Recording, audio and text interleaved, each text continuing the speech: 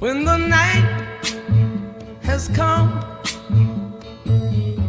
and the land is dark and the moon is the only light we'll see. No, I won't be afraid. Oh, I won't be afraid. Just as long as you stand by me.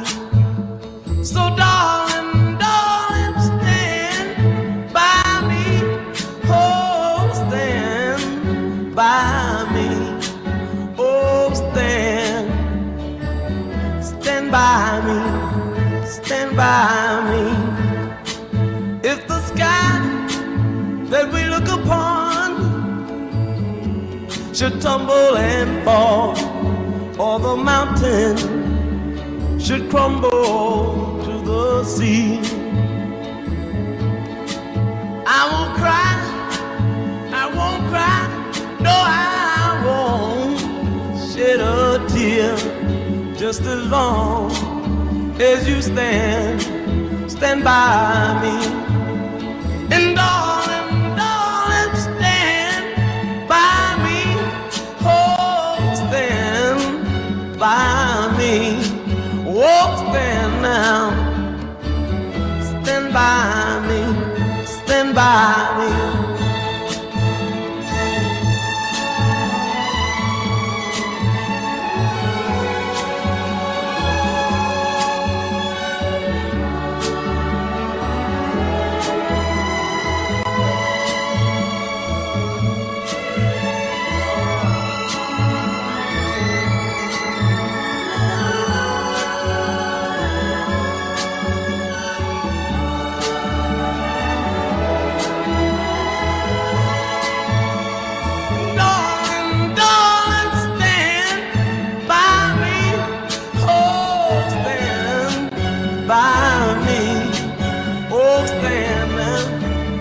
Stand by me, stand by me.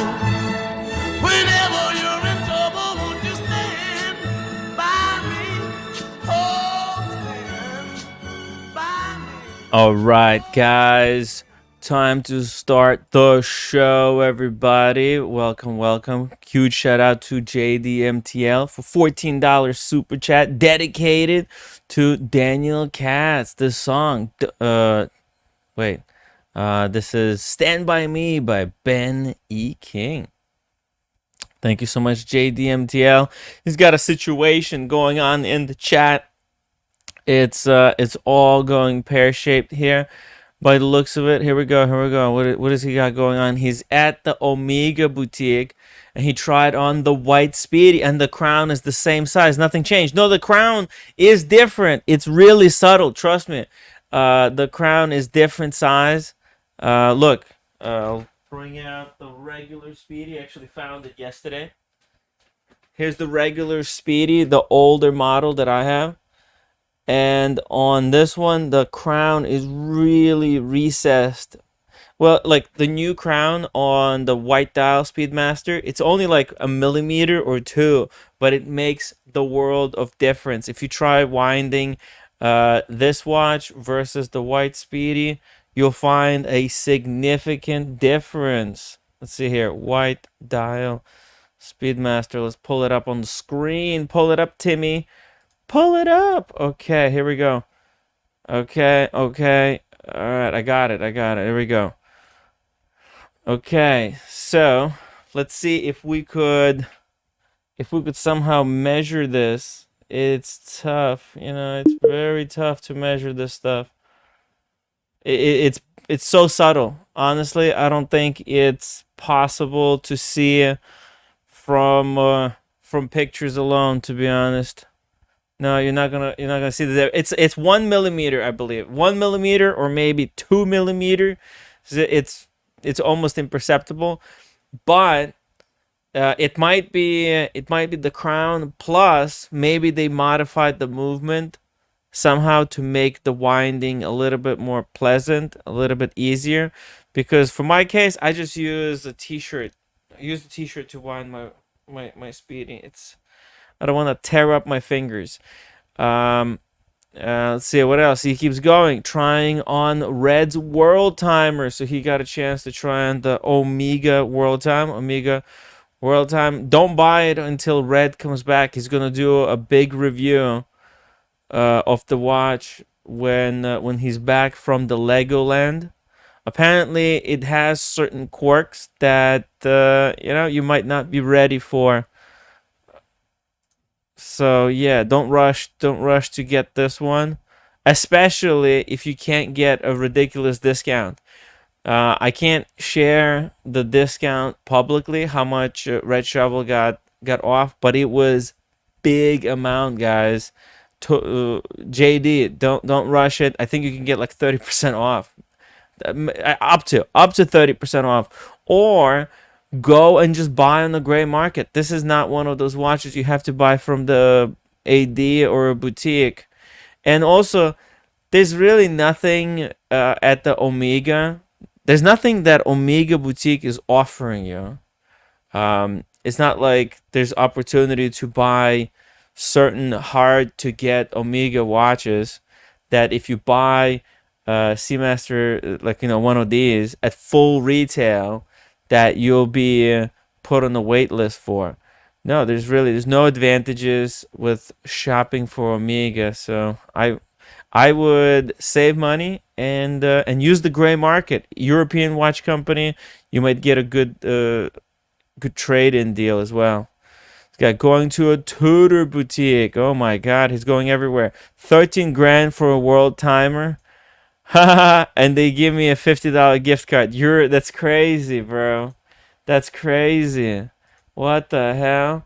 You can get one on Bob's for $7. Okay, it doesn't come on the bracelet, but I mean, in my opinion, the rubber strap is a lot more wearable. Let's see. Here's one. Here. They got one on the bracelet for 8,000. Why would you spend 5,000 extra? It's really no reason to do that. Don't buy retail. I'm serious. Red Shovel got a significant discount, so don't be a fool. $50 gift card. What are you gonna do with $50? You're ridiculous. Forgot plus taxes as well. You're mad. Let's see. Is that actually the retail? Let's see here. Omega. Is that like the retail price for that watch? Let's see. Let's scroll down here. Where are they? Omega Aqua Terra. Omega Agua. Oh, there's so many versions. Okay, here we go. Okay. No, actually, the retail is 10,000. So which one is 13 that he's talking about? Yeah, this one is 9,000. Oh, it's Canadian probably. Okay, I get it. So it's 10,000, 13,000 Canadian. Because obviously they have higher inflation.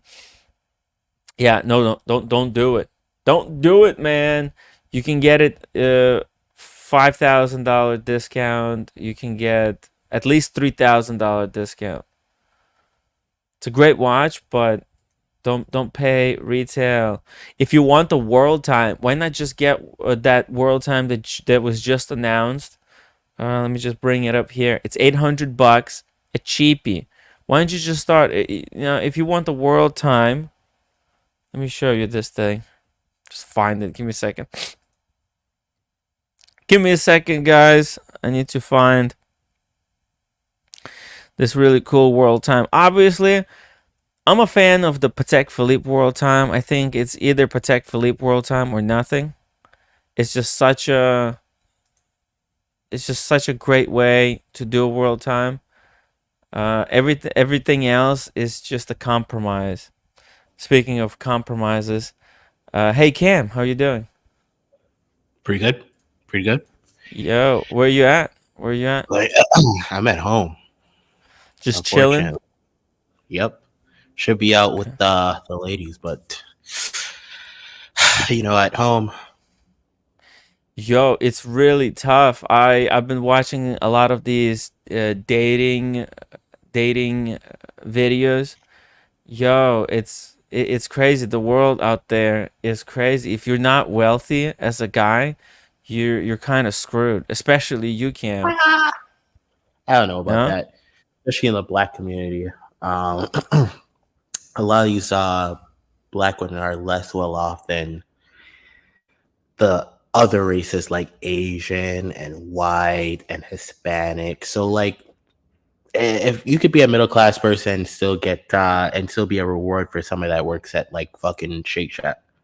So you don't have to Well, be white. fair enough, but it depends what you're looking for, right? Like a lot of those women who are well off, like really well off, at least for now, like they just think that they're well off. It's just an illusion because they got good looks and they could, play around and they think they got unlimited time. But unfortunately, it's like the social media has literally ruined a couple of generations here. Yeah. What are you looking for in dating, Cam? Are you looking for somebody? What kind Yeah. of girl are you looking for? I just want a girl that fucking listens, bro. Right, and a lot of these girls, they're all independent. They're all strong women. They don't need guys. They got their own like side hustles. Yeah, Look, here's the thing, Tim. yeah. This is what I say. It's all okay. hmm All you have to do is let women face reality. That's it. Well, okay, but if women face reality, they don't want to see reality. That's the thing with social media. You no longer have to face reality. There is these micro bubbles that people create for themselves on social media, where they delude themselves that the world is in certain way because they want to see it. It's in watches. It's happening. I'm talking about wristwatches now, right? There is certain wristwatch channels. There's a lot of people. They hold certain beliefs about watches. But there's also there's all kinds of people out there. They have certain beliefs, and then they just enter uh, like a social media bubble where people just continue reaffirm other people that no, it's all cool, it's all good, and they live in the fantasy world for 10 to 15 years, and then you go outside and you realize, oh shit, the world actually doesn't work that way. Yeah, that's when they face reality. Well, it's too late. I mean, Uh, how does that help you? That doesn't help you. Doesn't help yeah, anybody. Yeah, that's too late. If you ask me, that's too late. Facing this is why reality, I say, 15 Tim. years too late. I say this. I say, out there somewhere in the world, there's some 18-year-old girl's birthday, so am quite okay. Yeah. Every day there's a new 18-year-old's birthday, and she's hot as fuck somewhere out there in the world. So I'll be quite dandy and fine, Timmy. hmm So what's going on with your dating game right now? You're obviously back. The girl you found in Bahamas, she didn't come back with you. No. Her loss. Her loss. Good luck getting a visa some other way.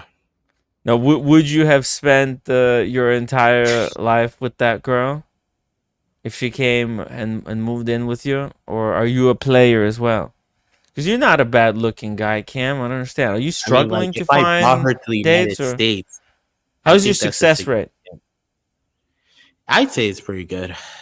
Comment section would probably differ from my opinions, but I'd say it's pretty good. But bringing a girl to the United States, that's a pretty big investment, Tim. So I can't just ditch her ass. Right. It's a lot Like, of responsibility. It's commitment. yeah. Do you have commitment issues? Um, Not really, but yeah. Her loss. Yeah. So what are you going to do now? Just get me another chick. So that's all you gotta Are you do. looking? That's Are you it. looking for a long-term chick, or are you just looking for short-term fun? Both. Both. Interesting. So And how do you know when you find like you're cool with short term, obviously, but how do you know if you find somebody that you wanna, you know, have for long time, for It's long like time? Yeah. this: part-time position gets turned into full-time position.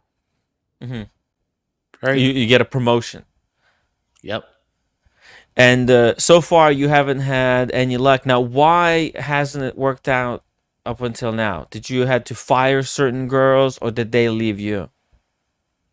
I always fired him. You always fire. Wow. And it's Well, I'm like Trump. You're like fired. Trump. You're fired. And what Yep. did you fire girls over? What kind of infractions? Sometimes it could be small. Respect.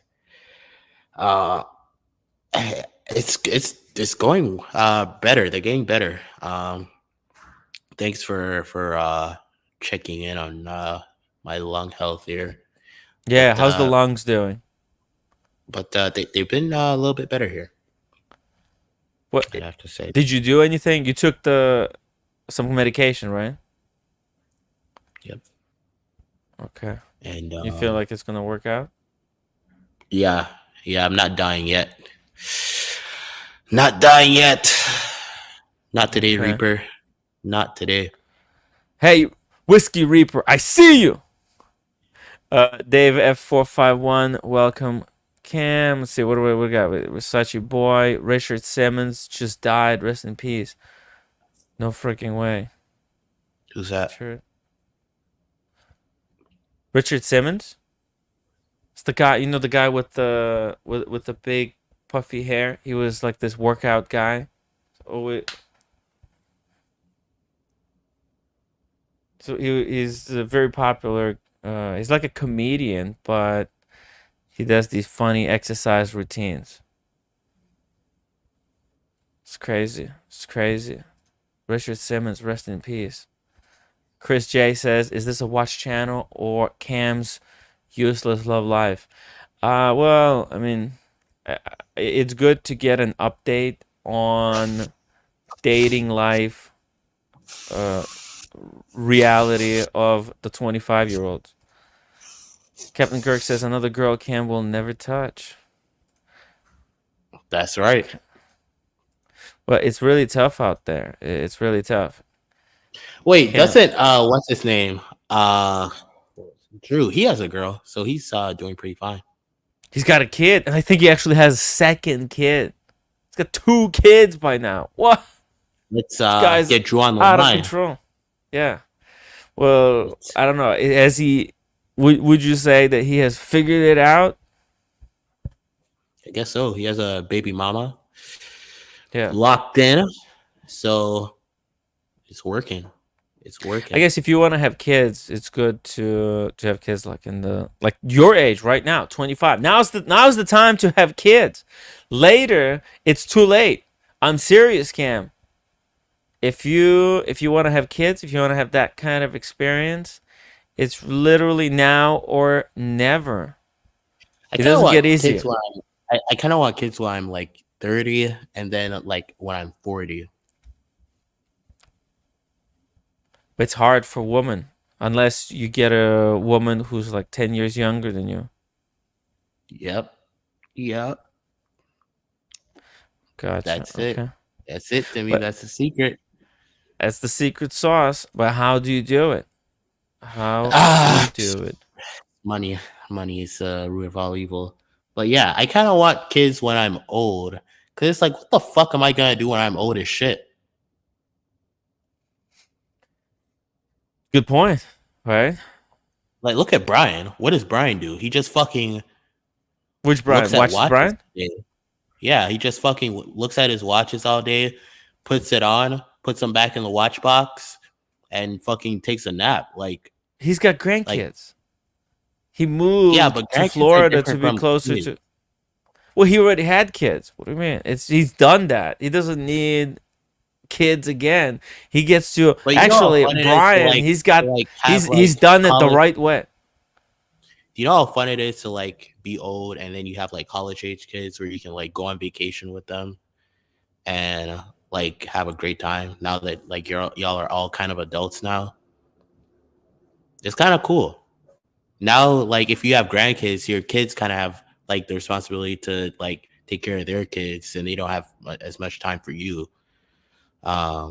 So Well, he'll be able to do that with grandkids in 10 years. I don't know how old his. Oh no, they're just born, right? So maybe in 15 years, right? He's yeah, like 50, he's going to be 65, 70, then he'll be able to do that. No, I think it's all good. He's done it the right way.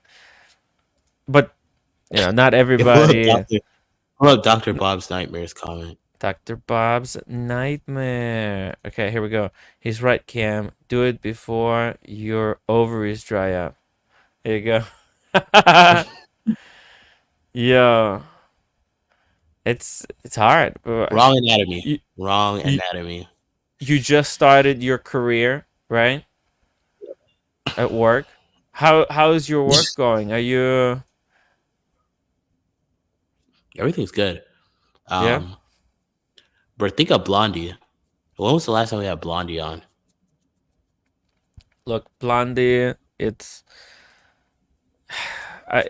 she's unreasonable, I tried talking to her, but it's impossible. She's too kind of she's Bro, too, think about too it. That's what she's too fucking dating stubborn is. in her. Yeah. If you guys ever wanted to know what dating is like out there in the real world, it's fucking Blondie. It's Blondie. That's what the fucking women are like out there. They're all blondies out there. It's hard. That's Yeah, all of it. Like that's it. You're dealing with a bunch of fucking blondies. there's no it's just very argumentative, it's really hard. Like, I don't have to win every single argument. I don't want to be in arguments, right? But Wait, is it like, Blondie engaged right now? I don't know, but I am actually, let's not talk about her. She's just gonna come back and give me a hard time. I don't want to have anything to do with her. That's the Hey, problem, right? That's the it problem might work with. for hey, if we get Blondie back on it, it's good ratings. No, no, no, please. It's just a headache. I don't wanna have anything to do with her. It's too much. She just blames me for doxing, right? After she repeatedly, for months on end, harassed the guy. I told her, like, just chill out. If you got some issue, sort it out with somebody behind the scenes. Don't make it into this big public drama. But it's just all about attention nowadays. Like, instead of working on yourself and trying to understand how maybe you're wrong about something, or how to be able to move past certain situations in life. No, because the thing is, there's just so much opportunity on social media. You get all these simps who'll just tell you that you're right no matter what. And this is just like what people have become, especially on social media. It's They want to be right even when they're wrong, and they want people to kind of validate them. And there's so many people who just do that, instead of telling people like how it is, how the real world is. They just simp, and they get people like there's Blondie listens to there's just random people online. And like, this is what a lot of people do. There's people in the comments. There's people will make a video, and there's gonna be people who watch it, and they'll agree with anything. They'll agree with anything that somebody in the video says, to kind of just make them feel good, but against their own best interests. And I was just trying to help her out, but there's no point. Could It's we impossible to break could we, through. could we also get a shout out to the biggest simpery that we ever seen on the fucking watch community of all history? Kind of simping. Bro, Bondage gets this girl Rolexes. She's in her fucking 40s. Brings her onto the community, introduces her to the community. Then some random guy across the world takes his girl that he bought all of these Rolexes for, and courts her ass in Italy, and now she's just around the community. Like he just opened up the community Oh, to she her. didn't court her. She went there, I think, to spite bondage. I think just Exactly. to Think about yeah. that. He introduces you to the community. He buys you all the watches. These watches aren't cheap. Too expensive. And Tens and, of and you thousands do of and you dollars. fly across the world despite the guy that introduced you to this watch community and bought you these expensive ass watches. Like at least Jeff is doing it right. Jeff has like some 20-something-year-old that he gets watches for. Like he's doing it right. Like Bondage, what were you thinking? She was in her fucking Well, 40s. well, hold on a second. Cam. I met Jeff's girlfriend, Marina, the Russian girl. She was very sweet. She was really nice, really kind, and just generally pleasant to be around. She was just not argumentative. Just she was just good fun. Do you know why? Because she's Why? in her 20s. She's not fucking 40 and I don't know. I don't fucking know people's age. like Blondie. Well, That's why she's look. so pleasant. Well, I don't think it's Blondie's age. It's all these attitudes, and it's the problem. It's just that people will just validate anything. That's the problem with social media, right? For example, like Cam, like if you came to me, right, you said, Tim, I have a situation, okay, and I would try to analyze it. I would tell you the stuff that maybe you don't want to hear. I'll tell you how it is. I'll be real with you. But maybe, but because it's on social media, obviously, maybe there's something that I could tell you that you're not gonna like because it'll require you to work on some stuff, right? And but you know what happens then? People hear what they need to do. It's too difficult. They think it's too difficult, and instead of listening to the good advice, they'll listen to some simps in the chat who say, no, don't listen to Timmy. Just carry on, do just do what you were previously doing, stuff that wasn't obviously working. So it's really tough out there, Cam. Dr. Bob's Nightmare, $5 super chat. Cam is a good sport. He's a loyal to the core. Plus, who else will have him? Let's go, Cam. My first super chat to Yep. not boot Cam. Thank you. Cam is being real. It's really tough out Like there. like like what you said, Tim. There's simps in the chat, and like It's simps.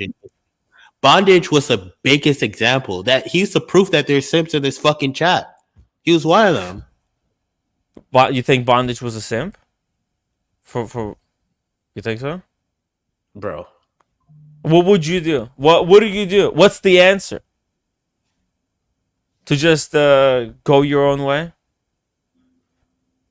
First of all, I wouldn't have bought Blondie watches at all. You think that's this kind of a gift spoils a person? Ruins the relationship immediately. Like ruins the relationship. It's a red flag, right? Women who just want you for your money. It's too late, right? Yeah, it's hard. It's really hard. Dave F451 says Cam still has a few minutes left in his therapy session. Hey. David H says, imagine still analyzing this. So it's crazy. It's crazy. It's really crazy. Mr. Skywell says, Tim Bear loves you. How does that make you feel? Whatever. It's all good. Dirk Degler, Cam is the best panelist you have. I love Cam. Cam is cool. He's a good chat. He's trying it. He's doing it. Listen, he's being real. He's not making shit up. He's coming live from that room right there with no fan anymore, and he's just telling you how it is. there's a lot of people, they come on the live streams, they say their life is actually more amazing than it actually is. Cam is not pretending that he's some kind of freaking baller, right? You're not a heavy hitter. He's got his one Rolex that he used the flipper system to get himself at a really good price. He flipped a few watches, made a little bit of dough on the side. He used the system and abused the system when it was ripe for abuse. And can you really blame him? I can't blame him. But I'm not Think here about to it, blame Tim. anybody. Do you know what a 36 Datejust is nowadays? They're worthless. There's $7,500 fucking dollars at retail. My Datejust at retail is $7,500. Yeah. What the hell is going on? It's I paid they're watching. $6,800 for my Datejust when I bought it. $6,800 to $7,500. We'll just keep it for life, and you're gonna have no problems. You're not gonna make money on it. We were lucky, Cam. It was like a perfect storm. All the stars aligned, and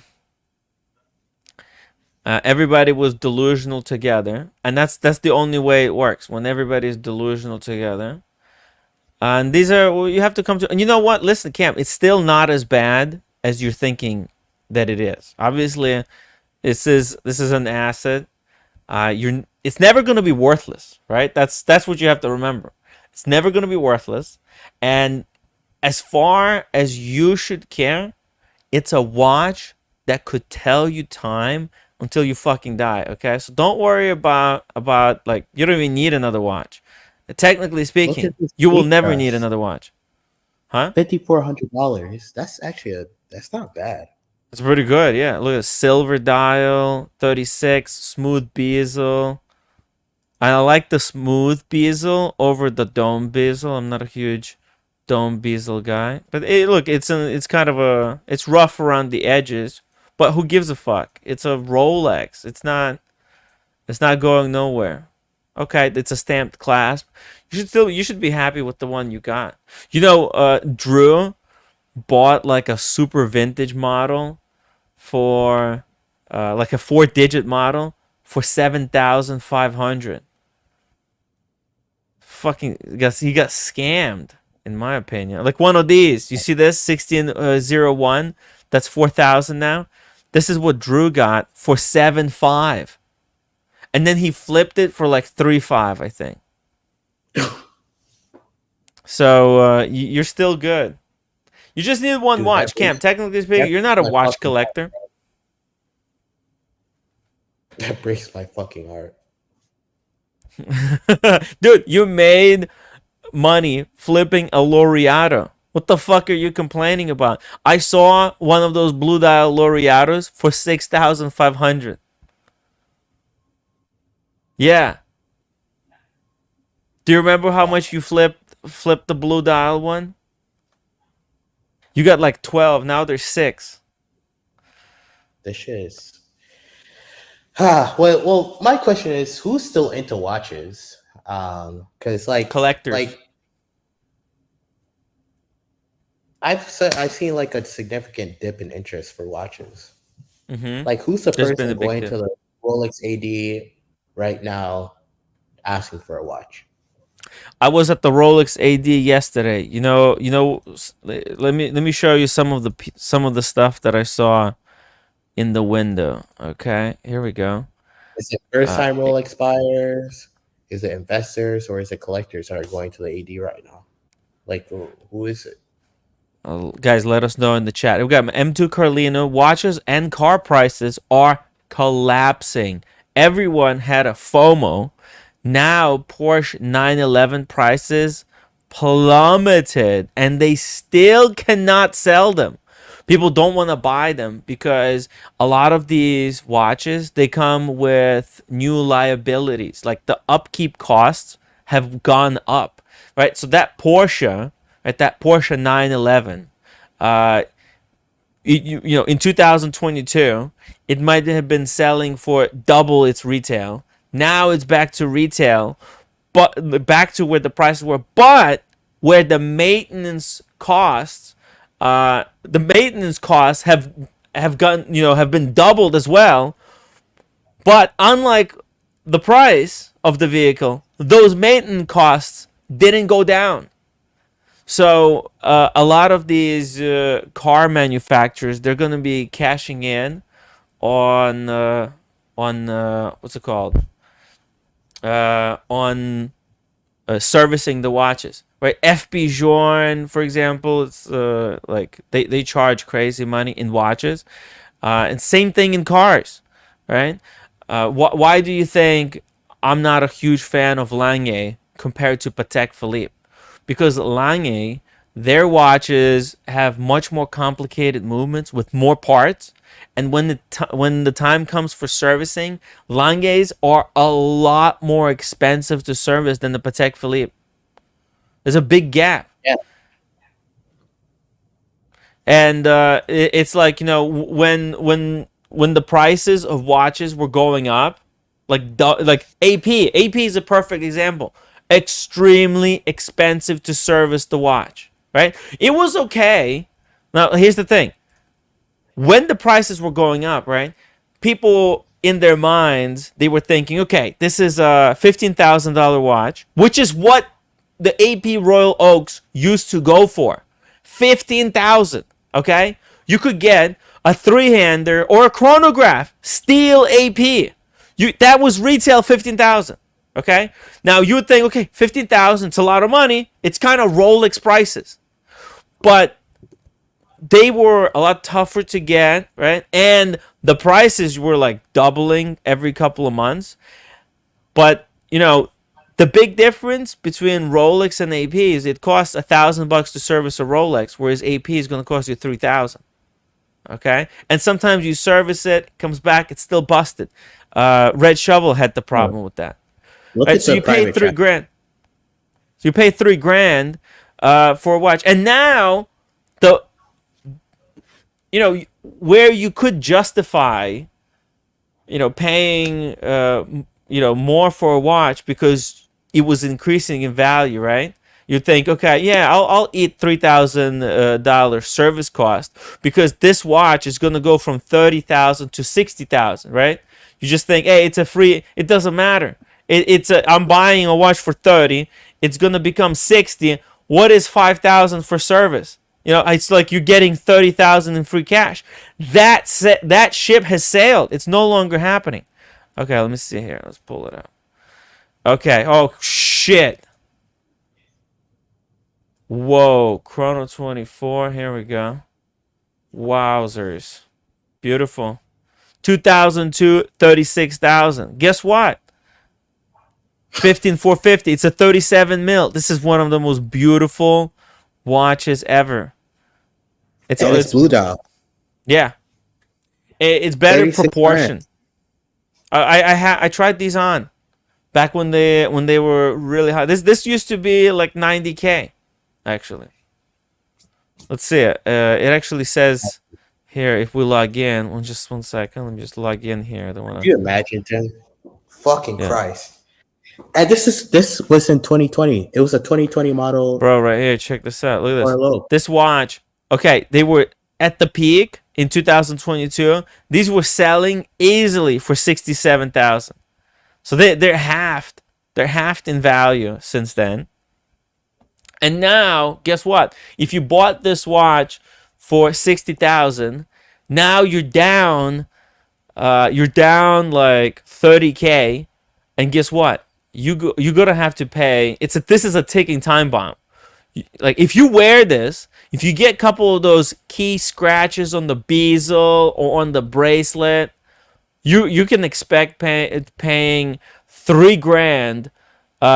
To service it before you can sell it next time, because nobody wants. If you try to sell these with scratches, you're gonna find a really hard time selling it.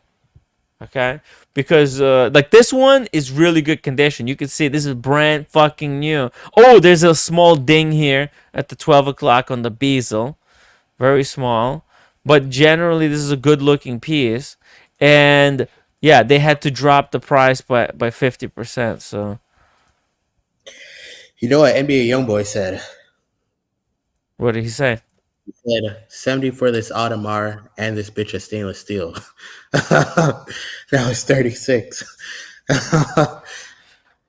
But you have to think of it this way. Um, you shouldn't be buying this watch if you can't afford all the upkeep with it. See, all the people who were buying this watch, and now they have to flip it, or they're sweating about the service cost that's upcoming. They couldn't afford this watch to begin with. The chances were, whoever bought this watch, they got it on the credit card, and they thought this was an investment. And now, guess what? The reality checked in, and it turns out they can't afford it. It's expensive. Can you send one of these APs off to get polished? What do you mean? Like to like send it to the AP place to get it polished? I think. Listen, you could, if you screw up the polish on the AP, you'll never get it back. Okay. Yeah. Bro, look at the Yeah. second link I sent you. Okay. Let's see the second link. You can't screw up. Oh, dude, this one is nice as well. Holy fuck. $25,000. Whoops. Holy hell. Damn. This is actually, 25,000. And that's chrono prices. yeah. And chrono prices are more expensive than, because they include 7% service cost for using Chrono 24. I'm sure, like, if you wanted this watch, okay, this is from Hong Kong, but if this was US, you could call the gray market dealer and they'll give you a discount. This was 50,000, bro, 50K, double. Like, think about it. Like, all that fucking time spent into the 80 boutiques to AD get game. money. Well, that's why you shouldn't have it. Yeah, that's the AD games is literal waste of time. Like, I got one fucking AP. You And flipped people it. have been waiting for this watch, like playing games, doing all this bullshit.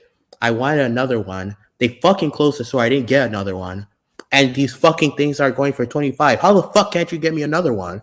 These are 25. This is less than fucking retail or at retail or where the fuck.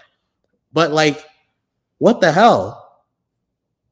Well, normally to get a watch like this at retail, you would have to buy a code 1159, maybe an offshore to go with it. Only then they would sell it to you as a third watch. This is not a watch that they give you on the first. If you're an APSA, how the fuck are you making money right now? Right? And especially because I'd rather just go to the gray market. There's a better deal on the fucking gray market. Like, if you're in that category of watches, like buying watches over 20 grand, like pay another 5 grand extra just to get it quicker isn't like a big deal. Let's just quickly check here. Here's these are the 41s. Let's go down here. 37. Like, I love these watches. Like, these are my favorite watches. Yeah, 37 examples. There's a silver one. There's ice blue one. Here's a blue one. 37? It doesn't look like they make the white one in 37 anymore. 27,000. So there you go. 27. So it's actually below retail, if you think about it, right? That white dial one is now AP. Is below retail because they increased their prices so much. These watches, these baseline Royal Oaks in steel, these used to be 13K. Wow. Maybe they'll go back. No, they can't do this. they can't go back because these are luxury brands. If they reduce their prices, so look, the way AP has tried to reduce the prices is by basically releasing new models that are kind of cheapies or like with certain compromises. So this is what they did: steel code 1159s, right? That's the first way to reduce the price on the watch. Instead of giving you gold like they used to, now they give you steel, but they still want the prices back from when the code 1159. Look at this, 26,000 for code 1159, bro. When code 1159 first came out in gold, the gold ones were like 23,000. And then over the time, they increased the prices of the gold ones, and then boom, they released the steel one in that cheaper price category. But still, like this is one way they reduced the price, and also they released the offshore with the rubber bezel and without the rotating inner bezel. So it's like a rubber bezel and no module, right? It doesn't have the diver bezel. So some people like it, and I kind of like it, but I feel like this is not enough discount. They took away a big feature from a watch that kind of helped make the dial a little bit smaller. Now it just looks like there's a lot of empty, vacant space on the dial. It's just, look at this. It's cool. I like it, but I don't think I think 27,000 is still too much. Like they should have released this for like fun 15K. Like that would be cool. Let's just like, hey, just give people back. That's what Nomos did very cleverly. Their newest release, where they released like 30 different colors, they actually reduced the price on those by like $500, and they said we're giving back to loyal customers. It was cool. Like, And tell me, is this a good deal on a Daytona, on a Panda? show me. Let's see. 29,000? Nah, it's still too much. These are dime a dozen, you realize it? Like this is 13,800 is a good deal for this. 29 is ridiculous. Retail, well, retail is 13.8. Well, now the new model is like the new model is like 15,000, but the old one was 13.8. Then they increased it to like 14.5, and the new one is like 15K exactly, I think. How do we get back? How do we get back? Well, the thing is, you just have to wait. Like this watch is so freaking common. Like look at this. If we just go here, right? Look how many there's 992 listings. Okay, the reason the price for these is not going down that much is because there's still a lot of people who are delusional, and they're stubborn, right? They think they're not gonna let it go below certain price. They're not gonna lose more than 20,000 on the watch, right? But eventually, I mean, there's just so many of these that once people realize that, you know what, like people are not buying these unless it's like 20,000. It'll take a wake up call, but it's coming to that point. I would suggest like the black one. Look at this. The black one is 24,000 right now for this one in US. Market. Uh-huh. Did Rolex ruin the gray market? Did Rolex ruin the gray? No, Rolex is the gray market. There is no gray market without Rolex. So many other watches, Rolex made the gray market because Rolex as a company releases their watches in really strategic batches, right? They have this 10-year turnover cycle. And their watches are actually water resistant, so they can actually last for many years. A lot of other brands that make watches. Their watches just basically like they're broken. All of them are busted. They're garbage because they either rusted up and they're not worth anything, or they were just so cheaply made that they don't last at all.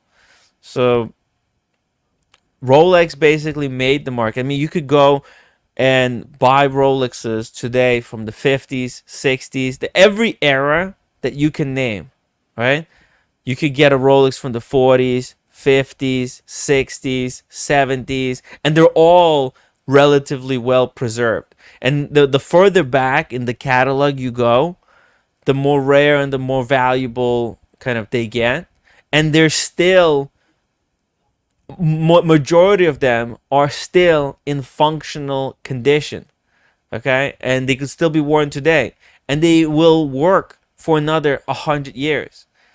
That's the cool thing about Rolex. The upkeep is very simple as well. They don't change up a lot of things, right? They're never gonna go out of style. Whereas like other My thing brands, they is have like, just wacky shit that's hard to when is sell. Rolex gonna stop like the AD games? Because why, like, you go to AD and they're still fucking playing AD games. Like when I was in the Bahamas 2 weeks Hmm. ago, I went to one of the ADs down there, which is one that I've never been to, even though I've gone down there so many years, and it was the actual main one, the one that owns all the other ADs on the island. I went Hmm. there for the first time. They don't know me, and I go in there, ask for some watches, and they're like, "Yeah, as you know, like supply is just like bad with Rolex and whatever, and we don't have any watches," which I know is a lie. I know you have watches there, and like, how are they able to still keep this up? How are they still able to keep this lie up? Well, they have to. It's not that how are they able to do it? They actually have to But who is because still playing AD games? Are people still playing AD games? And for what watches are they playing AD games for? I don't. uh, I'm lost. well, I think they're playing a different game right now. They're basically no longer selling watches to people who have big Rolex collections. Like if you have a so there's two categories of people. Okay, there's only two categories of people that Rolex is selling watches to. Okay, number one category is completely clueless people. Okay, if you're clueless, if you don't know anything, there's actually plenty of stock available for sale. All right, there's lots of Datejust with weird, bizarre dials. There's all kinds of bullshit configurations. Okay, there's Datejust two tone with smooth bezel. All kinds of Datejust. Okay, they're really expensive, and there's majority of people, they're not aware like you or me or a lot of our viewers. Okay, they'll just fucking go in blindly. They think when they think Rolex, they don't know there's a Submariner, GMT Master 2, Daytona. This doesn't concern them. They want a watch to tell the time. They don't know about history. They don't know about heritage. They don't even know why Rolex is expensive. They just know it is, but they don't know kind of the marketing story that Rolex tells to understand why Rolex is valuable, right? They don't know about any of the quote unquote achievements, right? You They want to just see a know. funny video Yeah, we'll take a look at the funny of video a after Rolex? this super chat. Dr. Bob's Nightmare, $2 super chat. Tim, can you read this word for me? Discombobulated. Thank you. Discombobulated. Are you discombobulated? Cam? Could be, yeah. Okay, what's this? What's Yeah. this video? This guy goes to a Rolex CD in Switzerland. Go to the 2 hour mark. Exactly 2 hours? Yeah. Okay, 2 hour mark. He's live streaming this thing? Yeah. Okay. I'm surprised they let him live stream at the Rolex boutique. That's not the surprising part to me. Okay, here we go. Just watch this. Just watch it. Oh. I mean, everyone got iced out watches. It's a little boring, no? Yeah, you're right. And this is a special Rolex. This. What is that noise? Well, I think that's for football because this is what people are playing now. Yes. Oh. Playing, and they started at 6 p.m. Now it's in 40 minutes. Oh, shit, somebody scored? No, it's not yet. They're scoring. Is that his girlfriend in the background? No, it's like his tour guide. Oh, it's a tour guide. Okay. All right, here we go. It's coming up. Yeah, but All right, Tessa, look, I gotta buy me a watch. Okay. Well, you tell me. You have a watch already. Yeah, I do. CR7. All right. CR7, JP. CR7, What does he have? What the hell is this CR7? Jacob and Co. It's like this Ronaldo Jacob and Co. Bro, some shit. okay. Okay, and so this is what they give him. These are the options they pulled out for him. Jacob The Cole. red one. Yeah, 100K. Yep. Very Sure do. 100K, Jacob. Now, who is he? Is he like a live streamer? Yeah, he's a streamer. And does he do anything else? Like, was he sponsored by Switzerland? He's like a football player or what? He does a lot of stuff on stream. Wait, Hey, hold on play a it. second. Hey, hold on. We got a commercial break here from Kleiner Hunt. $2 super check. Can I have 5 minutes link, please, Tim? No problem. Yo, Kleiner Hunt, how you doing? Nice. You got a refresher and a Zin on the wrist. Very nice. I see that you got a motorcycle helmet there on the table I'm just too. trying to do a weekend update. So my absence is because I've been riding. Very My cool. chain clean, been out for a ride. This is my little pause by the side of the street. Hell sure. yeah. So I was waiting to get a mount for my helmet, but unfortunately it didn't come in. This is what we're riding with. Whoa. That's Green Kiwi. crazy. Are you guys going Rolex a top green. speed run today? And we are in the little town of LaGrange, Georgia. Oh, Oh, shit. it's not too far from camp. The goal How today, how much super chat do we need to get a top speed run on the Ninja today? Yeah, well, if I had a helmet cam, I'd show you, but I don't. We'll save it for the future. That's the kind of content you can expect soon here on the channel. Well, the good Have you ever thing is ran Georgia from like State Troopers GSP won't give before you a speeding on the ticket. bike? They will just Georgia State Troopers won't give you a speeding ticket. They will just speed maneuver you into oblivion. Yeah. All right, I just wanted to say hello, giving a quick weekend update. You know the rules when you have refreshments. You check Hell in yeah. with the crew. Hell yeah, bro. Thank you for checking in. Yeah, this is what it's all about, bro. Getting out there, doing something that's fun. Hey, watch this. For all the haters in the chat, for all the cartel people, are you ready for this? Let's see. Teamwork communities outside. We're touching Ah, grass, people. there We're you go. Touch touching some grass. today, people. Look at that. Nice. That's what it's Green about. machine, boom. LaGrange, Georgia, baby. Wow, where's the next stop? Pine Mountain. Wow, bro. How long that's gonna take? I don't know. The going is good today. Haven't had to go under 55. It's been 55 to 80 the whole way here, so it's been pretty great. Well, Sorry dude, that's. about the cam, man. I was gonna jump on the screen with the helmet cam. Didn't work out. Oh, hey, dude, look at this. We got Elton joining us. Yo, Elton. What up? Yo, what up? What up? Look at the chain. Yeah.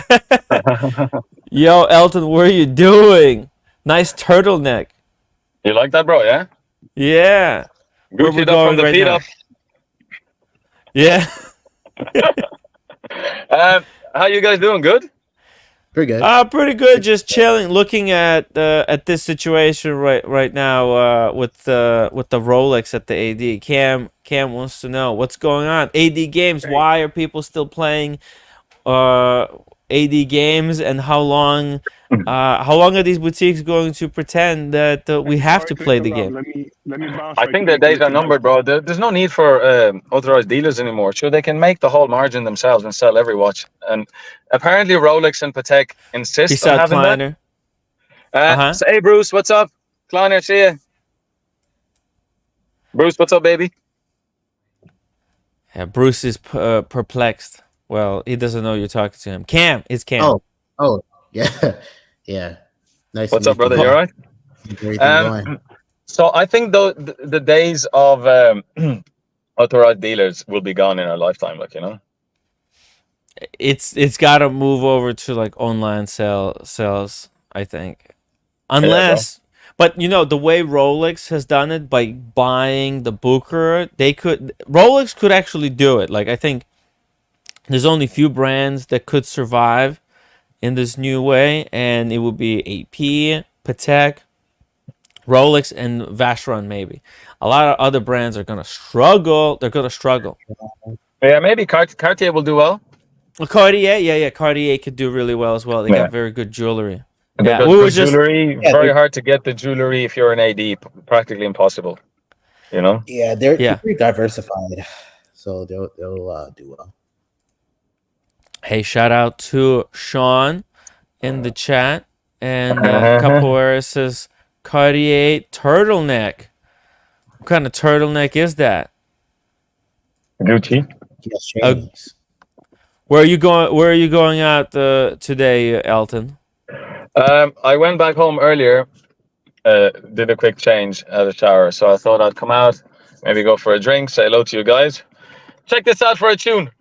Let's see. Illuminati, all through your body, blows like a 12-gauge shot. So I'm gonna meet some of the boys. I thought I'd check in quickly, do a Sean style, and then maybe give you a call later again. Yeah, sure. If you're in the middle of action, you want to join us. Yeah, I might do that. I join might us. give you a call from the restaurant, or you know what I mean. Yeah. We want to see the food. When you're there, we want to see the food. We want to see the drinks. And are we going gambling today? We'll do a part 2, will we? Yeah, I want to help you win another 10 grand. Well, this is how it's gonna be now on the Tim Wright Show. You either make a Rolex or we lose a Rolex. Yeah. No. We're only making Rolexes on here. You know, we're gonna play it safe, play it cool. Okay. All right, baby. What kind of watches? Well, I just got the Explorer. And Bruce, you still got your Datejust? No, he's not wearing a watch. He's got Explorer. He's got the Datejust, just like Daniel Katz, almost identical. Yeah, I love the Datejust, bro. I wear a lot of Datejust. They're so cool. Where is it, Cam? Go bring it out. Go bring it out. Go find it. Let's see what you got there, Elton. You'll never guess what I have on. It looks like something gold on a leather strap. Rose gold, yeah, but take a guess. Anything. Rose gold. Okay. Lange Saxonia. No. Could be. It looks like could it be a Calatrava, or Patrimony? No. What Omega. I'll give you a clue. Handmade guilloche. Big date, 6 o'clock. Big date at 6 Proper o'clock. handmade guilloche. The writing is at the Swiss made in guilloche Amman. Okay. Yeah, put that out of your misery. With the real guilloche. Oh, it's a Breguet. It's a Bregster. Is it a Breguet? Fabergé. No. Oh, a what? Fabergé. Fabergé? I don't know what that is. You don't know Fabergé? Oh, Fabergé, like Fabergé eggs? Yeah. Whoa, no. Fabergé Cool, watch? Holy shit. Okay, it looks like a Breguet, yeah. Guilloche, and like a big date. Do they use the same movement as was in Breguet? Because Breguet has that kind of a movement, you know, in the Marine. No, I think it's their own in-house, and they have a dual clutch like big date. but between them and Breguet are the only ones that'll give you a handmade, hand-turned guilloche dial. Oh You shit. know, it's quite cool. Yeah, I've never heard of it. Sorry. I'll out the try to back. find. Hang on one Yeah. second. Let's see the back. Who makes them? Is it independent or is it like owned by one of the bigger conglomerates now? No, Let's they're see them. independent. Whoa. Holy shit. The movement looks insane. That's the goal with my 8 eggs. Yeah. I'm only joking. It looks like a royal shield. Hey, Sean. Oh, look at this. Sean with a Sprint Select. Oh, I think this is a Negroni. Tanqueray 10 Negroni. Hey guys, it's a little bit noisy here. I just jumped on to say cheers to you all, especially to Elton. Elton, I'm not going to call you Elton anymore. I'm just going to call you Mr. Cool. You're the coolest cat in the community, man. I'm telling you. Now, bro, that spot goes to you. Cheers to you. Cheers, And my friend. Sean is wearing the Bouvet. Very nice. With the white strap, I put the strap with the contrast stitching. It's in my top Nice. 5 brands. Personally, I love them. That's great, man. Good to know. Good Have to you- know. Sean, have I you love seen them. the Fabergé watches? I didn't No, I know. haven't. Yeah, I didn't know it existed, but apparently, look at this. Oh, wow. Yeah, Oh, wow. Elton. And yeah, it's. I That had looks no clue. great. Yeah. Can you get a little bit closer? Can you get a little bit closer? 1 second, Yeah, bro. let's get it. Stick it right into the camera. Fabergé. Oh, that looks great, man. Yeah. Oh, it's got a cabochon on the crown.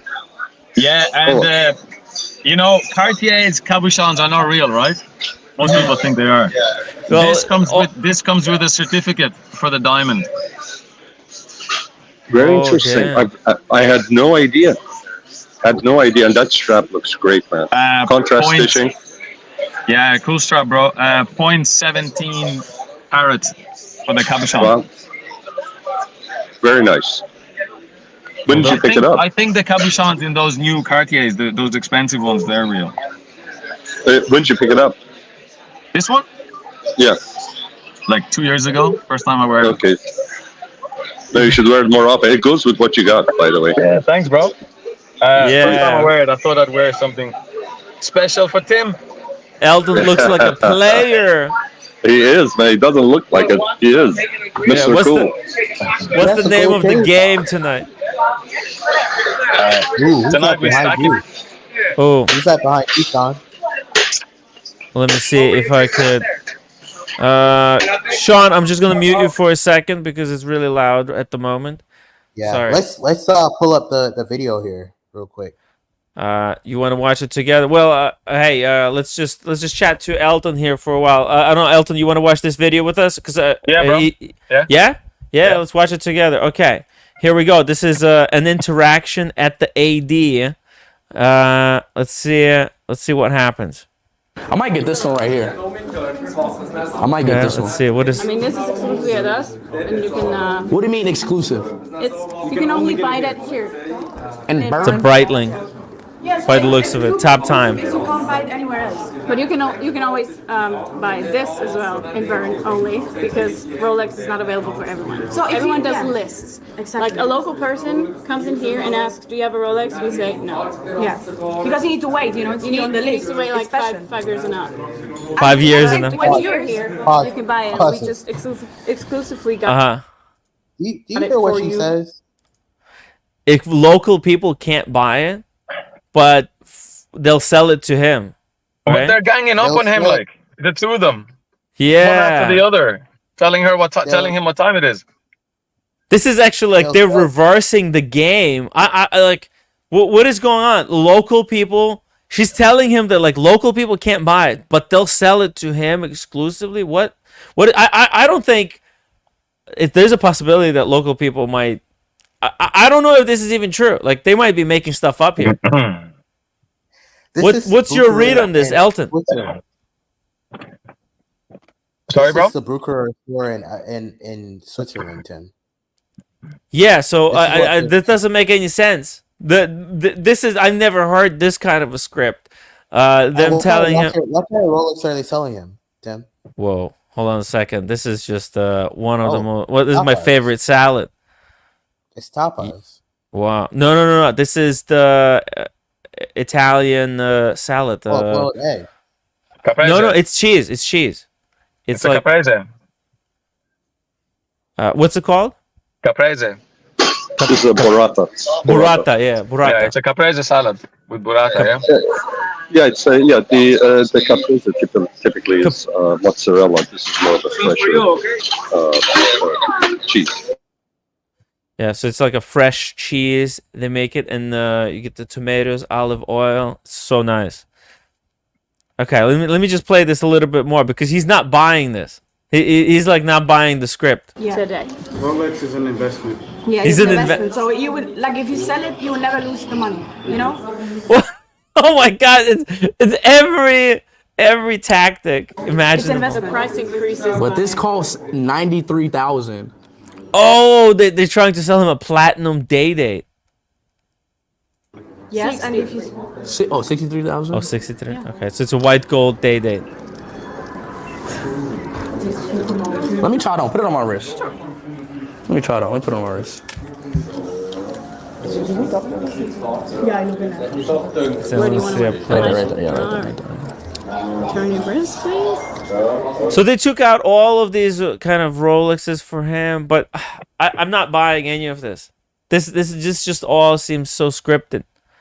Like the watches they took out for him, these are not like really special watches. Like a $63,000 day date. They're saying it's an investment. Come on. They're lying to him. What the hell? They're trying to get him to buy a watch that nobody's buying in that AD. Well, and this is yeah.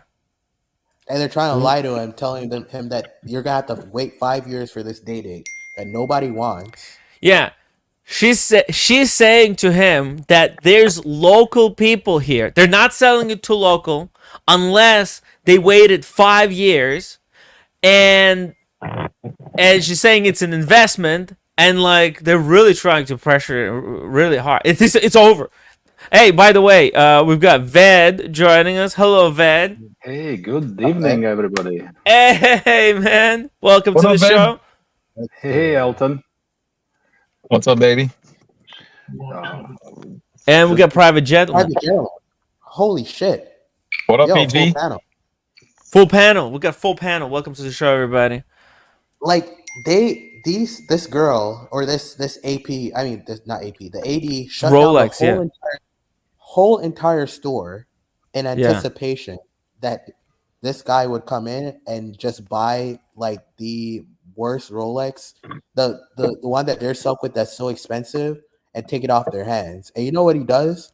He goes in there and he buys like a $7,000 Bucherer brand watch and leaves when they shut down their store for hours for him to possibly come in and buy some Rolex that's like 60 grand a date that's worthless that they can't sell to anybody. And that girl, that other blonde chick, she buys a more expensive watch than him. He goes in there and says, and she goes in there and asks for if like he'll buy her a Rolex or whatever. And she like does this weird thing where she keeps bringing up her boyfriend and shit like that. And he's like, no, I'm not buying you a Rolex. And she gets butthurt and buys herself like a $17,000 date just. And like she ends up spending more money in that store than the guy that they shut the whole store down for, that they expected to buy that $70,000 date from. These brands have to immediately rethink the marketing, because this is not gonna fly like this. This guy is a perfect client for Rolex, right? Like, hey, he's got the money, he could do it. Right, he could have bought that date, but look at this: the investment didn't work. The everybody who's local, they can't get it. They have to wait for 5 years. That didn't work. And like if he didn't buy the that this is an investment. I don't know what to tell you. This is going to I be don't know really why hard. she's talking about that. That's a big no-no. Like, she looks like she hasn't been trained. They shouldn't be talking about that. Exactly. Like, that's but it's desperation. You know what? I think if you just wait a little bit longer, there's gonna be good watches available. This is not like necessarily bad news for the consumer. This is just bad news for Rolex. But if you have watches that you bought as an investment, like Steel Sports, kind of this type of caliber watches, you know, not like nothing special, and it's supposed to be an investment, I would highly recommend get out now before it's completely over. Like those, like if somebody bought one of these watches, see this Daytona, this Panda Daytona, if you have one as an investment, I think you need to get out of it right now, because check this out. We were just looking at this with Cam. Okay, Those watches, yeah, the Pandas were like 50 grand in they like were, the COVID. yeah. I think if somebody bought one, they should sell them immediately. Look at this. There's 992 available on Chrono24. Most people are really stubborn.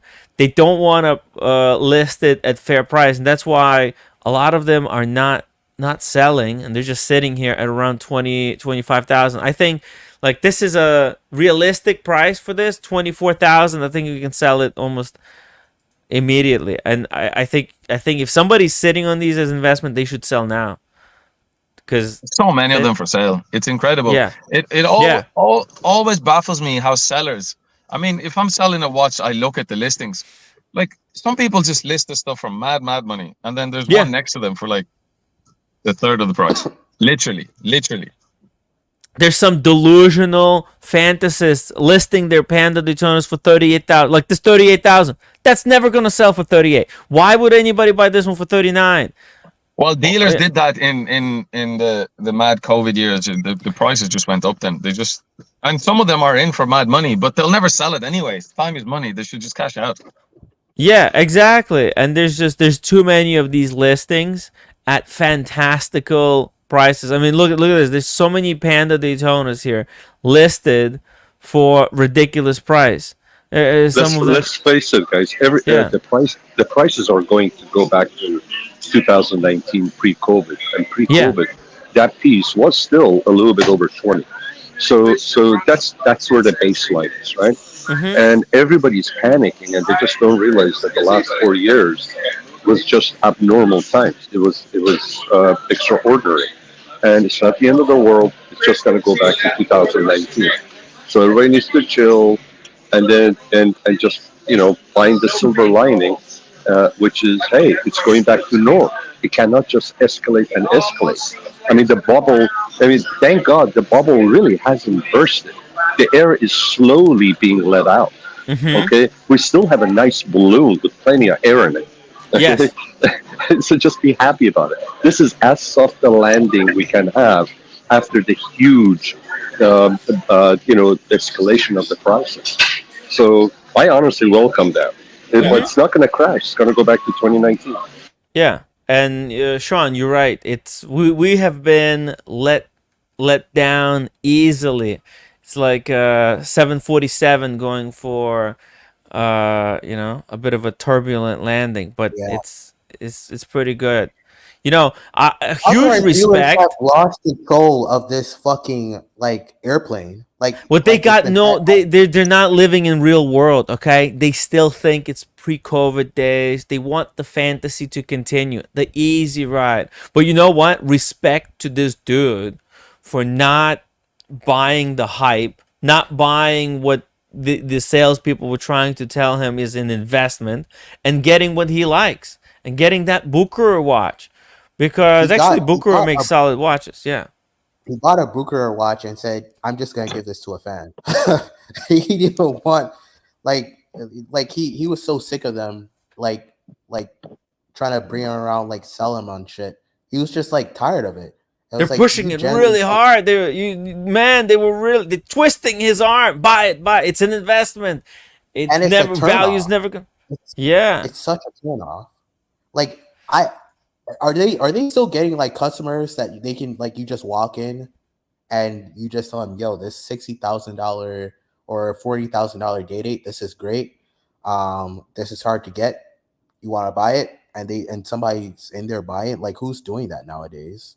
Like, I'm genuinely curious. So that's what Some I'm of the saying. special dials are sought after though. The stone dials, the turquoise, the orange, the green. But yeah, I mean, look, it's not that people this is how it is, right? If you break this down, it's not that people don't want gold watches. The fight is at that level where everybody can afford a 10, 11,000 euro watch. You know, that's where the reality of things is. Any kid can do that today. There's a fight at that level. As you move up, it's not that these watches, it's not the steel watches are better. It's that there's no fight at the 25, 30, 40 grand. You know, people are not going to go after them. It's as simple as that. You know? But it's gonna slow down, man. It's gonna slow down. It's great, like, you know. I personally think it's okay to lose money on the watch, like, you know, that's the whole point. And don't be afraid of selling watches that you can get. There's 1,000 listings. Don't sell like a very rare vintage something, but like sell any of these. You can buy them again. Well, Elton, you acquire pieces that you like. Okay, yeah. It doesn't seem like you're after the hype. So you are absolutely okay with the direction everything's going, because you're not looking at it as an investment or as a way to profit from it. You're buying the watches for what you like, and of course, if the prices go up or they hold their prices, hold the better. But you're buying it for the right reason. You're not buying it for escalation, and your motivation is different than somebody else that buys it without really feeling like that's buying it just because it's supposed to go up. That's not a true collector, right? That we know. That's a collector that's buying it, and at some point is calculating how is he going to do if he wants to dispose of it, and he wants to make money on it. To me, a true collector is somebody that buys it, and of course, if two pieces are equally you like, you buy the one that's going to hold the price. But you buy the piece that you like, and then wherever the price goes, because you're not buying it with the intention to dispose, right? So again, and again, I shouldn't be saying that's a true collector, because there are collectors with different motivations, with different approaches. But you are not chasing the profitability. You're not chasing the hype. You buy the pieces that you like. Look at the Fabergé that you have. I mean, to me, that's a special piece, and you bought it for the right reasons, right? And you probably got a great deal. Why not? Because nobody else knows about it. Yeah, exactly. Yeah. I mean, it was brand new. It was at the dealer there. They still do Fabergé jewelry, but they're not doing watches anymore. Here, check this out. I think I found it. Is this the kind of watch you got? No, that's a version of it. I have the big date at 6 o'clock. Oh, right. Big date at 6 o'clock. With a different movement. Okay, but just looking. Yeah. In-house. Amazing. Are you serious? I think they buy it, but then they modify it or something. But it's a high end anyway. Who owns Fabergé? Are they part of one of the big like LVMH and Richemont? I think they're independent. That's amazing. This is actually a great watch. Check this out. It's got the they're great value because they were like 35,000 new, like Calatrava money. Yeah. And you can pick them up. Look, just to Sean's point, I actually by default am lucky because I just prefer dress watches. There's no fight for them. They're really good value. There's loads of them. And I've been really for the last 4 or 5 years, I've had like a ball. You know? Yeah. Everybody wants that sports watch, like, you know. Watch hobby was on the easy mode for a while. Now it changed back to the real world. You know, it's funny because when you acquire the taste and you go down the path of learning whatever it is that you like, be it food, be it watches, be it anything, you first go for complexity. You go for something that's really complicated, and then at some point you reverse. You go the other way. You go for simple things. With food, you go for simple, as great quality, and you appreciate it. I think Oshin said it greatly with the wines. He goes, and I don't the Burgundy and the Bordeaux. One is a soloist, and one is an orchestra. You can take immense joy in a soloist playing that instrument to perfection. And when you're into watches, of course, in the beginning, you're going down the wonderland. The more complex it is, it's more of a wow. But at some point, you've had it. Your senses are overloaded, and you revert back to simplicity. And there's nothing like a time-only watch, where all the beauty of the watch, from the case design, the purity of it, it becomes more evident and showcased. And that's where you go down. You go down to the simple elegance and perfection of the timepiece. And that's why I love time only watches too. Which Bovet do you have, Sean? The Bovet I have is a Recital 29. The 29. Nice. Nice. 29. 29, yeah. Beautiful, yeah. Beautiful. No, you're spot on there. And that type of buying only comes with experience. Like some of the watches that I buy now, I would have never looked at before, like, and you just don't know that, Yeah, if somebody would have told me 20 or 15 years ago, they would have said, "What's your Grail watch?" I would have taken something that was a grand complication with perpetual calendar, chrono, everything. If you can even throw a minute repeater, I'll go for it. And hey, you want to throw a tourbillon? Great. That's not my Grail watch. It's you don't have to have everything on there. Just it just we were talking about steaks a while ago. I was talking to somebody about steaks, and I was saying the best steak I ever had was 15 years ago in Chicago at Gibson's. It was just a piece of meat, nothing else. Gave me a cognac, and I enjoyed every bite of it. And to this day, it's still the best steak I ever had. It's just pure. You don't get confused, and you don't get overloaded with everything else. You just zero in on one thing, and that's and they made it to perfection. So I think the watches are the same way. I still like complicated watches, but to me, there's nothing like I drool over time only pieces. I drool over a two-hander or maybe a three-hander, and that's it. No date, nothing, and just the beauty and the elegance of it. To me, it's just pure. Yeah, I used to look at Regepi's and the likes of Philippe Dufour to be like, oh, what is that? Now I'm like, that's a Grail watch. You know that way? Yeah. Because look, they're like the equivalent of a Porsche 911.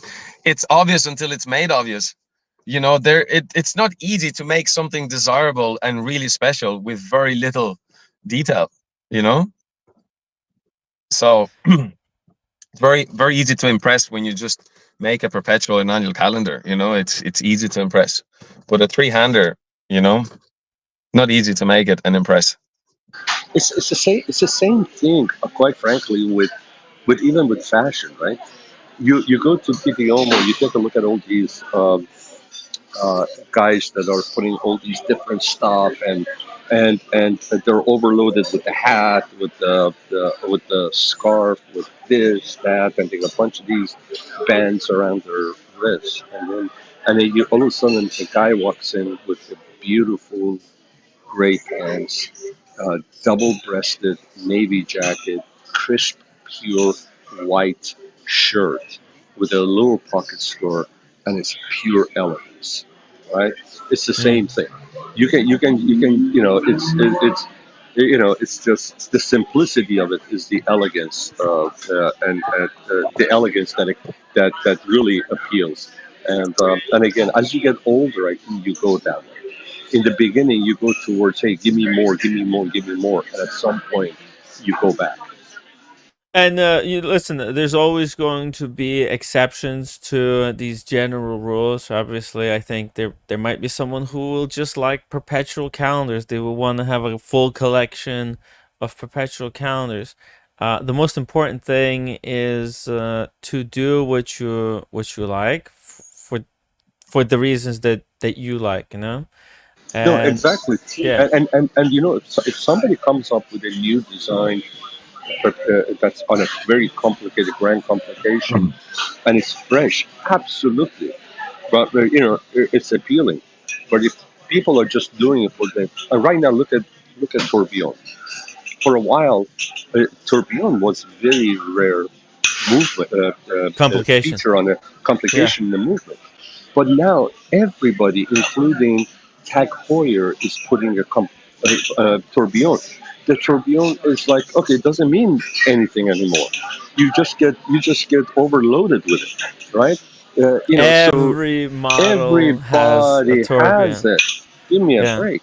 So you kind of like you like it repels you from that, and that's why I'm saying you go back to the simplicity of it and the purity of it, and a pure artist that designs these watches, the cases, the dials, the heads, and the indices, and the crown on it, and the lugs on it.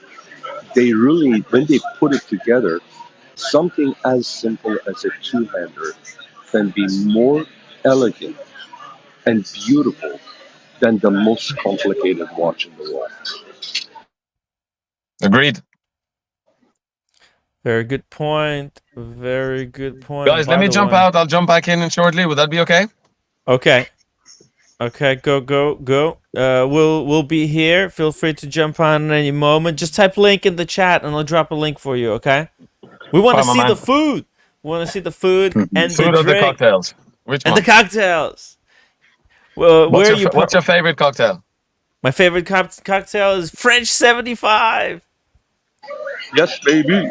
You want me to order one for you right here? Yeah. I think you had it at Cicconi's, right? When you were here?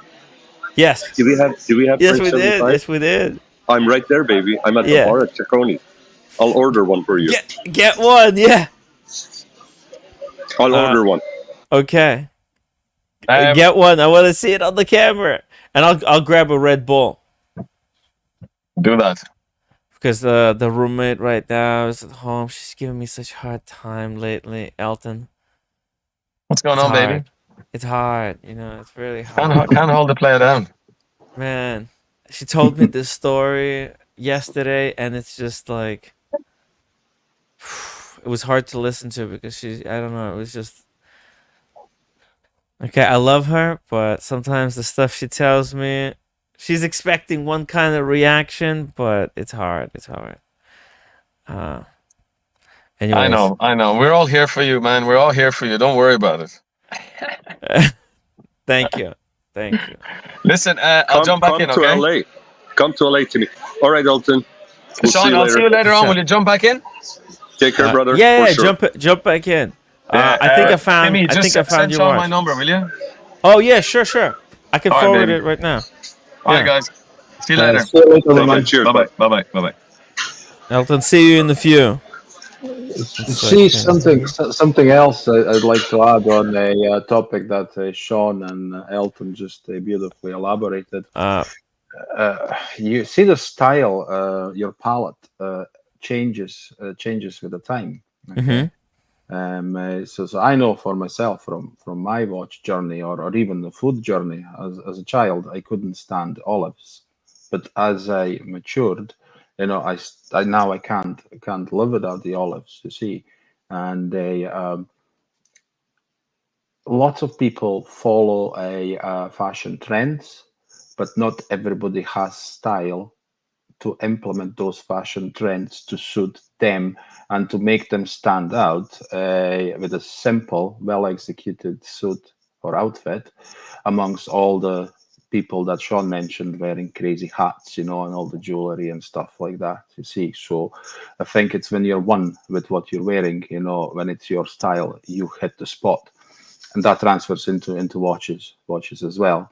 You see, of course, you're going to have to start somewhere. You know, you're going to start with a watch that's maybe most visually attractive to you because of the complications. But more you learn, more you realize, well, actually, beauty is an understatement. It's understated when you look at it from afar, but when you take a deeper look, it's like, wow, it blows your mind. That basically just goes hand in hand with what Sean basically said. It's like a simplicity of it, but it's so beautiful. It's where the essence of it is at, and that comes with maturity. When you mature, and then you recognize those things. I think that's an amazing thing about watch journeys. Because I know I now appreciate different watches to what I did 10 years ago. Yeah. Exactly. It's okay. It's, you go through the journey, you find what you like, and I think the point here is don't chase what people tell you, but look for stuff that you haven't tried yet, and that if you don't have to lose money on it, especially, but experiment and find what you really like. Don't worry about the investing. By the way, hey Tim G, just quick news Yeah, alert here. I just want to give you a Is heads this up. real or is this fake Yeah, news? no, this is real, and they basically hit him in the ear. That's what I heard. And basically, the next Nelson Mandela of the United States, who will become the president of the United States, just because of this alone, some fanatic left-wing loon probably shot him. Okay, so I'm just speculating, but that's what probably happened. Well, Anyway, that's all I've got to say. I just want to see your reaction. That's all. No, I love you though. I don't know about I don't know about the whole No, I gotta left tell you, wing they loon, can't. but He's gonna win. So the only way they're gonna knock him down is they've got to kill him. Okay, just remember that. well, listen, it's the same thing with Biden. There's so many people who wanna, No. it's any politician. It's not even. There's not. Every politician there is a loon. You don't think there's No. This guy. What? This guy is polar, and not only that, but he'll fire everyone in the government. Okay. That's what they're also afraid of. Well, listen. Biden will keep everybody. Calm down, Tim. I know you're passionate, but Anyway, just that's all relax. they Trump's shot not him. the only target. Trump is not the Trump only target. Obviously, Trump's the only target because he was the one that got shot. I mean, come on, Timmy. Well, listen, man. Timmy. It's some liberal. I'm not saying. Well, am I saying that it's the right thing? Wait, listen. Who calls? What happened? It looks like Trump. It looks like Trump was shot. When? Just today in Pennsylvania. Oh yeah. no, that's not good, guys. That's not good. I gotta tell you something. If this guy dies, Tim G, leftists do not call for violence, right? Well, sure Nobody's calling for violence. Calm down, relax. Okay, just calm down. Calm down. You're really triggered. I haven't seen any leftists to call for violence. Calm down. Tim, I'm jumping off because I'm with my golf buddy. We'll talk about it tomorrow. See you later. Okay. Just take a break, man. Tim G, real quick. Is Tim G still on? No. He left. Okay. He's really upset. Right now at this time, it doesn't matter whether you're one side or the other. Right now, we all have to pray and wish that he gets through this. I hope he doesn't pass away because it doesn't matter. I mean, when Kennedy got shot, when Reagan got shot, it didn't matter which side of the aisle you were on. Right. We were all one. We were all Americans. Lincoln got shot. And Lincoln, and we don't. Well, I wasn't alive for Lincoln, but yeah. When Kennedy got shot, I was a kid. Still, I was on this earth. But no matter who gets shot, which side of the aisle you are, we are all Americans, and that's a human being, and that's against democracy. It's the vote of the public that decides who becomes president. It should not be based on a bullet and somebody pulling the trigger. So I hope everybody, no matter which side of the aisle you are, everybody should pray for this man to survive. And I hope he's okay. I hope this is not a serious injury. I just heard it right now. I didn't know that this happened, and it really saddens me that there are people out there, whether they are Democrat or Republican. These guys, they're not true Democrat or Republican. They're just whack jobs that are crazy. They're not normal people. And quite frankly, once we know who it is, they don't belong in this society. They should be put away. And I'm really sorry to see this. Right. Yeah. Good. That's really well said, Sean. I think you're exactly right. There's really listen. We're just we're not here to take sides. I think everybody who's sensible obviously agrees that violence is never the answer, and we're just here to react to whether this is real or not, and say that this is not okay. It's we can't. No, this is a sad day. Yeah. Sad day for America. And again, it Yeah. doesn't matter which side you are. Yeah. It's a It's just crazy, really bad.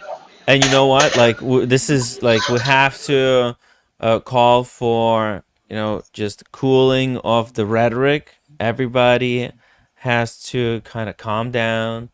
Exactly, Tim. Yeah. Do you know why? Because do you know who would benefit from something like this? Mm-hmm. It's somebody that's against America. Right. Somebody that wants to see this country go down. That's who would perpetrate something like this. Okay? I can tell you this. If you are a true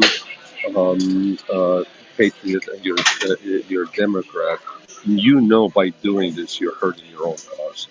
This would be somebody that's a whack job, or it's somebody that their purpose is not necessarily to have the Democrats win, but it is to bring down the country.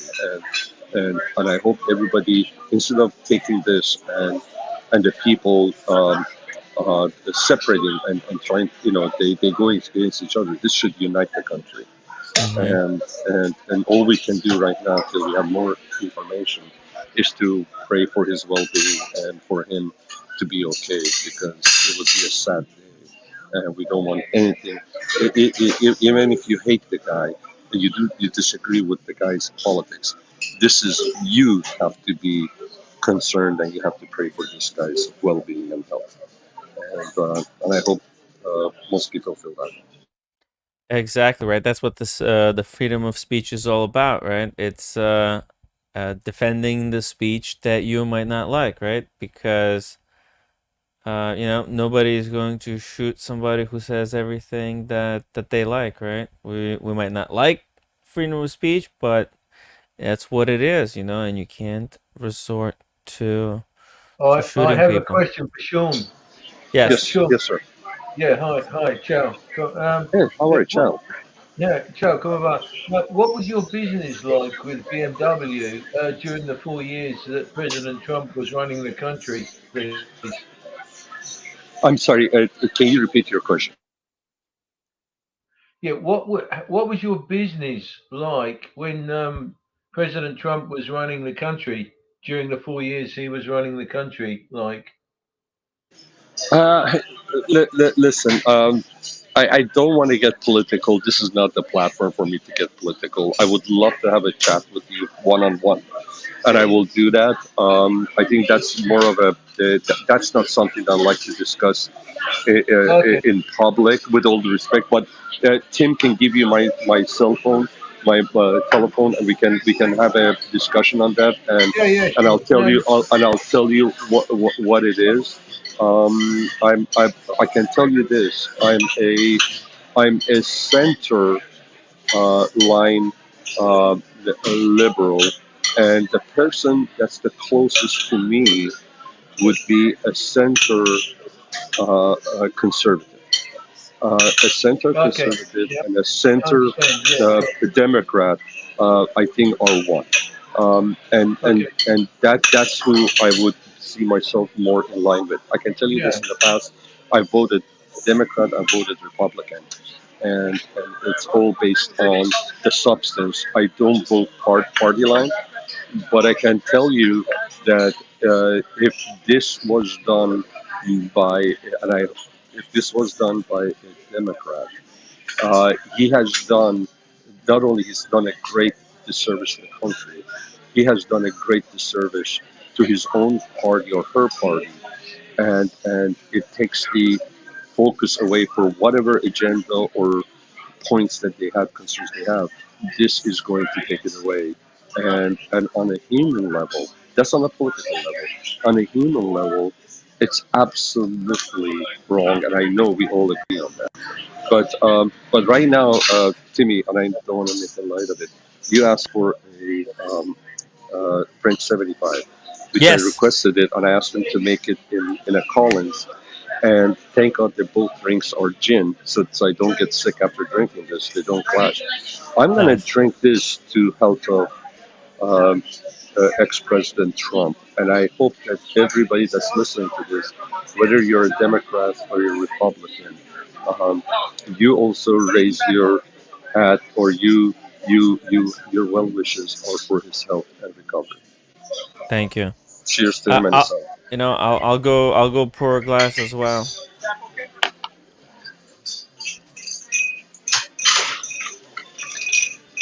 Yeah, the hope is right, but this is going to have a this is going to create a situation. It's going to have this is going to have some consequences. So it's going to become very messy, very interesting, very quickly. I have a feeling, because this is for America, huge crisis now. A huge crisis. I 100% agree with you, and by the way, hello to you. I didn't get a chance to say hello to you earlier, and Kleiner as well. Good to see you. But you're 100% right. It is. It goes against everything that this country is about. Yeah. And democracy is so that you do away with the craziness of where I came from and the rest of the world, where people can freely vote for the person that they believe is the right leader. And at every interval, here in the United States, it's every 4 years, the people vote for a president that they believe he or she will be the right leader. And for some jackass to come in and decide to alter that course is absolutely maddening. And whether you're for him or not, right now your blood should be boiling for what has happened. Your blood should be boiling. Sean, by the way, I would also like to just add that this guy, even whatever his affiliation is, if he's a Democrat or whatever or not, or whoever he represents himself, right? He doesn't represent other Democrats. I mean, this is why Democrats are anti-gun, because there's crazies in both parties. Okay, there's just psychotic people out there that will listen to something and then they will go and act out like this. And that's why, like, a lot of Democrats, they're for, like, psychiatric checks on people and, some stronger restrictions. So a psycho from either party can't get, their hands on the weapon and try to assassinate either it's a Republican or a Democratic politician. But let's face the way it, you get rid of a politician is you vote him out. But you have to vote. Face it. Yeah. Let's face it. This guy could be very well be a Democrat. That's a good. But he doesn't represent Democratic Party. He doesn't. He's not representative. This is not. He's just a psycho. And there's. Yeah, psychos everywhere. I agree with you, but that's why. Yeah. As a Democrat, whoever is Democrat has to be the first one to rise up and say this is wrong, and this is not justifiable, and this cannot happen, and get to the bottom of it. If you belong to a group and that group does something wrong, you owe it to the good of that group to be the first one to raise your hand, raise your voice, to call on the person that did this. So if this person is a Democrat, then every Democrat should be the first ones to get up and say, this is wrong, this should not happen, and this is, and do everything and pray for this guy's well-being. I mean, well, this is against everything that Democrat stands for. And I'm not a Democrat. I mean, I voted with the Democrats, but I'm independent. But here, Timmy, this is not about the Democrat. This is everything that any human being, any reasonable, intelligent, fair-minded human being would be against. This is somebody that pulled this Obviously, they're sick, even if they don't think they're sick. And aside from that, they're going to think that the ends justify the means. That cannot be the case. There is a way Right. to get to a point, and there's a way to get to a point. And this person, by doing this, not only has helped his or her cause, has hurt his or her cause, and and the people that believe one way or another. So, anyways, Yeah. I think enough No, no, has no. been You're said. right. You're right. Yeah. This is not going to help Democrats win any elections. This undermines everything that Democrats kind of say, right? Like the Democrats say they're pro gun control, and then if this was them, obviously we're speculating. So it's best to. So we let everybody know that this has happened, and we'll update you when we have more details. And I think it's not good to just continue speculating about this. Light a It's candle, everybody. Light a candle tonight, yeah, and light a pray for his candle. well-being. Here, I poured a little bit of wine. The roommate saw me, but she said it's okay. So cheers, Sean. Ved. Private gentleman. Shout out to Elton. I hope he's doing okay over there. Well, I think So, I think now is the time for all Americans to stand united and they not stand for this, because that's going to cause Crazy. even more divide in a already divided situation, because there's globally there's too much negativity and hate rhetoric everywhere. And it's kind of not surprising that some lunatic will take upon his hand to do something atrocious as this.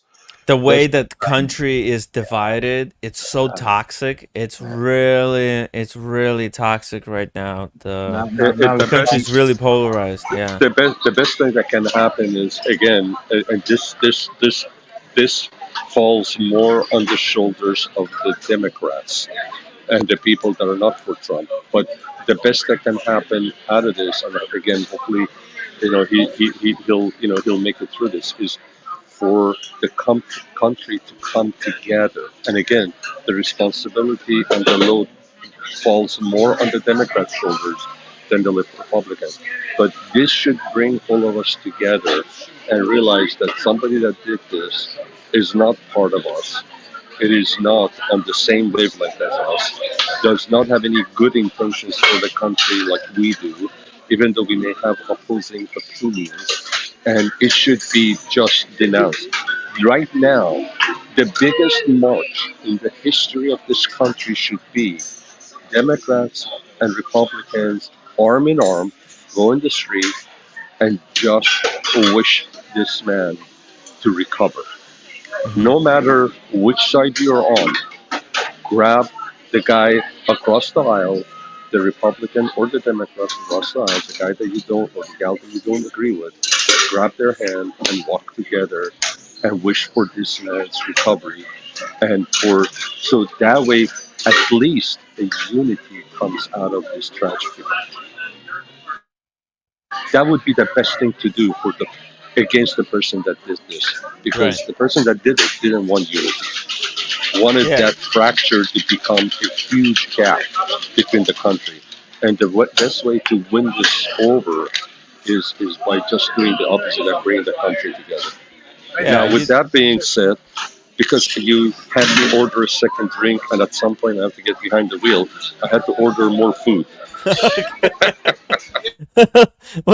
Let's see what you got. Let's see. Remember the rule: you can eat on the stream as long as you show the food. We gotta see what it is. That burrata looked incredible. I cannot eat the after. I'm not going to eat the during the stream, but Okay. It's light, but Oh, tuna very tartar. nice. Wow, beautiful. Tuna tartar salad. Nice. Beautiful stuff. Gorgeous. Well, my dining experience could not have been any different. I went to took my missus to our favorite restaurant that's a Australian themed, but it has a wide variety of food items, and I always go for a burger called Monster Bob.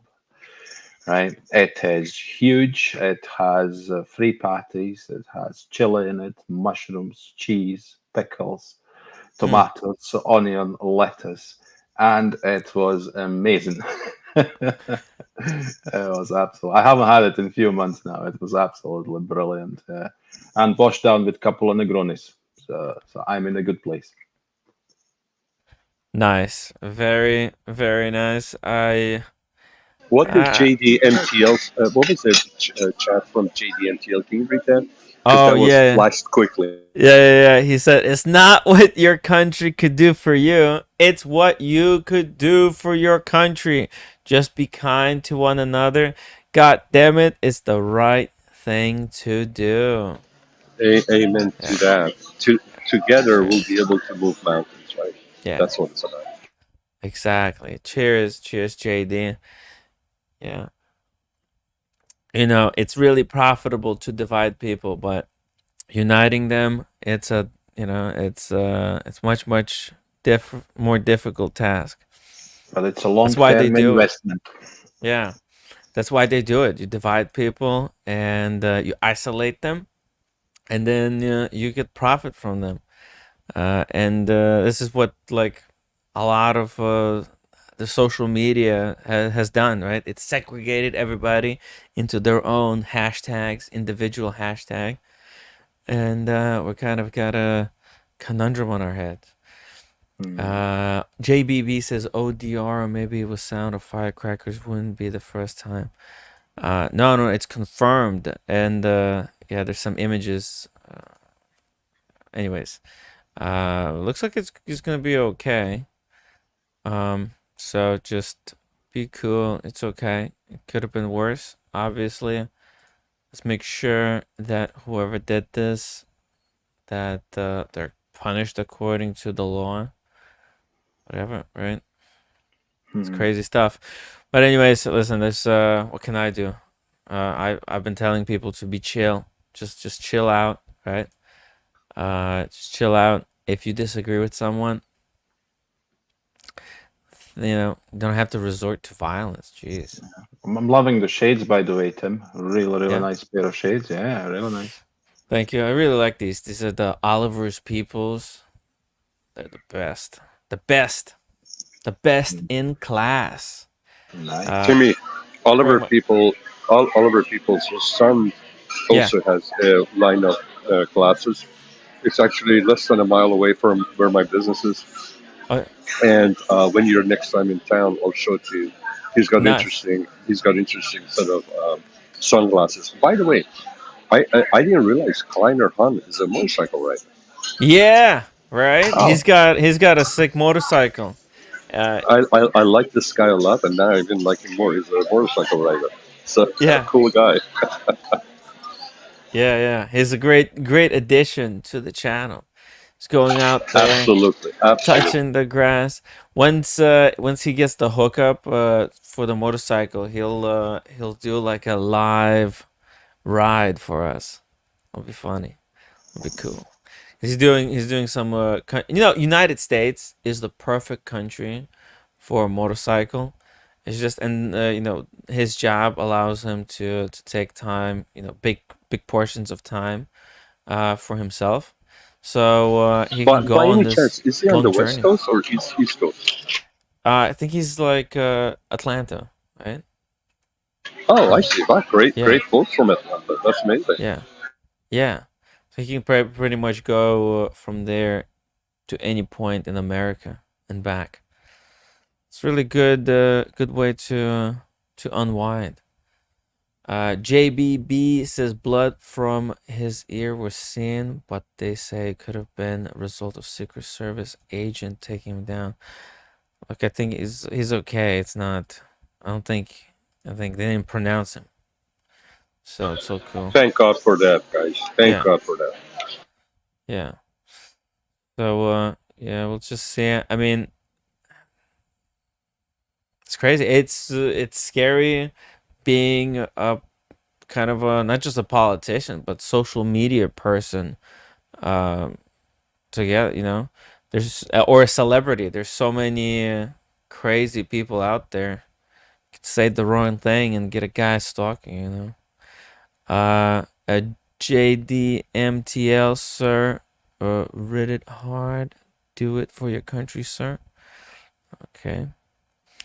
Let's see. Any more? Grandmaster Chime says, ex Bernie, how communist DNC is G's. Tim G, you're hyperventilating. Okay, well, it's politics, guys. People find it, you know. Well, at the same time, if you're a Democrat right now, you do have to appreciate the fact that your brothers and sisters that are Republicans going to be oversensitive on this, and you have to be able to deal with that. You have to respect that. You have to be able to deal with it.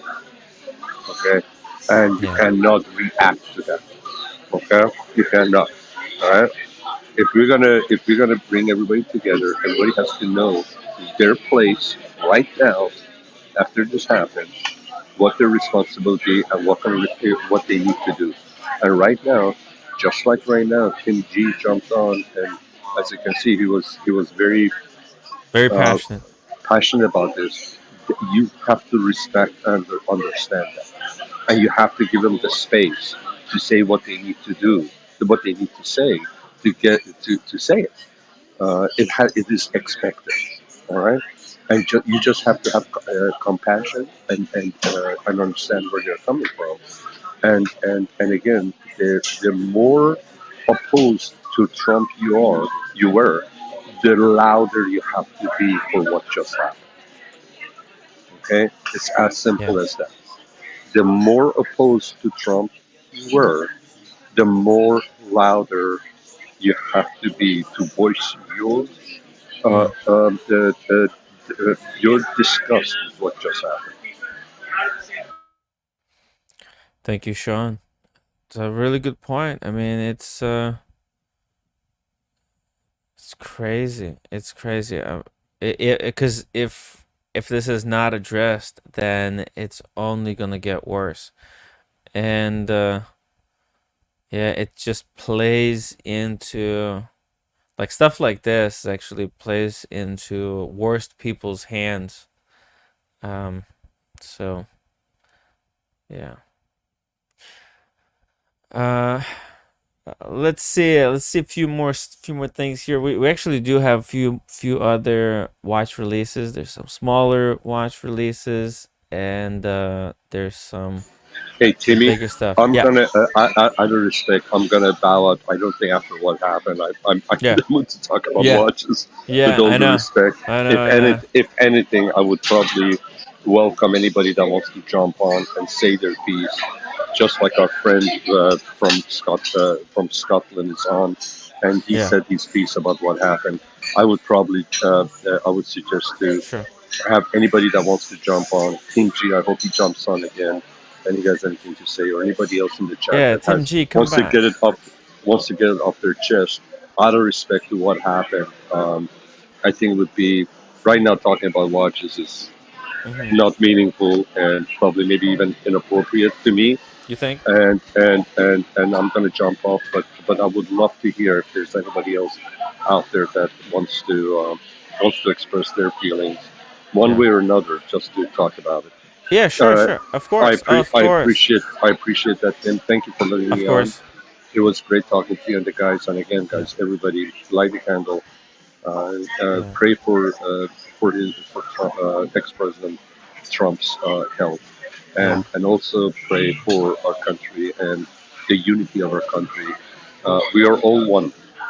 We may have differing ideas how to get there, but we all want to get there to the same place. So let's not lose sight of that. And God bless America. Take care, guys. Okay. Bye, Sean. Yeah, Tim, I'm gonna do the same. But listen, all my friends in America, I wish you all the best. I wish that all this big cloud goes away very, very quickly, and that everything works out. And I hope for the best outcome to come out of this, and I hope it's going to be the one of a unification, the one of people coming together and going through this. But I feel as a non-American, that my place may not be here right now, but I wish you all the best. That the best that can happen collectively for such a great nation. I hope that it happens, and that nothing bad comes out of this. It's a bad situation anyhow, but let's hope that this is in some ways, path to everybody standing united and doing the right thing at the right time. So, God bless, good luck, and love you all. Peace out. Good night, Vedster. Private gentleman, how are you doing? Yeah, I'm a bit sad, really. You're sad that the politics have gone to this? Had to get to this point? Yeah, it's a bit, left me a bit, it's not really appropriate for me to sort of give an opinion on not Americans, and I find it all a bit sad, Yeah, the state of politics in United States is pretty sad. I'm worried about like how Trump is going to react, because if he's gonna, if he calls for war, it could get really bad. You know what I mean? Like, Democrats, obviously they don't stand for this, and I just hope he doesn't abuse this in any kind of a bad way. So it doesn't work like that. The chain of command is in that particular scenario is in the hands of a number of different people. What do you mean? It's not just one person. Oh, no. Yeah. I mean, just politically, if because he has Trump has two ways that he could play this politically, right? He could say, "Oh, look at this, it's all leftists are like this," right? Yeah. Or he could be, he could say, "Hey, like not use this, like say, hey, you know what? Because are all leftists like this? It's the way, because that's how you divide, right? That's how you say, hey, this is how all leftists are, right? He could say that, yeah. And that would make it more divisive, right? Sure. And it would be really bad. Or he could, I don't know, but I don't know how. I'm worried. Hey, Tim. Hey, you okay? I just got reprimanded by my girlfriend, but okay. Timmy, this is fact. Okay, this is going to be fact, and I'm not going to be confrontational. You get 20 mega guys, mega men. Okay. You get 20 mega men. Now, you're going to hate me. Everyone's going to hate me for this statement. Okay. Mega men. That could be any race, any color, any. MAGA or mega? MAGA. Okay. MAGA. Right. You get 20 MAGA men. Okay. You name the worst part of the world. You name it. Just name it. Where do you think worst part of the world? I don't know. Okay, Russia. Let's just say Siberia, Russia. You give them you give them an area like Monaco. Okay, you just give those 20 men in like that in Monaco. Okay, I'm just throwing it out there. In 30 years, majority of the world will want to move there. Okay, that's what's going on with the United States. Okay, it's an awful statement. It's an awful statement, but it's absolutely the truth. If you put any other group together, that's why they're all coming to the United States. That's why everyone, which is fine. I'm totally into it. I'm part of the American dream. But if you get 20 mega men, okay, if 20 MAGA men started their own country, yeah, it would be the country that everybody would want to move to. That's what you're saying. In 30 years, it'd be Shangri-La. But isn't MAGA just America from 1950s? No, it's the worst area. Just say the worst area. Like like people don't like in our country, like say Alabama, they look down. The Northeast looks down. Like my Atlanta girlfriend looks down at Alabama. There's an area in Alabama called like Mountain Brook, Alabama. It's probably one of the nicest places in the country. I don't want people to know. I mean, I just said that. I don't want people to know Mountain Brook, Alabama. It's in near Birmingham. I just don't want them to know it. This is an awful thing to say. It's an awful thing. What's the awful thing to say? Well, it's almost like racism. It's almost like racism. What I just said. If you bring mega, every race, could be Chinese, could be black, anyone that's a mega, within 30 years, that will be the nicest place where everyone wants to move to. I can't say that about any other sort of group. I can't. Awful to say that. I don't. It doesn't sound awful to me. I mean, that's your speculation. That's my hypothetical. And what the 20 mega men? What kind of women are you gonna get for these? Are you gonna get women, these mega women? I'm including mega women, mega men. I'm putting black, white, green, purple. You know. Are you gonna get like what? You're gonna get 20 mega women? No, 10 mega. What age are we talking? What kind of? Okay, tell me more about these men. So okay, we got 20 mega men. What makes a man mega? I really don't know. Freedom. No, there's something to it. It's alphaness. His alphaness. No, it's just freedom. It's basically freedom. Well, that's what I mean. He wants freedom. They're free man. Are they free like because they don't have any bills to pay, or are they free thinkers? They're free thinkers. There's bills to pay. There's other stuff, but I mean, they're going to be like, it's going to be a better society, and then everyone will want to move in. That's okay. I think we could, and I'm part of that. What's going to be great about it? What's going to be great? What's going to be great about this society? This new Monaco in Siberia. Okay. What's going to separate it from the way? Total freedom. It's going to have more freedom. What kind of freedoms are we talking about? More guns, less guns. No. More healthcare, less healthcare. What are we talking about? Are we going to have Teslas? Are we going to have Cybertrucks? Everybody gets a free Cybertruck? It might be like my house in Massachusetts. In 2005. Nothing is free. Wait. Okay. Hold on. It's going to be totally green. And green. Totally green. Totally green. It's like my house in Massachusetts. What this is leftist? This Ocasio-Cortez Green New Deal. Are you talking about Green New Deal? So these MAGA men, they're going to institute Green New Deal in Siberia? Look at the richest person in the world right now, Elon Musk. Okay. Yes. He's MAGA. Is he MAGA?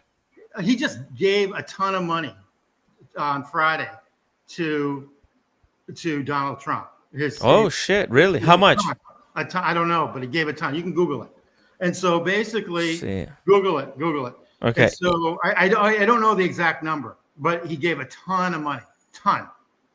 And so basically, he has the initiative of all the green stuff. He has the generator that you need for your home to power your house. That you don't need any electricity anymore.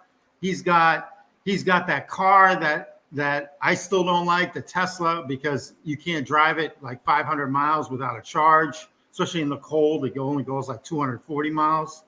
But basically it's not disclosed. They don't say how much. Of course it's not. It's a good fortune, no? I don't know how you get away with that without being disclosed, but they know. Yeah, well, this seems like corrupt politics. Well, like what the hell? All like that. What do you think George Soros does to the Democrats? Come on. That's what he does. Exactly. That's corruption. Corruption. Why? See, that's why I said Democrats are just as corrupt. You know. They're totally corrupt. But anyway, they're corrupt. Yeah. That's why I'm not a Democrat. I told you I'm independent. That's why I hang out at these. I like the non-corrupted politicians. But wait a second. Are you saying Trump is corrupt because he just took money from Elon Musk? No, I'm not saying that because everyone takes money from whoever. Right. They're all corrupt. But I thought Trump was a billionaire. That's why we were voting for him. He's a billionaire. He's got his own money. He doesn't need Elon Musk. Why does he need this? You need I don't get it. You need every dollar you can get. Every dollar. You need every penny. But that compromises you. Taking money Not compromises really, you. not really, not really. It does. It does. No, it doesn't. So I took like $250. I took like $250 from David SW. It compromised me. That's just 250. I think David SW was actually. I think David SW was actually a really good. Okay. A really good. Okay, let's get back to this MAGA country in Siberia with these 20 men. Country. Yeah, 20 women, men. I'm calling them men. Any nationality. How old are the men? How old are they? All ages, from say Katz's age all the way down to who's our German friend from say Higgy baby? Huh? Higgy baby? How old is the Higgy? German friend? Our German friend? Higgy's what, 24? Higgy's like 150. Okay, well, let's just go Katz. Katz is 152. Katz is 142. Okay, let's just go Katz all the way down. You just put 20 guys. I don't care, and they'll all come. They'll all come. I'm just telling you this. And what are they gonna do? Like, what are they gonna do?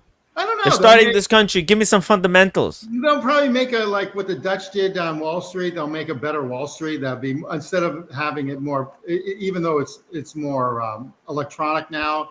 It won't have circuits where if it drops or goes up too much, they short circuit it now because they don't want the arbitrage. There's going to be better healthcare because of it, because their healthcare is going to be. How is the healthcare going to be better? Because you're going to pay in. You're going to work and you're going to pay into it. But what if you don't have a job? Okay? No, they're going to all have jobs. It's 100% unemployment. Okay, 100% unemployment. Employment. I mean, employment. Unemployment. Employment. Okay? You mean 0% unemployment? Yeah, you said 100%. You think this is totally fucked up, but I totally believe this. And you go to certain areas of you go to certain areas of our country. Wait, but people already pay into the healthcare. Like that's what insurance is. That's one of the problems, though. The healthcare system is screwed up because everyone's taking it from the top. They're all taking it from the top. I mean, what do you mean from the top? In other words, if you give $100, about $60 goes to all management and $40 goes to your health care. It's a problem. It's a huge problem. The management is the problem. The management and the hospital management and the opera management, it's all a problem. Eventually, it's got to collapse. It's got to. So there's too much management, you're saying? There's too much management. Everyone's has a handout through these things. Like what? Like who? Okay, I just gave you the example. $100 for health insurance, say. Okay? Yeah, let's say you give $100. $60 to $70 is not going to our healthcare. It's going to like people that are working in the healthcare, are taking a cut. That's the problem. You mean the profits? Those are the private companies. That's called profits. That's the company's cut. I don't think it's the profits. I think it's the top like CEOs and the top everyone else that are taking a cut. But that's the profits. That's called profits, baby. That's what capitalism is all about. Skimming from the top. No, top. Stop. That sweet profit. Stop. You give employees if you are top heavy employees, you're actually decreasing your profit. Top heavy employees. Well, if you have too many employees doing the same job, you're actually wrecking your profit. So it is not. It's not true. You want to skim that down. You want to reduce the number of employees, but then what kind of employees are you talking about? Like customer service when you call the company? I'm talking about mega employees. You have one that takes care of the 20. Okay, it's that simple, and they all work like they did a long time ago. No one is efficiently like working today. Most people would rather ride their bicycles around Manhattan than work. Hey, we're riding bikes here on the stream. I'm sure. Anyway, that's all I got. I'm riding bikes. Trump will be all right. Trump will be all right. Hopefully, this won't escalate into a huge problem. It's the ball is in his court. Do you think he's going to escalate it? Because they're going to investigate. What do you think? What is he going to say? What is he going to say tomorrow when he comes out of the hospital? Well, first off, I think it was multiple gunshots. There were 8 to 10. So You Okay, can't fire but away. what's his strategy? What would you say? What would you say? listen. You're a politician. Okay, Tim G. Just give me a hypothetical. You're Trump. Imagine you're in Trump's shoes. What would you say tomorrow to the country? You say nothing.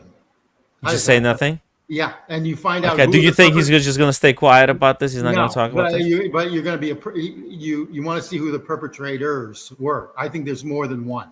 So what is he going to say? It was What do you 8 think? shots, 8 to 10 shots. 8 shots. 8 to 10. One person can't do that.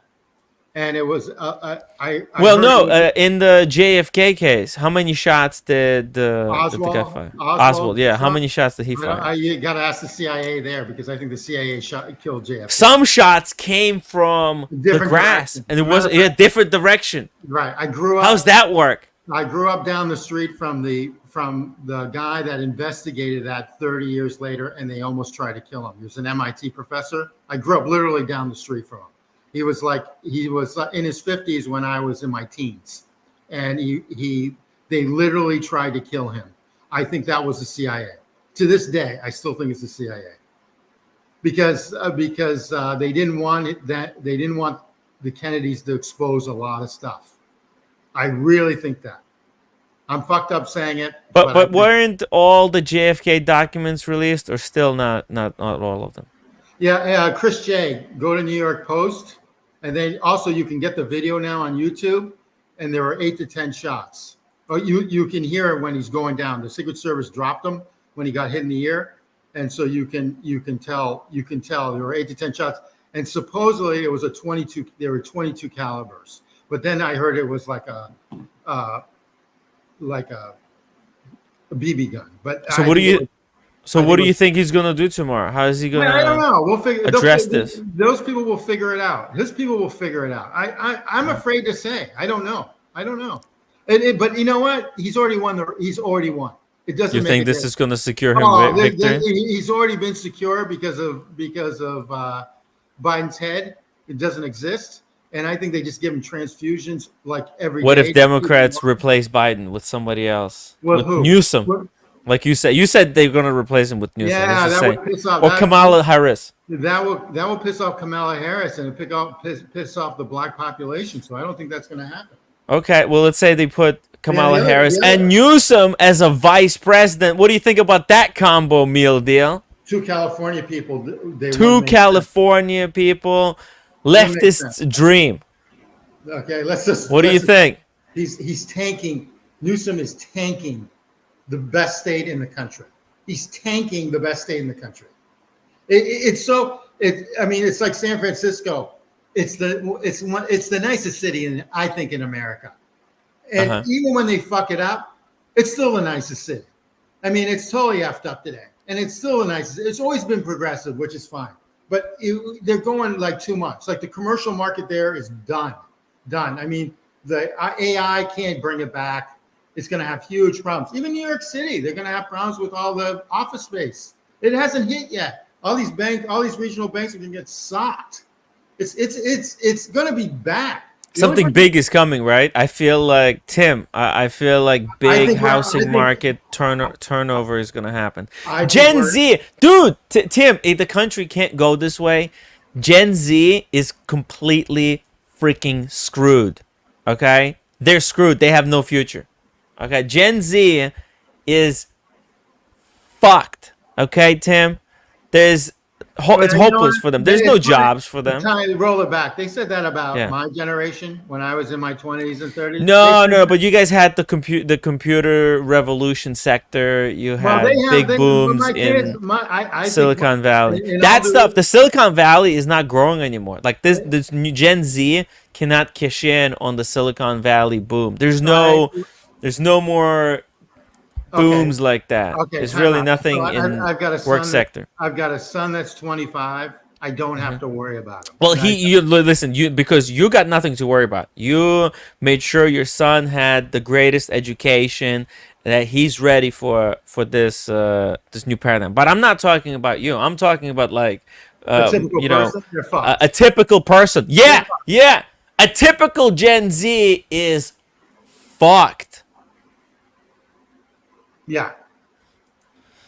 Unfortunately, what they have, the only thing they have is the TikTok, right? But that's like 1% of them is going to make it on TikTok. The rest, 99%, they got nothing. They got nothing. There's nothing to do. They got nothing. Yeah, it's unfortunately a lot of like outsourcing and a lot of well, no, a lot of jobs have been replaced by computers. But you're right, and AI is going to take over a lot of other jobs. And I even think like fast food, like my favorite Big Mac or Whopper at McDonald's. You're just going to go in. There'll be one person behind the counter, behind the whole counter and the grill, and you're going to go in. It's pretty much there anyway. You tap in what you want. You throw in your app for the little discount, which is typical me, and it basically comes out on a conveyor belt. It doesn't even have a person. Yeah, it's getting there. How do you compete against that? You can't. And so all those jobs, all those low-level jobs that are non-skilled, what I call non-skilled, unfortunately, are all fucked. Yes. That's the problem. Right. The zero skill. So you have to, you come out in 20s, you got to come out with some mega skills. Right. And if you're not really good, then you're screwed. So this is what I told completely. My kids. This is what I told my kids at a very young age. You need a license, no matter what happens. So Timmy, you should get your jeweler's license so you can go to these jewelers conventions. Yeah. And I can. You're right. And I can buy those stupid watches for discount. I can be a little nudge, and I can go in and buy a Vacheron Constantine that sells for $40,000, which is $15,000 more than what it should be, for like where it should be. Okay. Because you're 100% right. You need a jeweler's license, and then you can go into. The guy said this when I was in New York, when I was there, and he goes to the Miami jewelers, he goes to the 2 Las Vegas, and he goes to like either the Hong Kong or Singapore. I forget which one. And he said they're the best. And they have watches. And he had like 5 Pateks that I was looking at. He had an old Calatrava in mint condition. Listen, I go to the Miami watch show every year. I go there. So there's really no reason that you could probably get in though quicker with a license. I don't think it's that much. Yeah. Oh yeah. I think jeweler's license is like $400. I think I'm trying to find it right now. How much it costs? Yeah, you need a license and something. Plumber's license. You need something. You need CPA license. You need law license. I can just keep on going. Who else has license? Yeah. No, you're right. Dentist, doctor. That way, no one can take it from any place else. You know who taught me that was my CPA. Illinois. He said, CPA. A CPA, and he has a license. He's from Springfield, Illinois. Amazing. Anyway, this is what Cam should do. 400. Oh shit! Okay, it costs $480 for jewelry license. But what do you have to do? It's not that bad, I guess. What kind of hoop do you have to jump through? It's a big form. You have to fill it out, fingerprint scan. That's what you should do. Yeah. I hate to tell you that. No. You're right. Actually, I should have done it a while ago. Instead of going to, which you didn't. The wizard was telling me to get the jewelry license because he was like, yeah, it's good to have. And now that there's certain app that's going to come out very soon, it'll make buying and selling watches a lot easier. It would, there's a IWJG show every 3 months, and you're only allowed to go onto that show if you have the jeweler's license. If you have the jeweler's license, that's the same thing as Las Vegas. I'm really bummed. The guy in my main house in Massachusetts, who owns like this one town in Massachusetts, I won't name even the town. He gets invited by this jeweler guy, and he buys Audemars Piguets and everything else for like 30% off. And he just bought himself like a 15202 for like 58,000 brand new. I thought it was a deal. 52,000. I'm sorry, 52,000 new. When he went to Las Vegas, I go, how did you get that? He goes, I went to the Las Vegas, which is I think in March. It was in March. So anyway, whatever. I'm babbling too much. Sorry, Sorry, guys. No, dude, you're making exactly the point. And you know what? It having a jeweler's license. I should have got it a while ago. Man, it's 480 Sometimes bucks. I go to these shows. I've been to these shows, right? And I never was able. I never saw anything at good price, to be honest. But I think it's because I wasn't really negotiating. It's all Yeah, in the you weren't. You negotiation. weren't. You Yeah. also you didn't. You haven't been to the Las Vegas one, Yeah. nor the one in Singapore, or it's either Hong Kong or Singapore. I've got to ask this guy when I'm back in New York. Hmm. Which one of you? But he goes to 4, and then he picks up like 5 or 6 watches, and then what he does is he calls his clientele, which by the way includes European Watch Company. Okay. Oh. And he sells them either to them or he sells them either to them or he sells it to his clientele. And he'll walk around and then he calls around and he's basically the middleman. He's basically a broker. Easy. That's easy gig. Money. Yeah, easy gig. You just need the leads or the contacts. But he sells to the European Watch Company. He knows that. He knows whatever his name is, the head guy there. Interesting, huh? Yeah, I'm always curious how European Watch Company gets like the greatest Pateks. I mean, how do they do that? They've been doing it for years. Rolex, okay. David SW gets really good Rolexes, but David SW is really expensive still. Their prices have not dropped. I mean, they're still in like the 2002 years. Yeah. You're right. Listen, it's also for me. It's good to be able to make videos out of this watches. So get flip watches, and also that's what like there's this YouTube channel. It's called something like Gildad, and they make a short about a watch. They make a little video and like a weekly recap, and they also sell those same watches. So. It's a great kind of hustle. It's a great hustle. Anyway, so supposedly what shot Trump, going back to Trump, I don't want to make it this too, whatever, but it was supposedly a bunch of 22 gauges, which is what is that? You can kill him. Dangerous? Yeah, I can kill him. You could kill somebody with a 22. We'll see what happens. Let's see. How did they get it in? Oh, was it like somehow secretly? I don't know, but they even had sharpshooters like looking for the people. I don't know if they made it out. Wow. Yeah, it's you don't fuck with the secret But I mean, service. anything like that includes a crowd like that is no longer for me anyway. Yeah, I don't care what it is. What is it? I went to I shouldn't even say this. I went to a Taylor Swift concert. This is too many. Dangerous. Too many people. Too many people. Too many people. You can get crushed by the crowd. Just too many people. The last real concert I saw was Bob Marley when he was still alive. So I'm dating myself again. But in Pittsburgh, and he like died like 3 weeks later. But basically, girlfriend wanted to go to Taylor Swift. I like Taylor Swift, so boom, she could win for president. Easy. Good point. Let's get it on. Let's get it on. All right, so let's talk about watches now. You want to talk some watches a little bit? Yeah, what you got? Well, we got some. There's some stuff that we didn't finish looking at yesterday. I got this stuff. Check this out. If you like amazing watches, it is amazing. Look at this price drop. Yeah, it's actually. Oh yeah, that's ridiculous. And I bet 225 down to 170. This is a Cars and Chrono piece. It's one of the most incredible watches that you can kind of handle in life. Seriously, this is so great wearing. Obviously, it's manual wind, perpetual chronograph from Patek. 270. It's an icon. That bracelet, Tim, the bracelet here, it's straight butter. Straight butter. I'm serious. Yeah, the issue though is it would scratch too much for me. Listen, it's for, you have to have made it to buy this watch. You can't be worried about things like scratches, okay?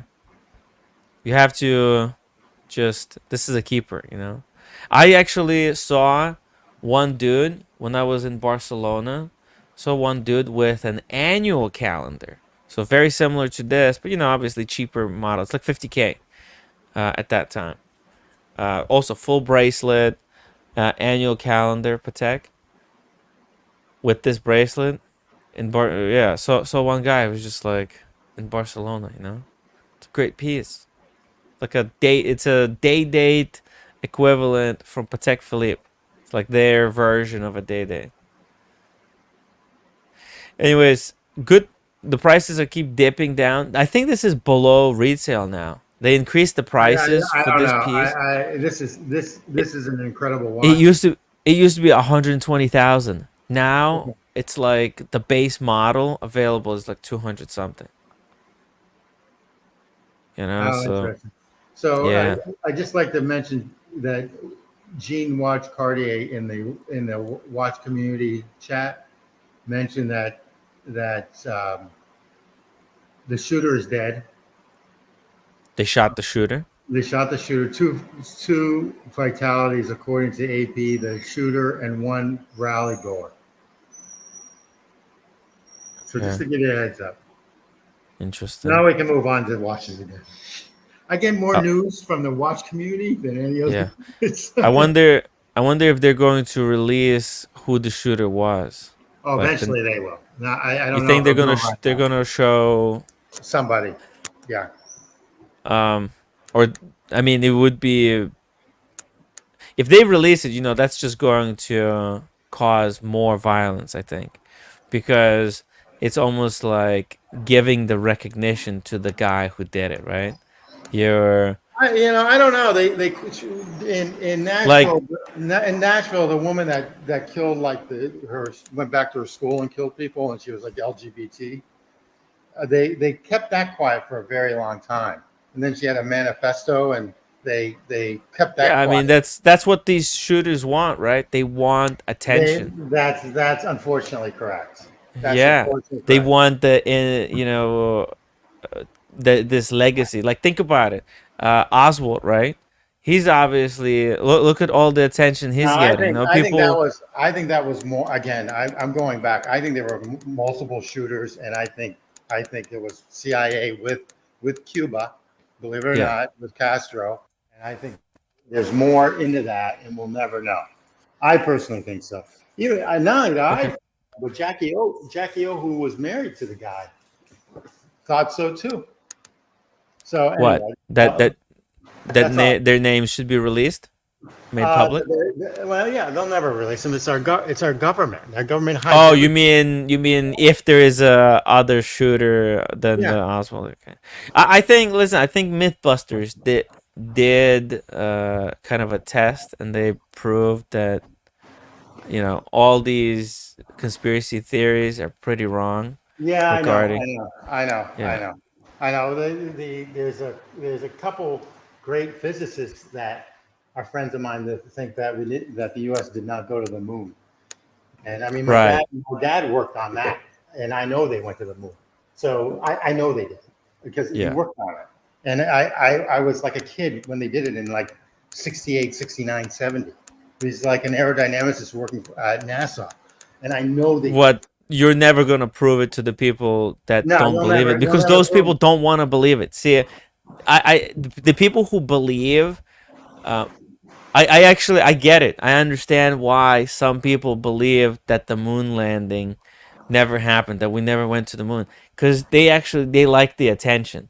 They get a kick out of having people try to prove something so fucking rudimentary to them, and them playing a role like they don't fucking get it.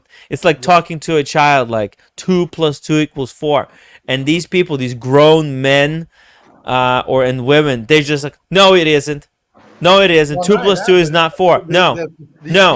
These people are better educated than no but the thing is, but they get attention, they get a kick out of I don't know. They just get a kick. They get this is how they get their rocks off, by they don't actually believe it. They get a kick, or maybe over time they just accepted it and they just fully dive into the role of someone who doesn't believe in it. because just the amount of attention they get. You know, No, every time you hear someone, you know, oh, he's a fucking moon landing denialist, right? I agree. That's Well, something they also think people that talk about. They also think that 9/11 was a hoax. I mean, for the world, the Twin Towers. I mean, I can Yeah, keep on no, going with all this yeah, stuff. Okay. yeah. Yeah. I Look, I mean, there's know a what lot of there's a lot like 9/11 is obviously it's a much younger, but like, you know, like obviously this proves not like flat Earth, right? There's people who believe that the Earth is flat. I don't know. Did you know this? No, These flat yeah, earthers. They're called the that flat was- earthers. Yeah. I got that one too. And you know, the other conspiracy. These people are fucking delusional, bro. They're all delusional. Yeah. They're out of their fucking mind. Yeah. But I'm the thing delusional. is, I'm delusional, but they're more delusional. So anyway. but like they're just playing this role. They I agree.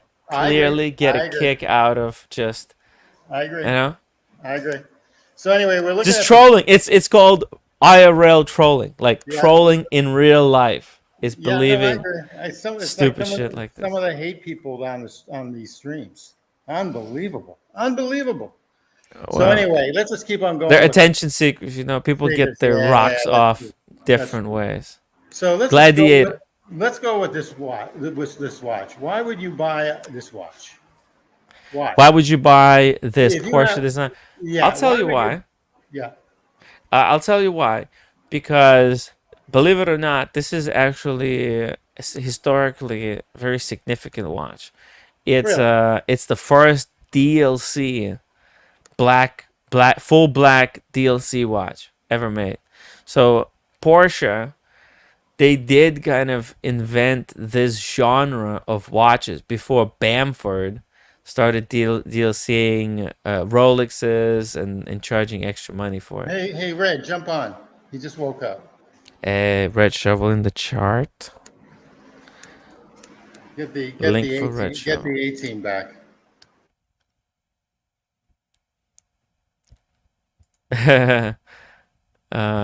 They aren't called contrarians. They're just No, I look contrarians. There's contrarians, right? But that's contrarians more like it's kind of a personality trait, right? Like some people, they're just contrarian. Absolutely. But this is contrarian jacked up to the 9th degree. It's literally like there's something. I mean, I think they just get a kick out of it because there's no way. It's like, it's just the next thing is just denying math exists. You know, 2 + 2 is not 4. What do you mean? It's messed up. It's messed up. There's pictures. How could Earth be flat if we have pictures from outer space? It's fucking insane, you know? You can't tell me, like, there's people just don't believe it for, like, they actually believe it. Like, no, they're not. They're just seeking attention, and it's an easy way to get attention, you know what I mean? Doesn't take much. Agreed. You know, I've got a Porsche. I would never buy a Porsche watch. Porsche watch kicks freaking ass. It's the first DLC watch. It's a 7750. It's a Porsche. It's also a great watch to go with Porsche. It's the watch that I think Tom Hanks wore in Top Gun. Wait, no, not Tom Hanks. What the fuck? No, you're talking about Tom Cruise? Tom Cruise, yeah, Tom Cruise wore in Top Gun. In the original one, and now in the Maverick, he wore the new re-edition. That was a great And there's also a few IWCs featured. That was a great movie. Now, most Porsche designed watches are crap, but this is one of those really nice ones. Okay. Yo, Elton, wait a second. What up? Where are we? Say hi to Alex. How's it going, lad?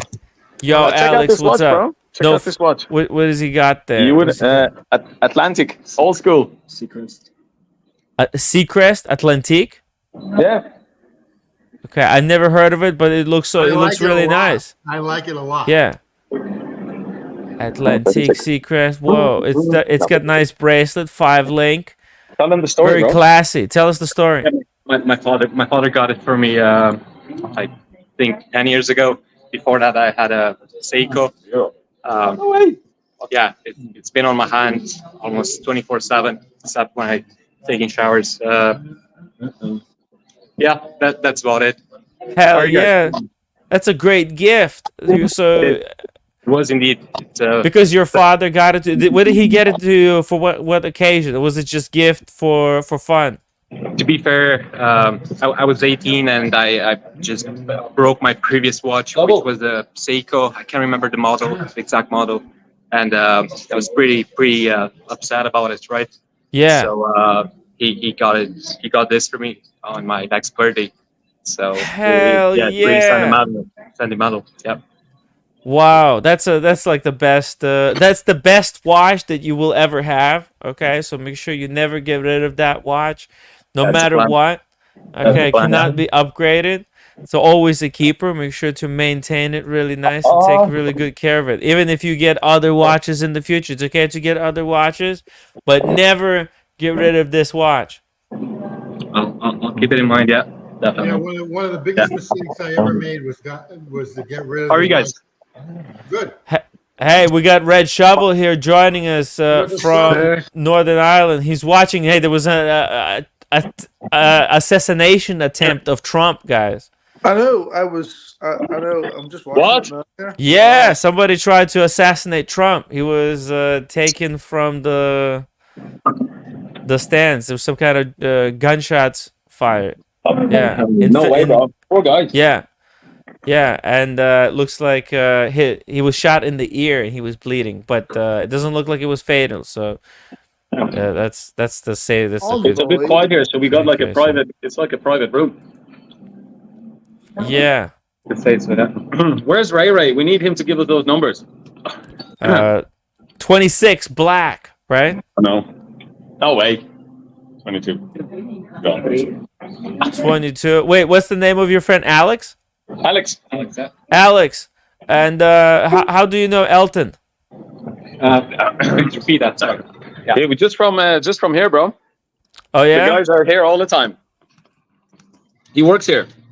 I'm a security at this casino that Mark comes every now and then. So yeah, I met him here. Maybe some of the other guys will join us now. Where's Ved?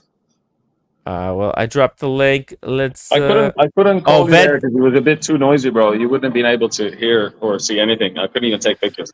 Yeah, you know what happened is because of this Trump assassination attempt. It's kind of a real downer. People didn't feel like talking watches anymore. They thought it was just really kind of an off-putting situation. So they thought like, hey, it's let's take a break. They went to take a break. Ved went to take a break. You got your 18 here, so I've got to hang out with my girlfriend. I'll talk to you later.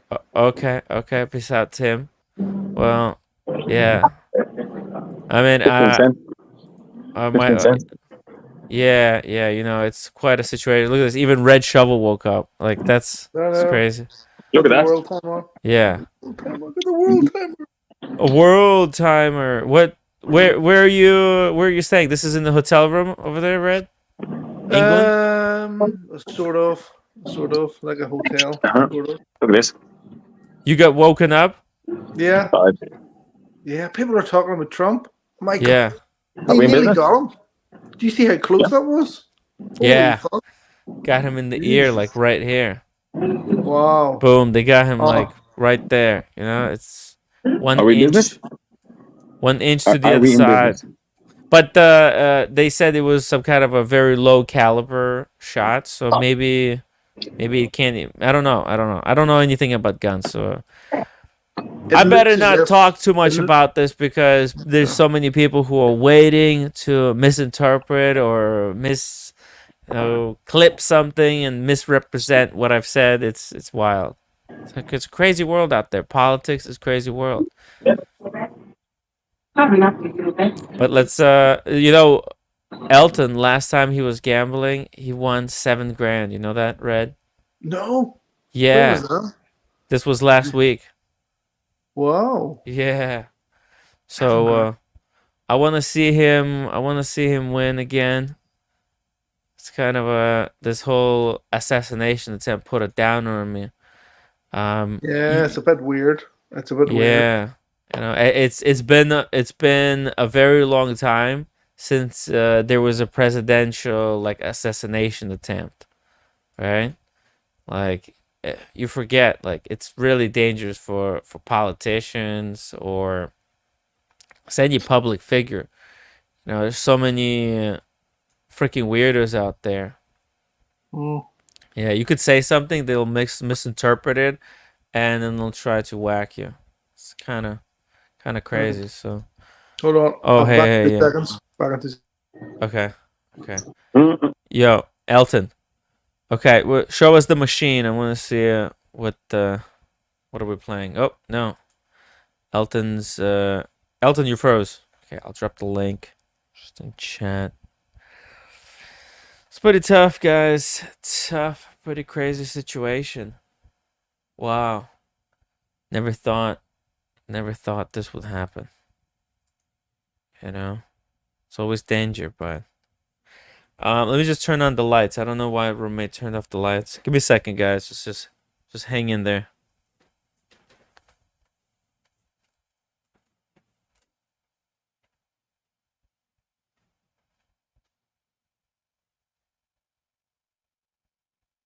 Where is Sean jumping back in?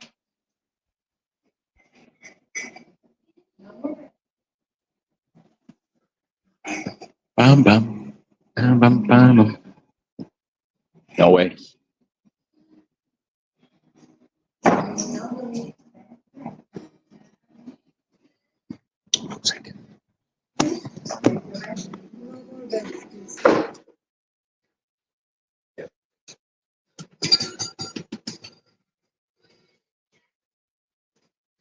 The winning number is 50.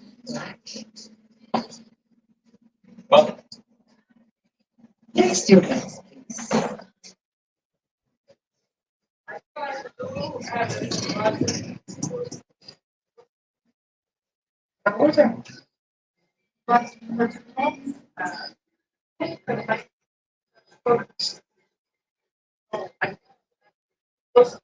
Yo, I'm back. Yo, Elton. Can you hear me? Hey, you're back. You're back. Yo, you froze there. And I went to get a Red Bull, guys. Red Bull gives you wings. Let's gamble a little bit with Elton. By the way, I do not encourage gambling unless you win. Unless you always win, like Elton. I have terrible luck. Yo. Oh. Red shovel, internet crapped out. Of course. It's hard. It's hard, guys. Let's get some upvotes going.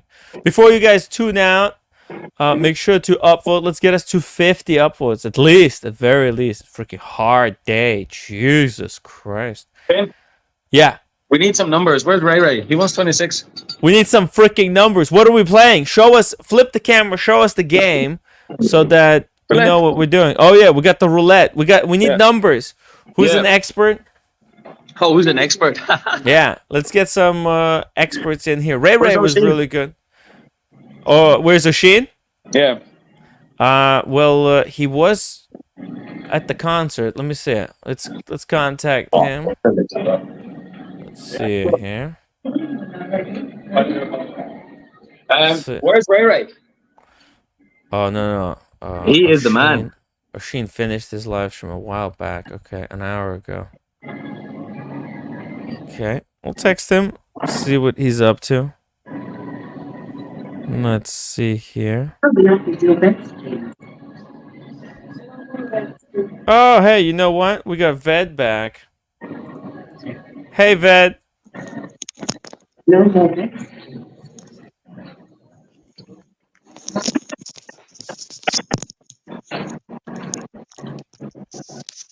Just a second while he's getting his headphones in. Oh, man. Hey, okay. Yo, Vedster. Hey, in the light of the situation, I decided to come back. Hey, Ved. Yeah. give my man Elton a bit of support and share the cheer with all the American brothers and sisters. Fuck's sake. No way. No way. Where's Ray Ray?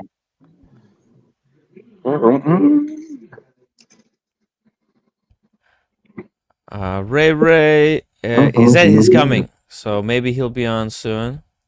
Let's see here. It is Ray. Yeah. What's this? Okay. Yes.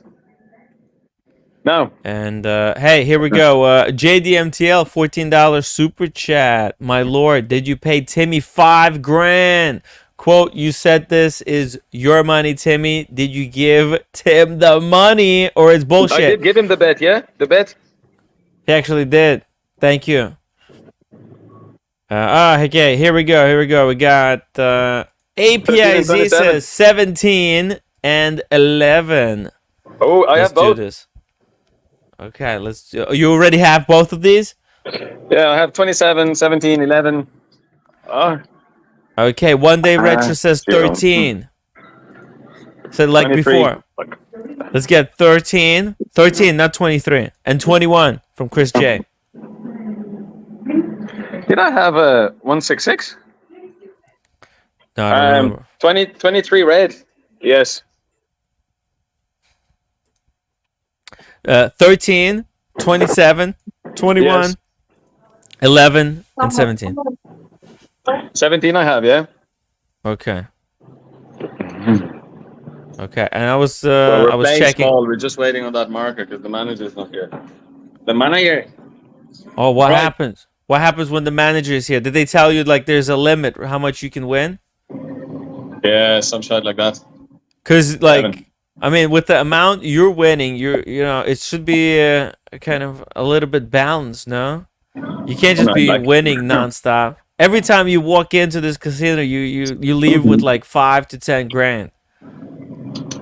Elton, go with 29. Nothing. So, 6. Nobody called 6. Did you do 29? 29. Yeah, man. What are we playing? What are we playing right now? Hello, look. We need to put basically. We need to put. Nothing. We need to put our money on the winning numbers, guys.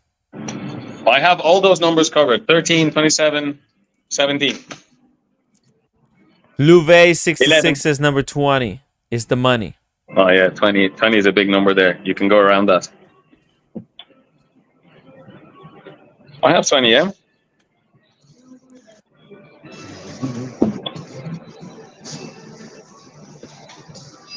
Boom, boom, boom, boom, boom.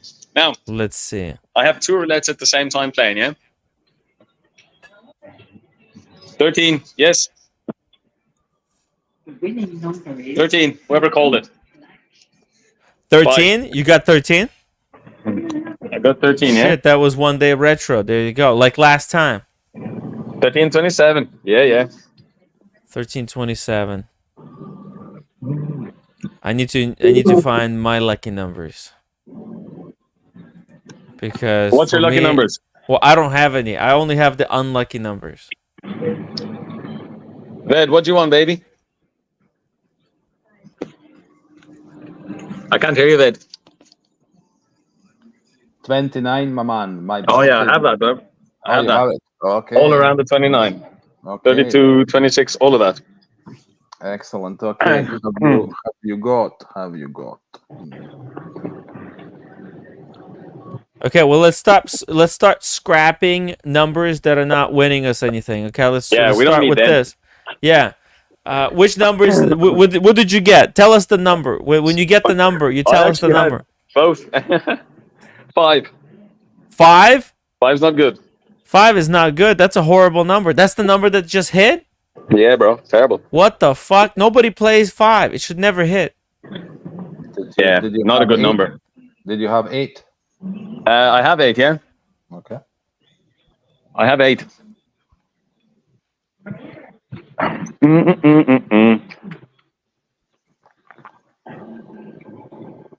Yeah, you got to give us numbers. Okay, so 0. let's see this. Tell me what numbers you have right now.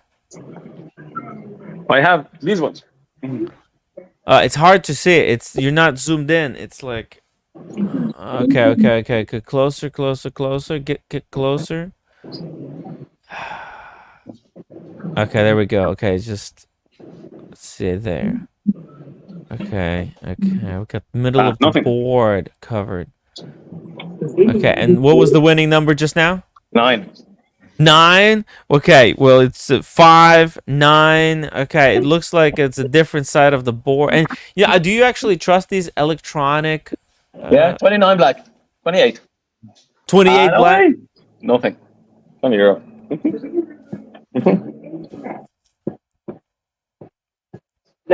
Just like my age. Timmy, is Sean jumping back on? No, Sean has taken off for the week, for the day. So I have 17 here for the lads, 13, 27 on both. You got 2 machines going. Let's just slow down. Okay, let's not play two machines. Okay, let's just play one, because we need to understand how the game is going this time. Yeah, this is what I'm talking about. Let's just play one machine at a time. Okay, how much money do you have there in the machine? 33, 22. We just won double their money there. Oh man.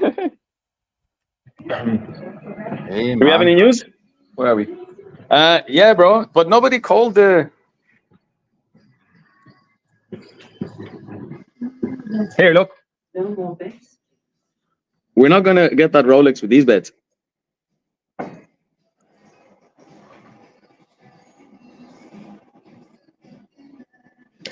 If Ray Ray was here on the stream, 26 would just be hopping. Mm-hmm.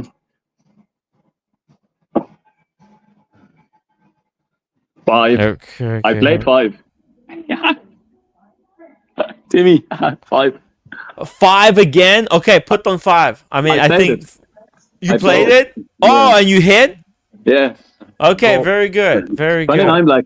No? Go 42. Oh, 6. Oh, no way. Go 42.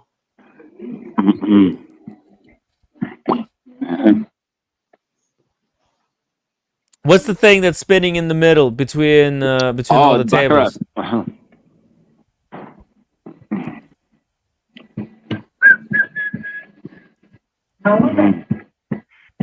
Now, we need 29 black.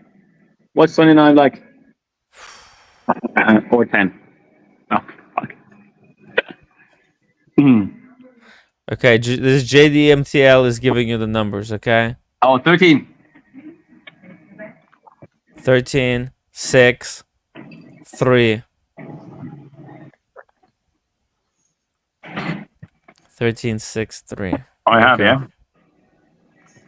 Not on this one. This one I just played a random. Let's not play that random one, okay? We might just be losing money, unless it's making money. 29 black. Watch. Come on, let's 3. see. No. I have 3 on this one. So I didn't know that already started. 18, nothing. Wow, that's crazy. Yes. Gloria? Yes. Ooh. 29 black. Come on, 29 black. I think it's 26. Oh, you know what number you have to play? You have to play 28. Yeah, okay. I have 28, yeah? You have 28? Okay, Always. that's good. Okay, let's see. Where is it going to land?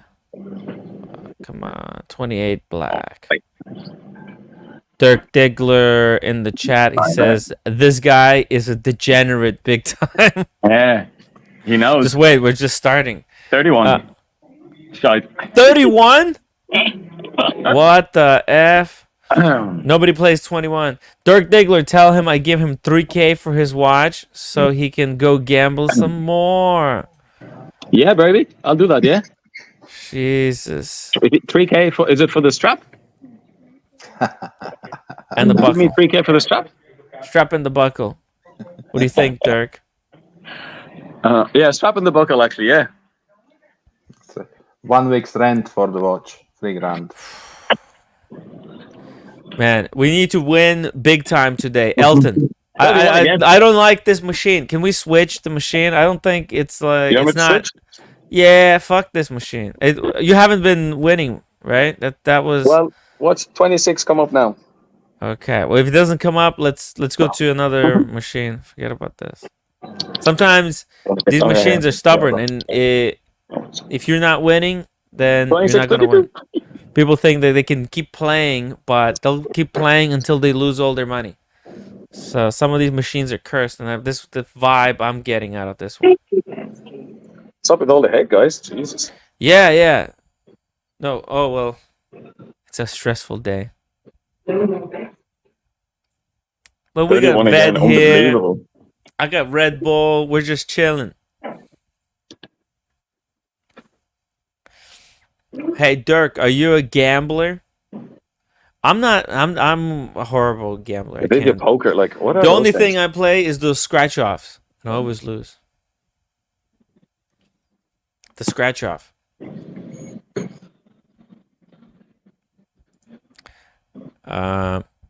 Ved, do you gamble?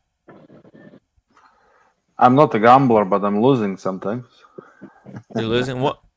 What's like the best way to gamble? Is there a safe way to gamble where it's not too expensive with the risk reward? Where is the best risk reward for gambling? If somebody was to gamble, is there such a thing? Is there good type of gambling? I mean, no, there is no. There's got to be, because people win. There's people who win millions of dollars. It's a positive thing for a hardcore gambler. I don't think amount is a significant thing around it. It's the sensation of winning. That is a draw. So any gamble, I think, is equally effective to satisfy the need if you're winning. No, I'm talking about winning wise. Like, where are your best chances to win, and where are your chances not to lose much? Like, do you think it's worth getting the Mega Million? Those Mega Millions, where there's a drawing every week. It's all about the odds. It's all about the odds, isn't it? Well, the odds are like 1 in a billion. Yeah, so I suppose you would want to find the game that has better odds to have a better chance of winning. Mm-hmm.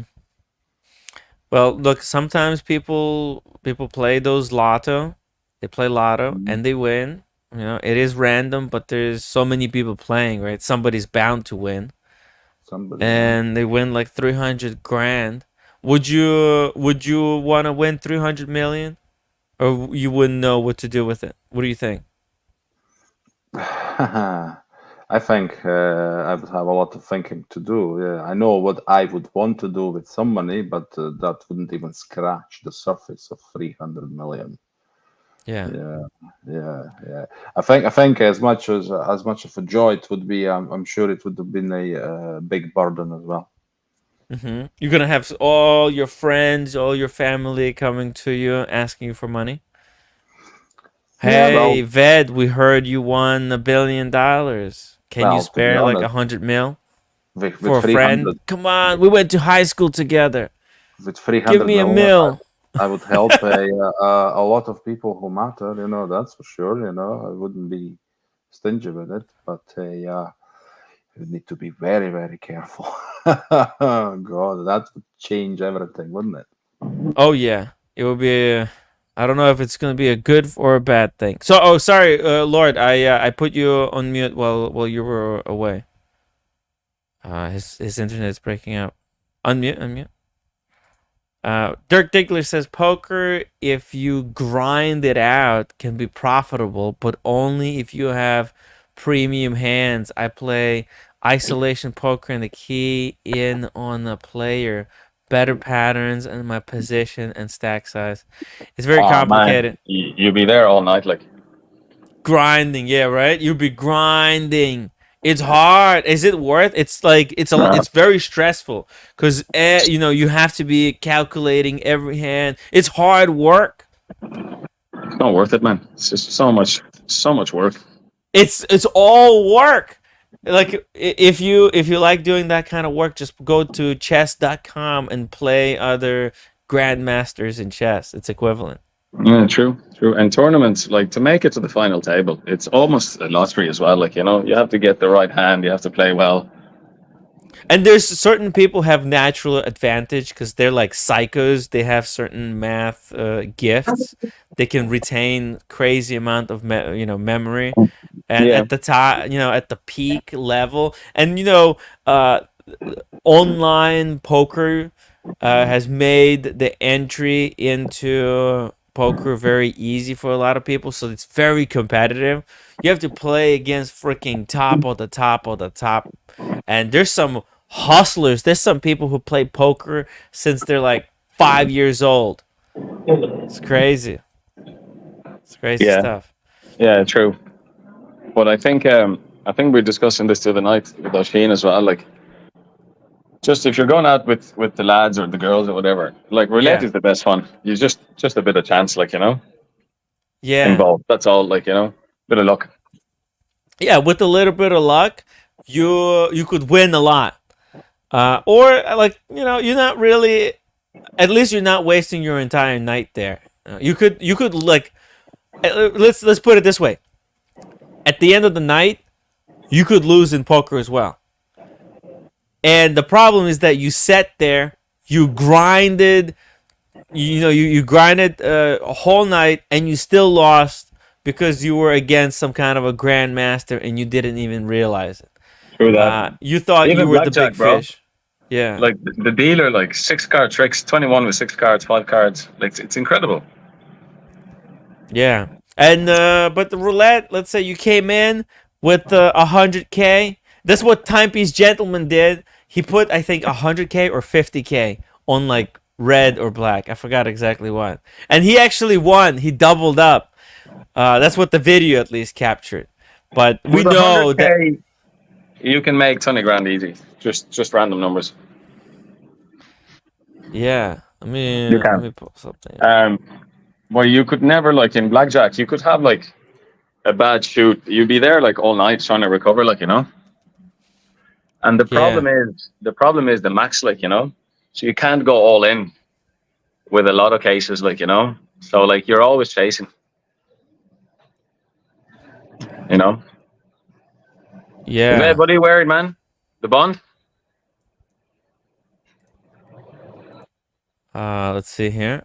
that Yeah. was- Nice. Yeah, baby. Yeah, I baby. used to have the Commander, the white dial one with the 007 seconds hand.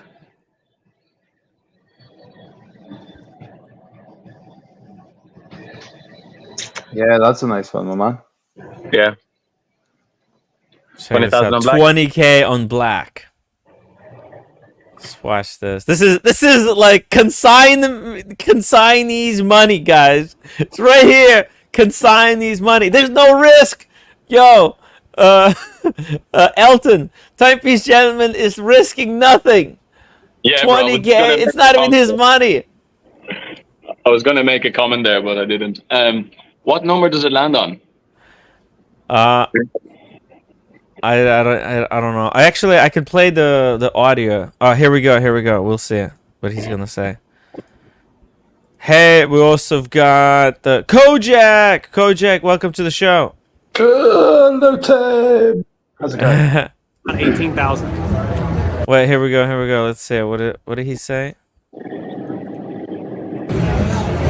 right, 20,000 on black. 20,000 on black. See how it goes. He ain't even gonna look. Look at him. He's not gonna look.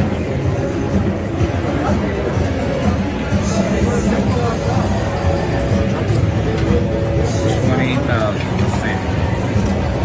28 in total. 28 or 29 or 22. They lost? Oh, I think they lost it. There you go. Oh, hey, Sean, welcome back. Hello, guys. That guy didn't lose anything. It was the people that trusted their money and their watches with the guy that lost. That's the pathetic thing. That's the sad story about that. Hey, Elton. Hey, Kojak. And who else? Hey, Mr. Vetster still there. That's awesome. By the way, Vetster, when I checked out, I was listening to your sentiments towards the end. I really appreciate that. So for someone that's not in the United States to have those heartfelt comments, truly appreciate that. And check the news. Just wanted to make sure I get caught up. And it seems like unfortunately it did happen, but it's not a life-threatening situation. So I heard you guys chatting, and I wanted to jump on and say hello. And is Elton going to be gambling tonight? Sorry to jump in, Sean, but 2 people did die. I'm waiting on a big marker, so that manager doesn't care, so I have to wait for him. 2 people, one person in the audience died. Oh, wow. So killed the shooter. So. Oh, that's sad. That's really sad. That's really sad. That's sad. I didn't realize that. I thought they only got the shooter. I didn't realize that there was an audience. Somebody in the audience passed away. Someone got shot as well. Oh my God, that's horrible. But even if the shooter was shot, unfortunately now we don't know what the actual story behind it is. So it would have been better had no one had died, obviously. But obviously people need to be held responsible for their actions for whatever reason that was. Yeah, I mean, there's so many people. True, Kojak. But I have to say something. If somebody has intent to shoot and harm somebody else, I would shed a lot less tear for them than somebody that's a innocent bystander. So that's my comment on that, and I hope that doesn't offend anyone. But if it does, I'm sorry about that. That's the way I feel. If you intend to shoot someone, and you get killed, you roll those dice, and that's it. I understand. If they were shooting him to prevent him from shooting again, I mean, that's totally okay. But if they just did it out of revenge, just to punish him, then what we don't know is justice hasn't been served because we don't know what was behind all of this. That's whatever the reason was has died with that idiot. Unfortunately, yes. And the saddest side of that story is we miss to learn more from that individual. But as far as his intent, it's not deniable, and his end result of his action was an innocent bystander getting killed. So again, as inhumane as it may sound, I will shed no tear for that person.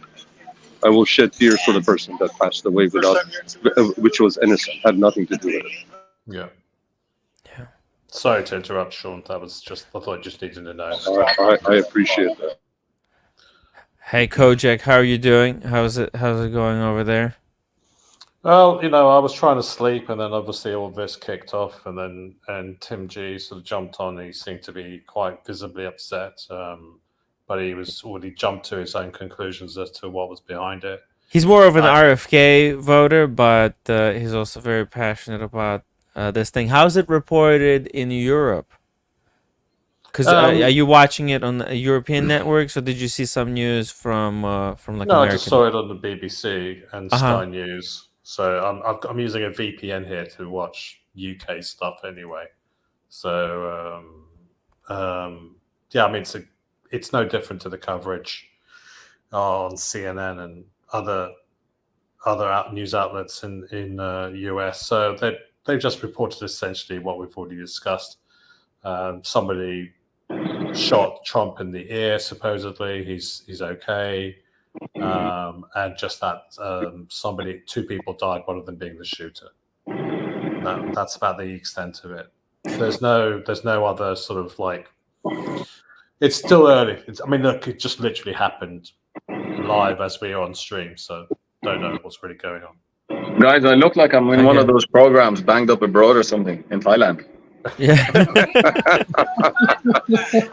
Are you going to be gambling tonight? I missed, the last time we were gambling, I jumped on, I jumped up. I didn't even realize that you were gambling. I just saw you on and jumped on to say a couple of words, say hello, and then jumped off. Yeah, so bro, I missed bro, the whole thing. night. I watched it later. And I realized what it was. Yeah, that night, every number that we called just kept popping up. It's mad. Yeah. Well, maybe it was because first I was skeptical about playing, but you know what? Listen, it's we can't have the same luck every single time. Are you taking a little break right now? Yeah, I'm just chatting to you guys. Well, I think that Trump is the luckiest person because he got shot in the head, and still nothing vital was actually hit. So I think he had all the luck of the Irish today. Trump to avoid getting killed. And I can tell you this, and again, I don't care which side of the aisle, what side of the thing is you're on. This either Democrat. Look, thank you. Whether you're for him or not, I think the country feels like they dodged the bullet. Because if he would have passed away, again, I don't care if you're a Democrat or Republican, it wouldn't have been a good thing. But again, it's unfortunate. I didn't realize it was an innocent spectator that was there at the rally that got killed, and that's really sad, and it's unfortunate. There'll be all sorts of people coming out with their own conspiracy theories. They'll all be, like it's like someone on the left loony, or it could be even a false flag operation, or it could be some contractor that wasn't paid by Trump decided to take it out. Or it just could have been an absolute crazy person for whatever reason. Who knows? We don't know the truth about JFK after all these years, really. So when are we going to find out the truth? What actually happened today? With JFK, I don't think we would ever find out because if it was going to come out, it would have been coming out. It's been 60 years since that happened, and it's unfortunate.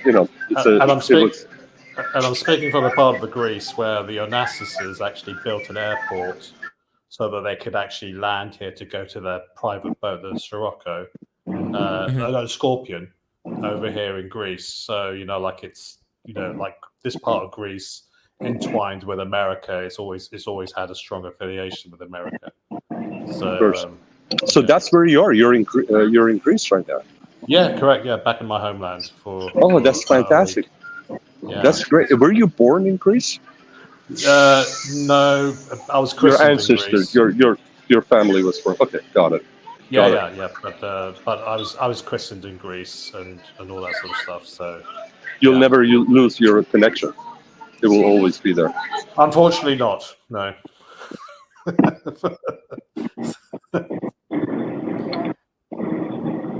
Yeah. So guys, here's avocado and a little bit of rum. To spice it up. Nice. We'll try to see how much. It's avocado. Very nice. Nice. Whew. My brother came from Toronto one of the years with his girlfriend to visit, and we just went for a Guinness. It was like 10 o'clock or 10:30 or something. And we said 1, but like whatever, 6, 7 later, she goes, "You guys day drinking?" I was like, "We just call it drinking." So, Elton, the other day when Oshin was on, he was talking about situational awareness and how he just stops people from having a go at him by just saying, "I'm a drunk Irishman." And I just said, you can just say drunk or Irishman. You don't have to say both at the same time. Oh, he lost his reception. Oh, no. By the way, shout out to Michaela if she wants to join us. The link is in the chat. Let's watch this really quickly. This is a throwback to the crazy TPG days. This is subscribers, watches turned into cash and then gambled away. Yeah, 45,000. Oh, okay. Yeah. Take 25. By the way, what are they wearing? Looks like this guy got a sick Daytona on the rubber strap. No, it's all cool. You're back. We're just watching the moment TPG is putting it all on red. Here we go. Here we go. Let's watch this. Is he gonna win? Is he gonna double up? This is like if he doesn't win this, he's fucked. Oh, he's put it on black. Here we go. What do you think of this? Stresses me out. Stresses you out? This is consignees money. There you go. That's the sick thing about this. It's somebody else's money. Yeah. It's insane.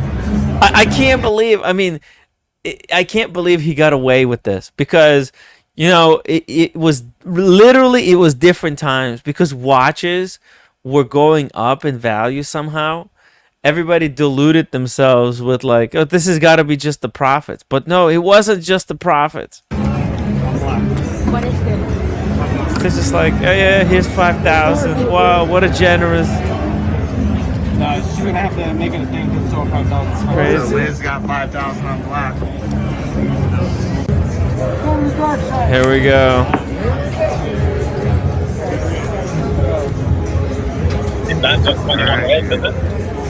I think this is one time that they win.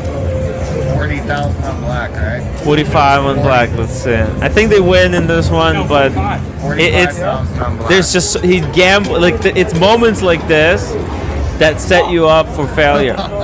It's red. They actually lose it all. So here's the thing. It's amazing because earlier you were showing that he placed the bet, but he wasn't looking at the roulette table, right? Yeah. And the reason he wasn't looking at the roulette table for a normal person that doesn't look is because they don't want to see if they lost the money. He doesn't care if he loses the money because it's not his to lose. What he couldn't look at was because of the anticipation to win. So when you gamble, you have two sides. You have the sweetness of winning and the bitterness of losing. This poor sucker, he doesn't understand the bitterness of losing because it's not his to lose. He only gets the sweetness of winning.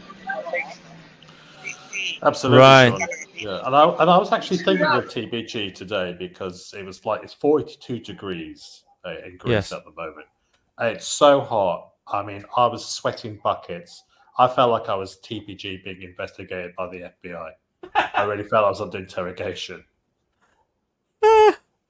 So, Fedster, by the way, long time no see, Fedster. I'm glad to see that you've got the James Bond 60th anniversary on. Yeah, man. Yeah, I've had it now. Yeah, I had it since November. I got it in November. So yeah, I remember you did the unboxing, and I congratulated on you. And I tried to ring ahead and get them to not sell it to you because I don't want anybody else in the community to have that watch. But it suits you well, sir. It suits you well. Thank you, my man. Here we go. Here's another little sneak preview. I am thinking of getting a. How are you finding the bracelet? Are you happy with the Milanese? Yeah, but you know what's happened? I've lost a bit of weight recently, and now I am in the middle of the holes, right? So I've just reduced it. Okay, so it's gonna be too tight or too loose. No, it's actually okay. It's actually okay as is, but because it's colder. When it's warmer, you know, when your wrists swell, this one is still. So I have two options here: either put more weight on, and lose a little bit more. Okay. Did you contemplate maybe getting a different? I mean, you could get the Bond bracelet for it, or you can get a Forstner bracelet for it. I because all the carry-on I had with getting this watch, I was actually given a NATO strap with it. And I haven't tried it on yet because, in all fairness, I'm really happy with this Milanese. I am one of the lucky ones that or anything doesn't have a problem. It doesn't have an issue with that. So, but I think I will get a nice rubber strap before I go on holiday. Yeah. Because I might even take it swimming. So yeah, we'll see. Fantastic. Sorry, Tim, to distract. Hey, it's watch talk. Watch talk. No, we don't do that. We don't do that anymore on this stream. So I really apologize for that. What is Vester wearing? He's wearing the Omega James Bond 60th anniversary. Oh, that's right. I saw it the other day. Yeah, that's beautiful. Yeah. Gorgeous. It's a bit thick, but I love it. I love it. I've got one as well, so Vince has got one as well. So it's good. It's a good way to watch. Some of the best things in the world that I have to be careful how to say it because some people can twist it. But like a good steak is thick. Yeah. Absolutely. It's not a bad thing. Not a bad thing at all. So the worst part about this TPG gambling video is that actually at the end he wins, so they win all the money that they lost back. But that's, I think, what actually set him up for the ultimate failure later down the road. And this guy's such an altruist. He decided to share that with the money with all the people that gave him his watches. Is that what he did, or? No. He's not Robin Hood. He kept it. This is the problem, because he was actually teaching this stuff to people, like, hey, you could sell the watch for profit, and make your money, or instead of sell the watch, don't give the money back to the consignee right away. Go gamble it. Try to double up, and then if you double up, then you just made crazy money. You just made they just made $125 by doubling up. Yeah. You just saw him, and they got addicted to it. You just saw him celebrate that win. Could you just play that bit again? You want to see it again? Watch just this. want to see it again. What's happening with this guy? Is he in prison? Look at that. Look at that. Yeah. And that's the same move. That's the same move he makes whenever he got a watch in on consignment. He went like, sucker. Well, yeah, he's Eldon. He's in jail right now after stealing. He admitted to stealing $5 million, but the FBI basically has evidence on 3. So he's being right now held without parole for his hearing. What time is he doing for $5 million? Up to 20 years maximum. He didn't have his day in court yet though. So it's in August. It was 3 million in watches and 2 million in investors. Wow. So they could only do him for the 3 million because it's wire fraud, which is a federal offense. But you know what? That's the crazy thing about New York. I mean, sorry, not New York, United States. That you could, technically speaking, you could win, but you cannot. You shouldn't gamble if you can't afford to lose. That's the problem, right? That's Afford it for fun, then don't gamble for profit, Yeah. Sean, what's next on the shopping list? Oh, he's on the phone. He's on the phone. Oh, he's on the phone. Yeah. He's got something. It's on the phone to the AD. Yeah, maybe he's getting his next piece. He's got the.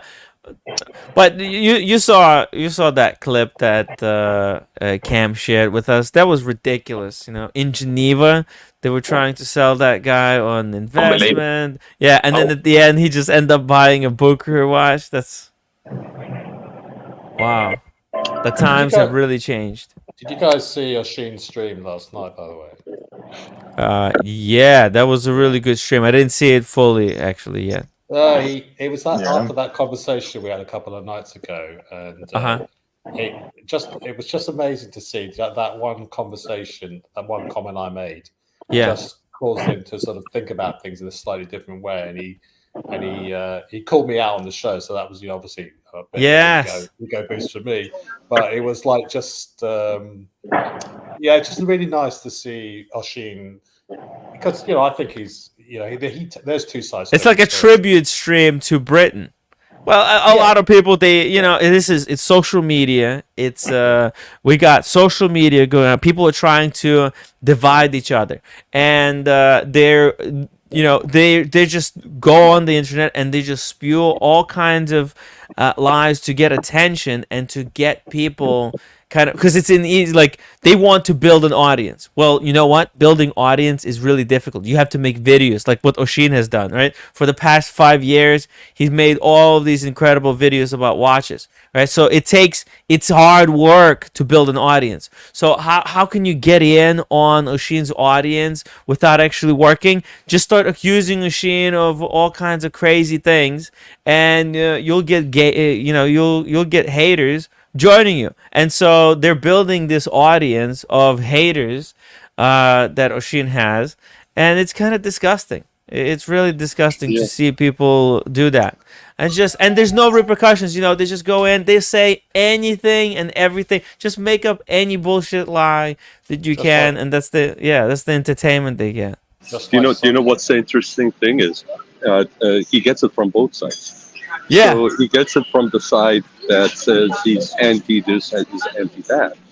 And then when he comes out, and I saw that show yesterday, I saw his stream yesterday. And by the way, Jack, he also gave you a shout out today before the concert started. Yeah. And he and then when he did his show yesterday, as he stated, there are people that are also from Ireland that are going to say, "Why are you kissing up to the Brits?" No, but I think you can't please everyone. I think the takeaway, though, is that there's a difference between. My takeaway from it is that there's a difference between being blindly nationalistic and patriotic without admitting the faults that have happened in the past, versus being proud of your ethnicity and being proud of your nationality. 100%. And you don't serve your own country, you don't serve your own people if you don't stand up and call what's wrong. That's why I always say, if you belong to any club, if you belong to any group, if you belong to any country, obviously you do, obviously, or any religion, if your side does something that's really grossly wrong, you have the responsibility for the rest of the people in your group to stand out and be the first and the loudest voice to call it out. Absolutely, yeah. I mean, from my perspective, I know Oshin's background on this. It's anti-British, or his stance on Britain on certain aspects. From my perspective, being Greek, we were subject to slavery for 400 years under the Ottoman Empire. Does not mean I hate all Turkish people. Yes, that would be ridiculous for something that happened. We got independence over 100 years ago. So we're not going around saying, "Oh, we've got a blood feud against the Turks." I know some people are brought up to have that hatred towards former oppressors, but some of my best friends are Turkish. We share a lot of things in common: food, culture. Greek coffee, all that sort of stuff. We have a lot of things in common. When it comes to the people, we have more in common than we don't. It's obviously the ruling classes have obviously done things which are questionable. I appreciate you saying that, because I was born in Iran. Yeah. Both my sides of my parents, my dad's and my mom's, came from Russia. They came from Azerbaijan. They came from Baku.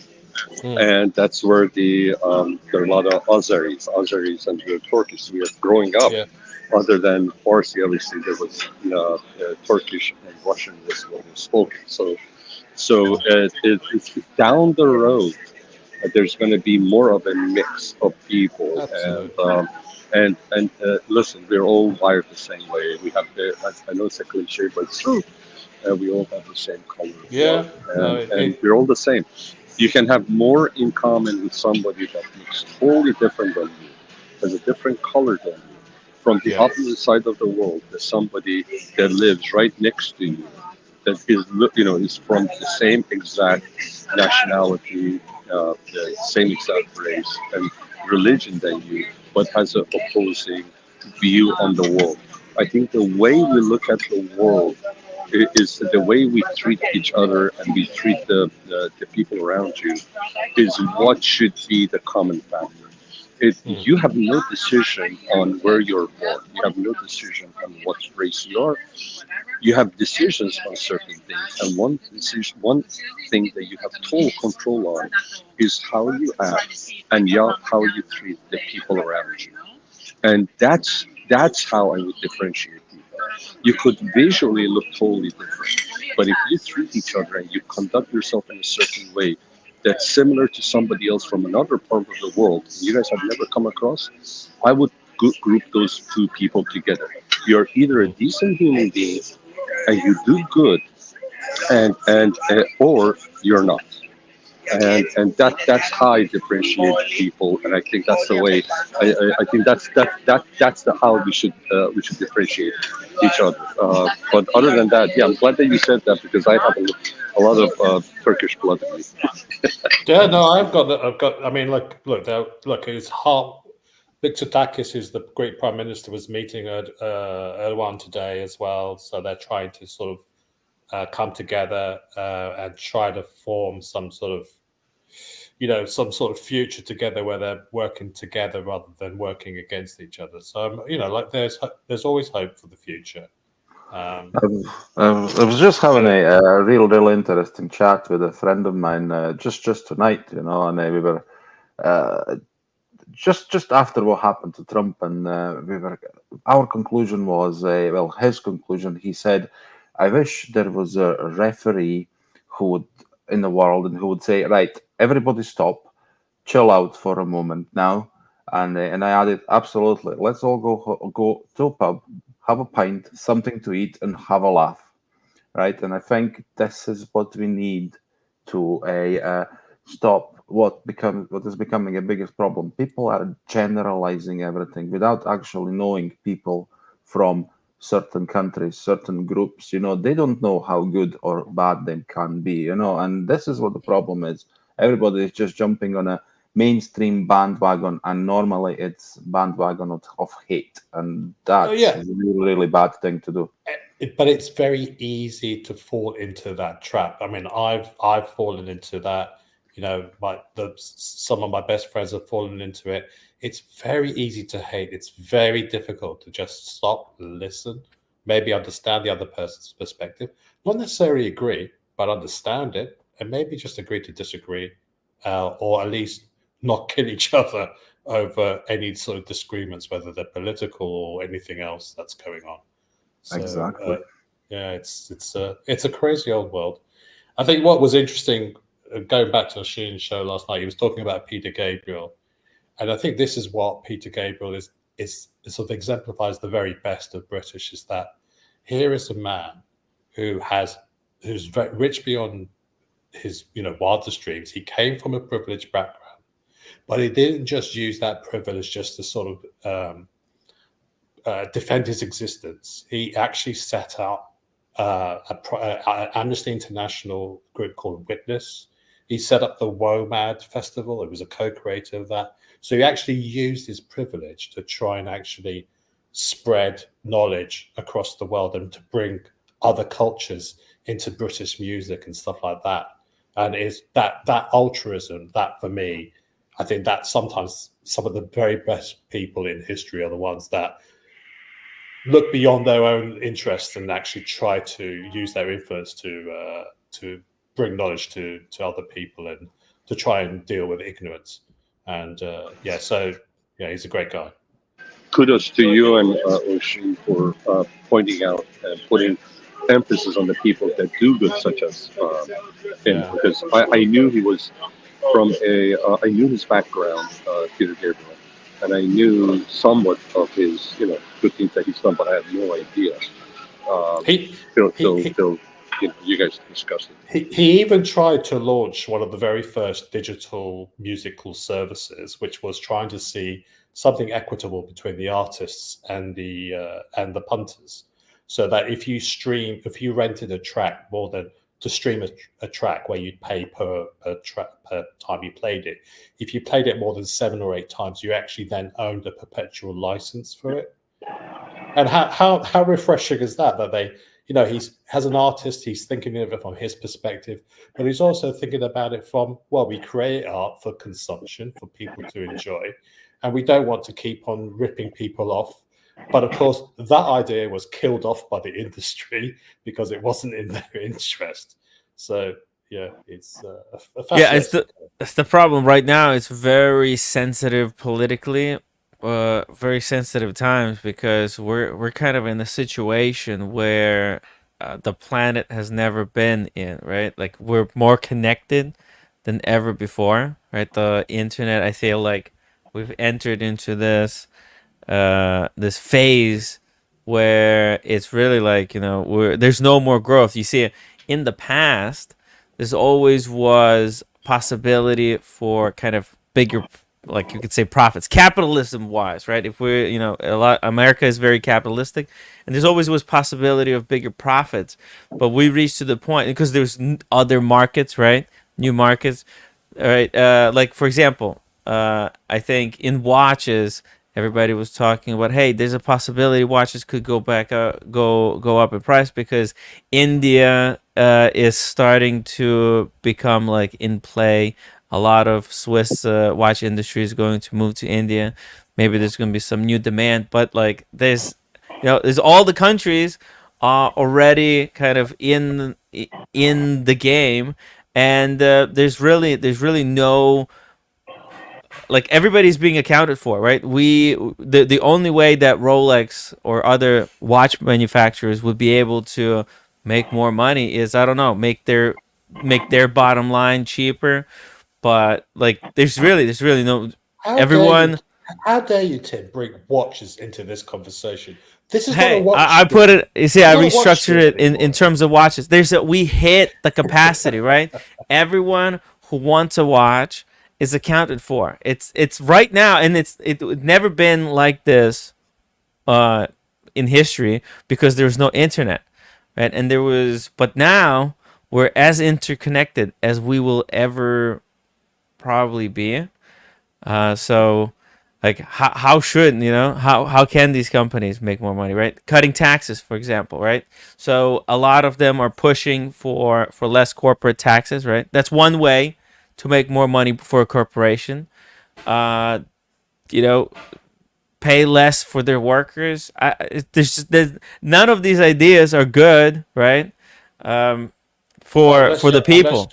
Unless you're the owner of a capitalist. Well, even owner of the capitalist, they don't really want to do this kind of stuff, right? It's much better for them to, like, when it was like it was in the past, right? Like opening up new regions. Hey, we're gonna start selling in India, right?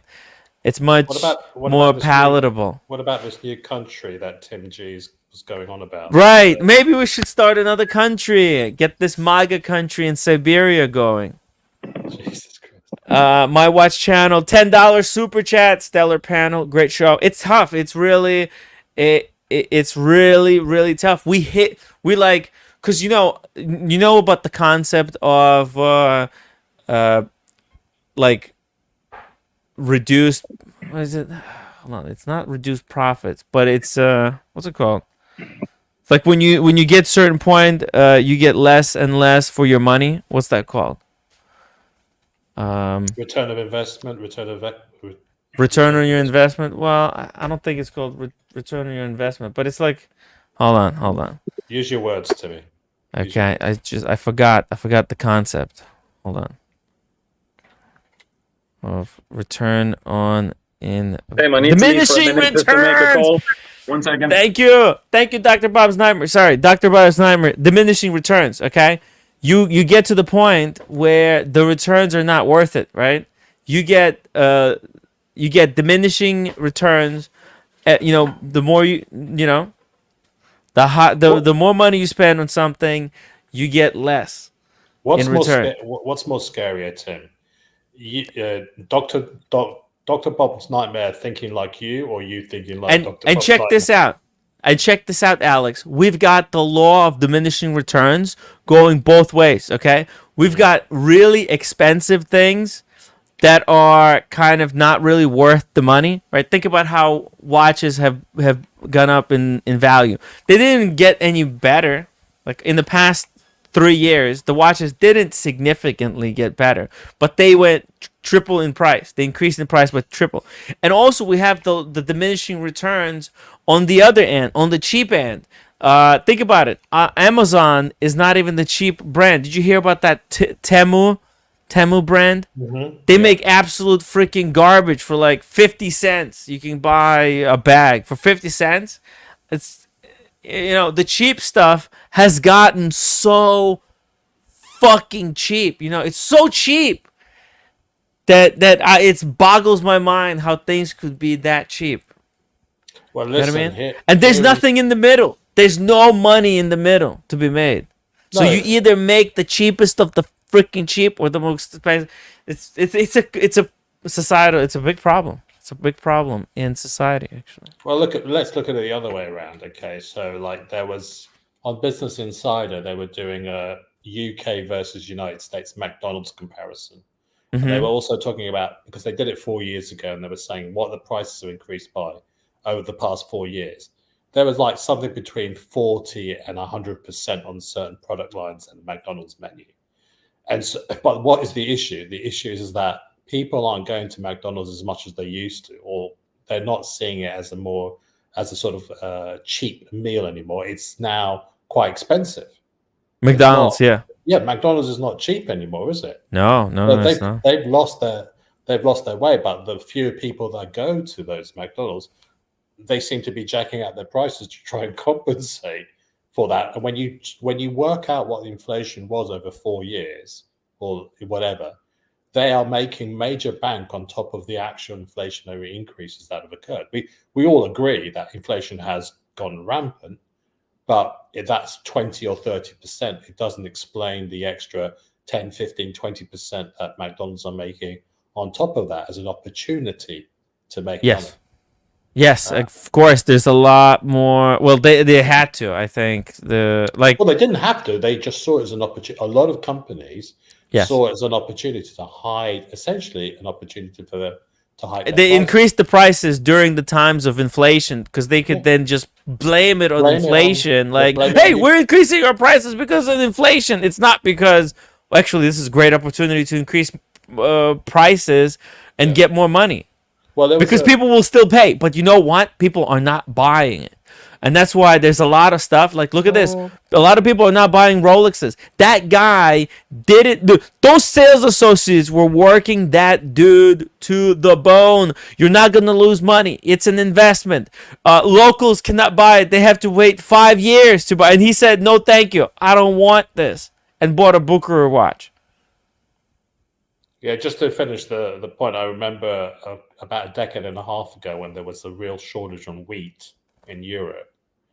Everyone was jacking up wheat-based products, okay, so pasta, all these sort of things. But why did they jack up the prices of rice? They used the wheat shortage as an excuse to raise the price of rice. And so it's just any bad news that can be used as an excuse to jack up prices. So as certain as day follows night, we're always going to have companies using bad news to hide, essentially, as an attempt to grab more and more money out of people's pockets. Anyway, I'm not going to go. Well, I've gone on a bit of a Tim G rant. Just on my own way. So it's okay. It's so cool. So cool. You saw these shoes? They're $6. How good can shoes be? I didn't think you could make shoes for $6. Okay. Anyways, they're probably rubbish. There's no way. Yeah, right. They're gonna last you like literally half a day. You're gonna put them on and they're gonna break. They're gonna kill you, bro. Hey, guys, Whoa! Can you hear me? Oh my God! Can you hear me? Look at this. Holy shit! No way. Look at this. What? Can you hear me? Can you hear me? Yeah, Sean, we can hear you. This is crazy. It's a McLaren. Sean, what did you do? Is that the 720? No, freaking I got somebody cheated. Sean, have you got a good lawyer? Get out. What does it say on the back on the wing? It's not my you just McLaren. don't fuck with another man's automobile. It says XO love. That's amazing. Oh my God. Oh my God. That's crazy. That's So like a here, $250,000 car. Here. I think this could be somebody. Because here, guys, McLarens are dime a dozen in LA. This could be just one way of somebody getting extra attention, putting it on themselves, and a week from now having. Because if you had this, I don't think anybody would have. I don't think this got sprayed on Rodeo Drive. And if you had this sprayed, would you drive and park it in Rodeo Drive? You wouldn't. You think somebody's getting a little bit of attention? Yeah, exactly. It's too nice. Handwriting is too nice to be angry. Yeah, exactly, Vester. The part that said cheater was so nicely done. It was professionally done. It wasn't somebody doing it in a hurry. So I'm with you 100%. So Sean, is it like the? I would drive it like that. I wouldn't fix it. Is it? I'm telling you, Elton is the coolest cat there is in the room. Thank you, Sean. Do you know why? Because the type of the people, ladies around here, when they see that, they see somebody that's got money, McLaren as a cheater, and available. Go, oh, that's it. That's available. That's a good catch. I can catch that guy. So you're right. He's gonna have a line of ladies waiting to take a number. So you're a smart guy. Not only you're the coolest cat, you're a smart guy, Elton. What that's going to do is thanks, Sean. That is nasty, though. You see that in London quite a good bit these days. I mean, imagine catching the guy doing it. Yeah. Can you imagine being on TV on a video? I just came out of jail and I'm going back.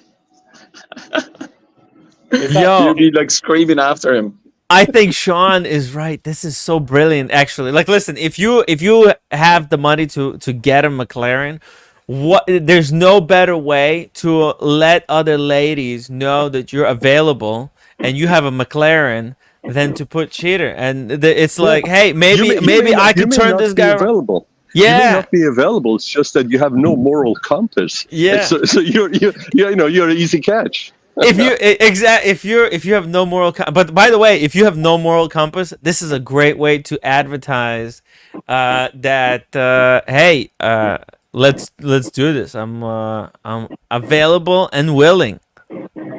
So you're saying that the reason why he did that is because he'll attract women who think I can change him. Well, maybe not that I could change him, but that, hey, maybe I can spend the night with him. He's got a McLaren. He's gonna take me to nice dinner. He's gonna do all kinds of things. He's got the money now that, and also it gets like some women might think, oh, okay, so what? He cheated on you, but he's got a McLaren. Who cares? This is he comes back to me really fast.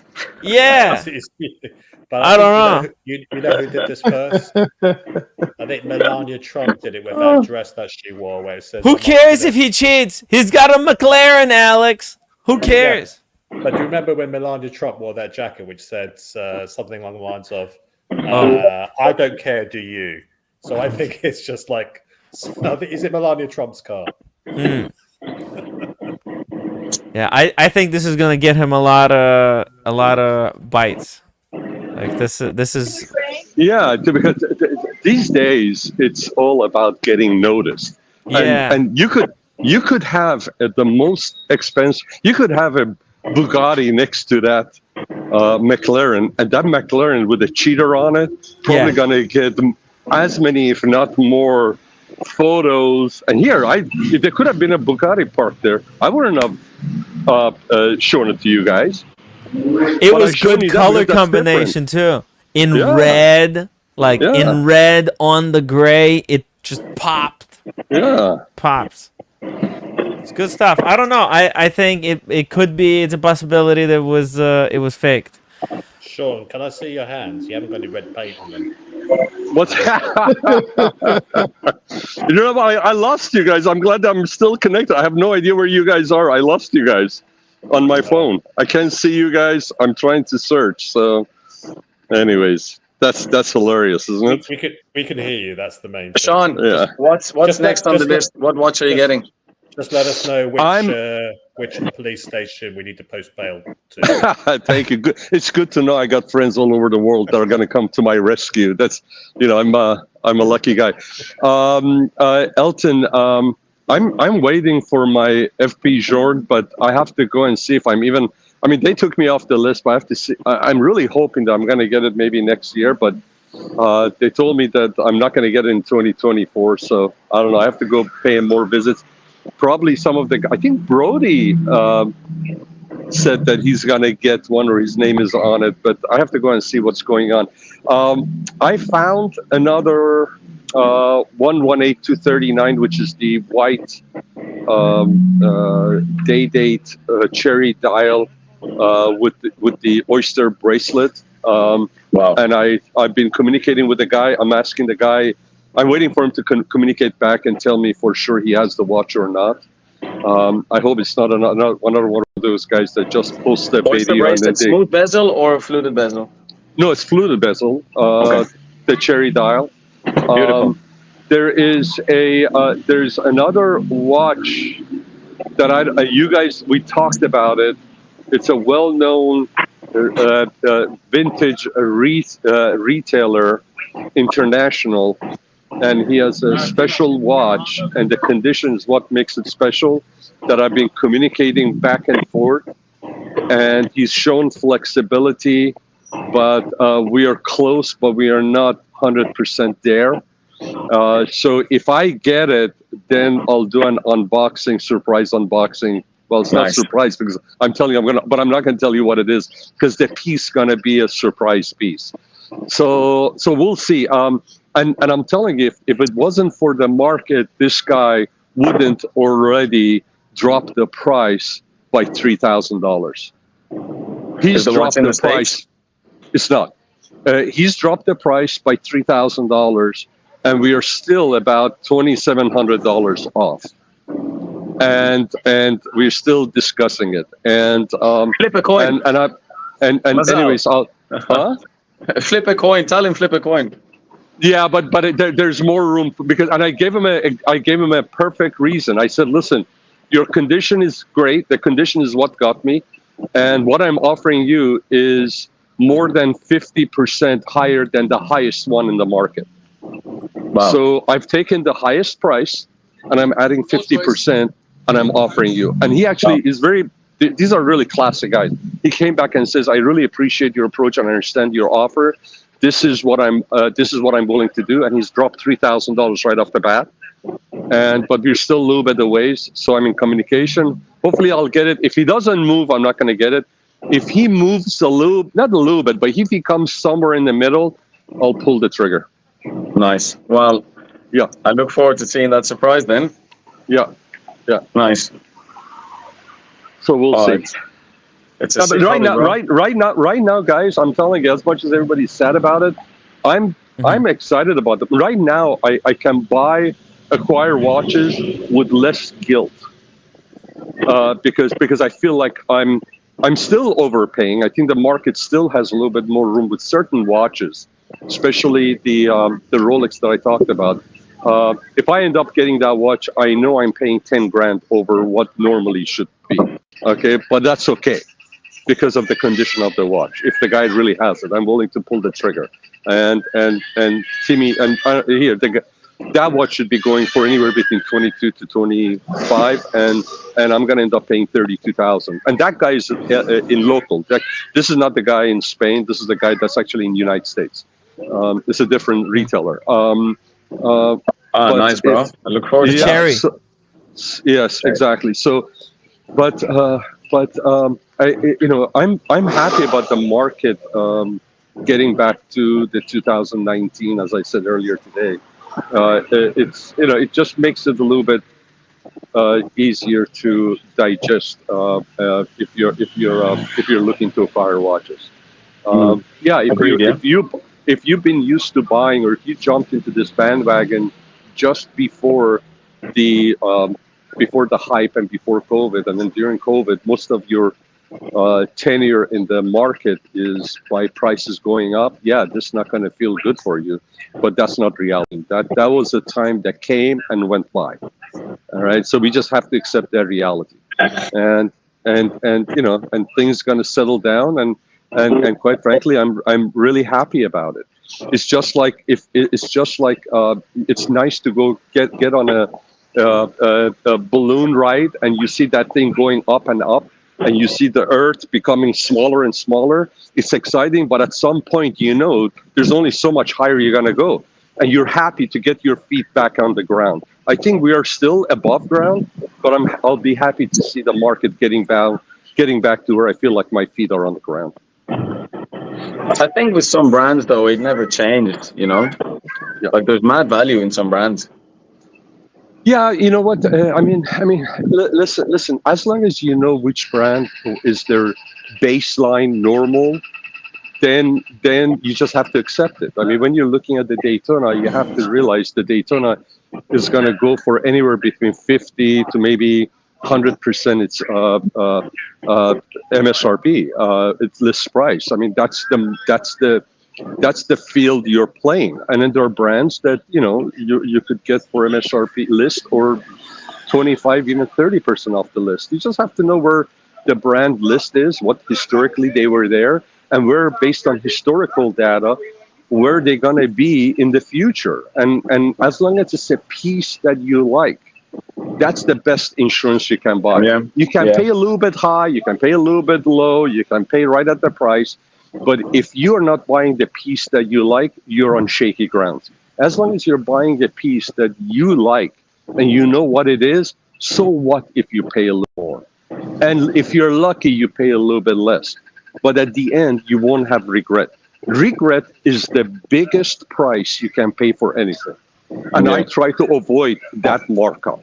I try to avoid the markup of having regret. So buy what you like. Bro, I look at the buying at full retail, that totally the opposite way. Like you bought, you know, your Breguet. Sorry, which watch did you say you bought? You didn't even ask for a discount.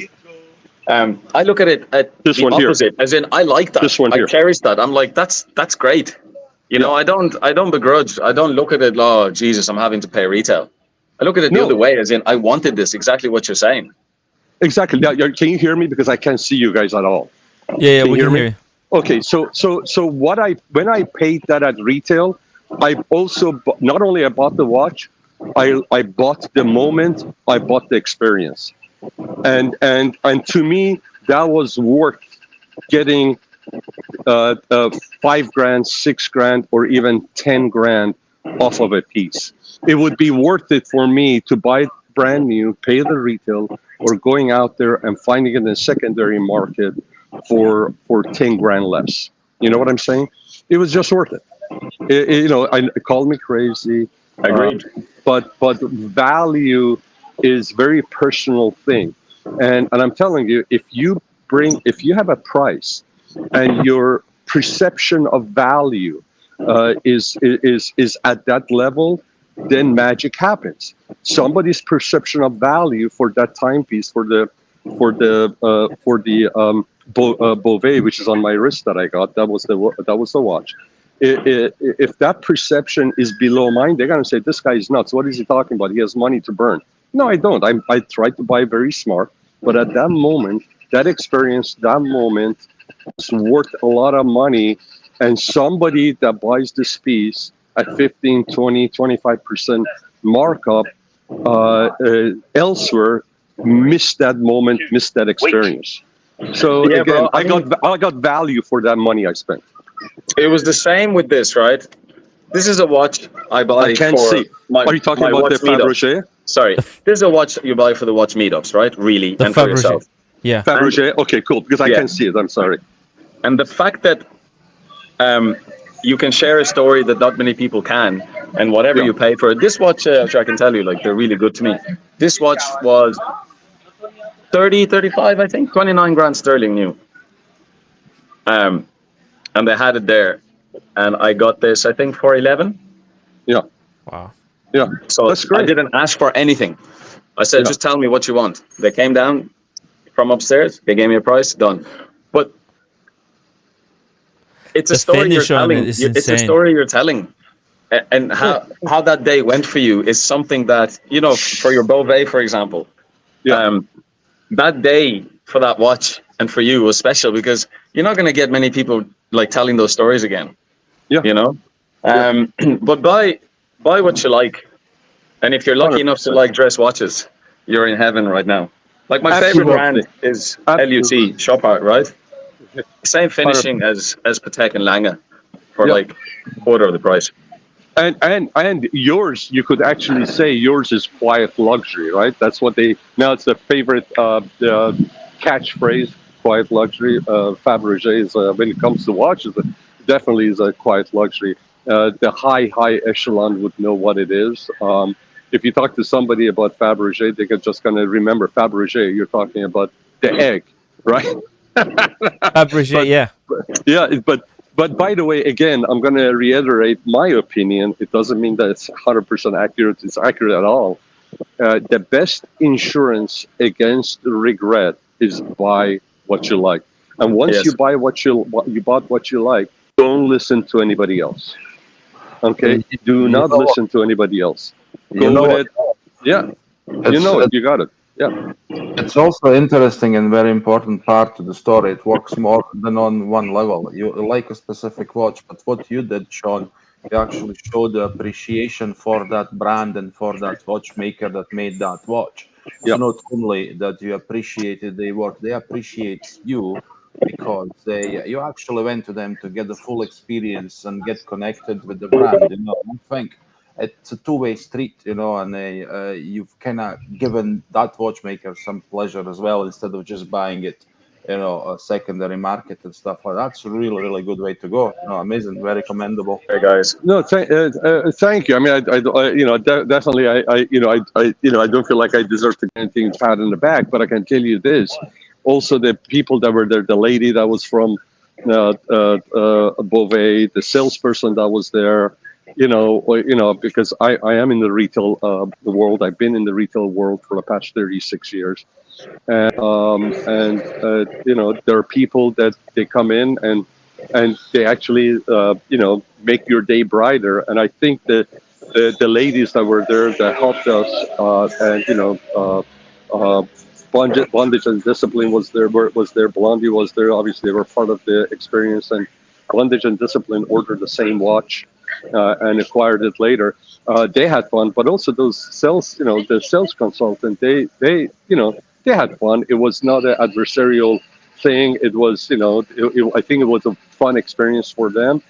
And you know what? It's all good. It's all good. I'm fortunate that is very important, Sean, because they're always harassed for to be there. discounts. I was able to hire it. It was not a purchase that was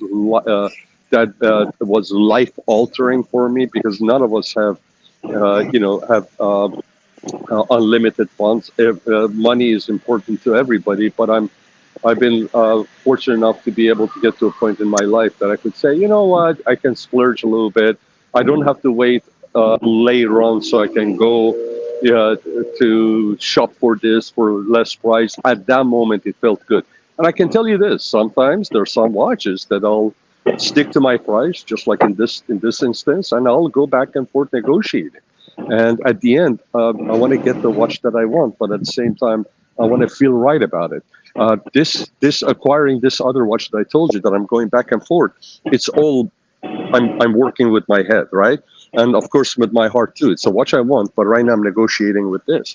There's no momentary experience of me being in a moment where I can say, wow, this is great. I'll spend an extra $2,000, $2,500, $3,000 to get the watch.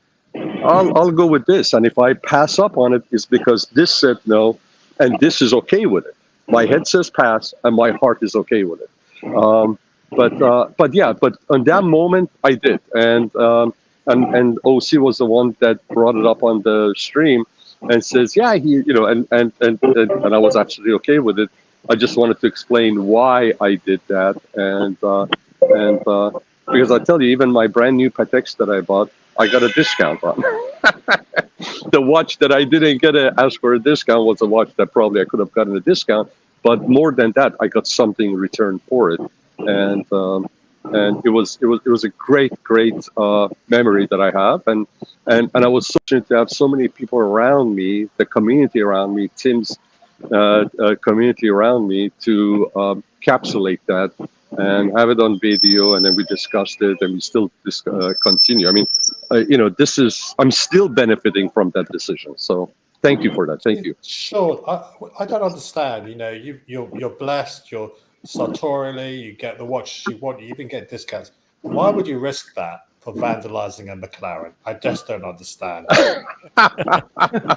You're just chasing the rush, are you? I know. I tell you what happened. I lost my compass, my moral compass, and then that's the price I have to pay. Guys, cool story in Geneva. By the way, guys, I'm not a McLaren fan, but I just saw a McLaren last week on the streets.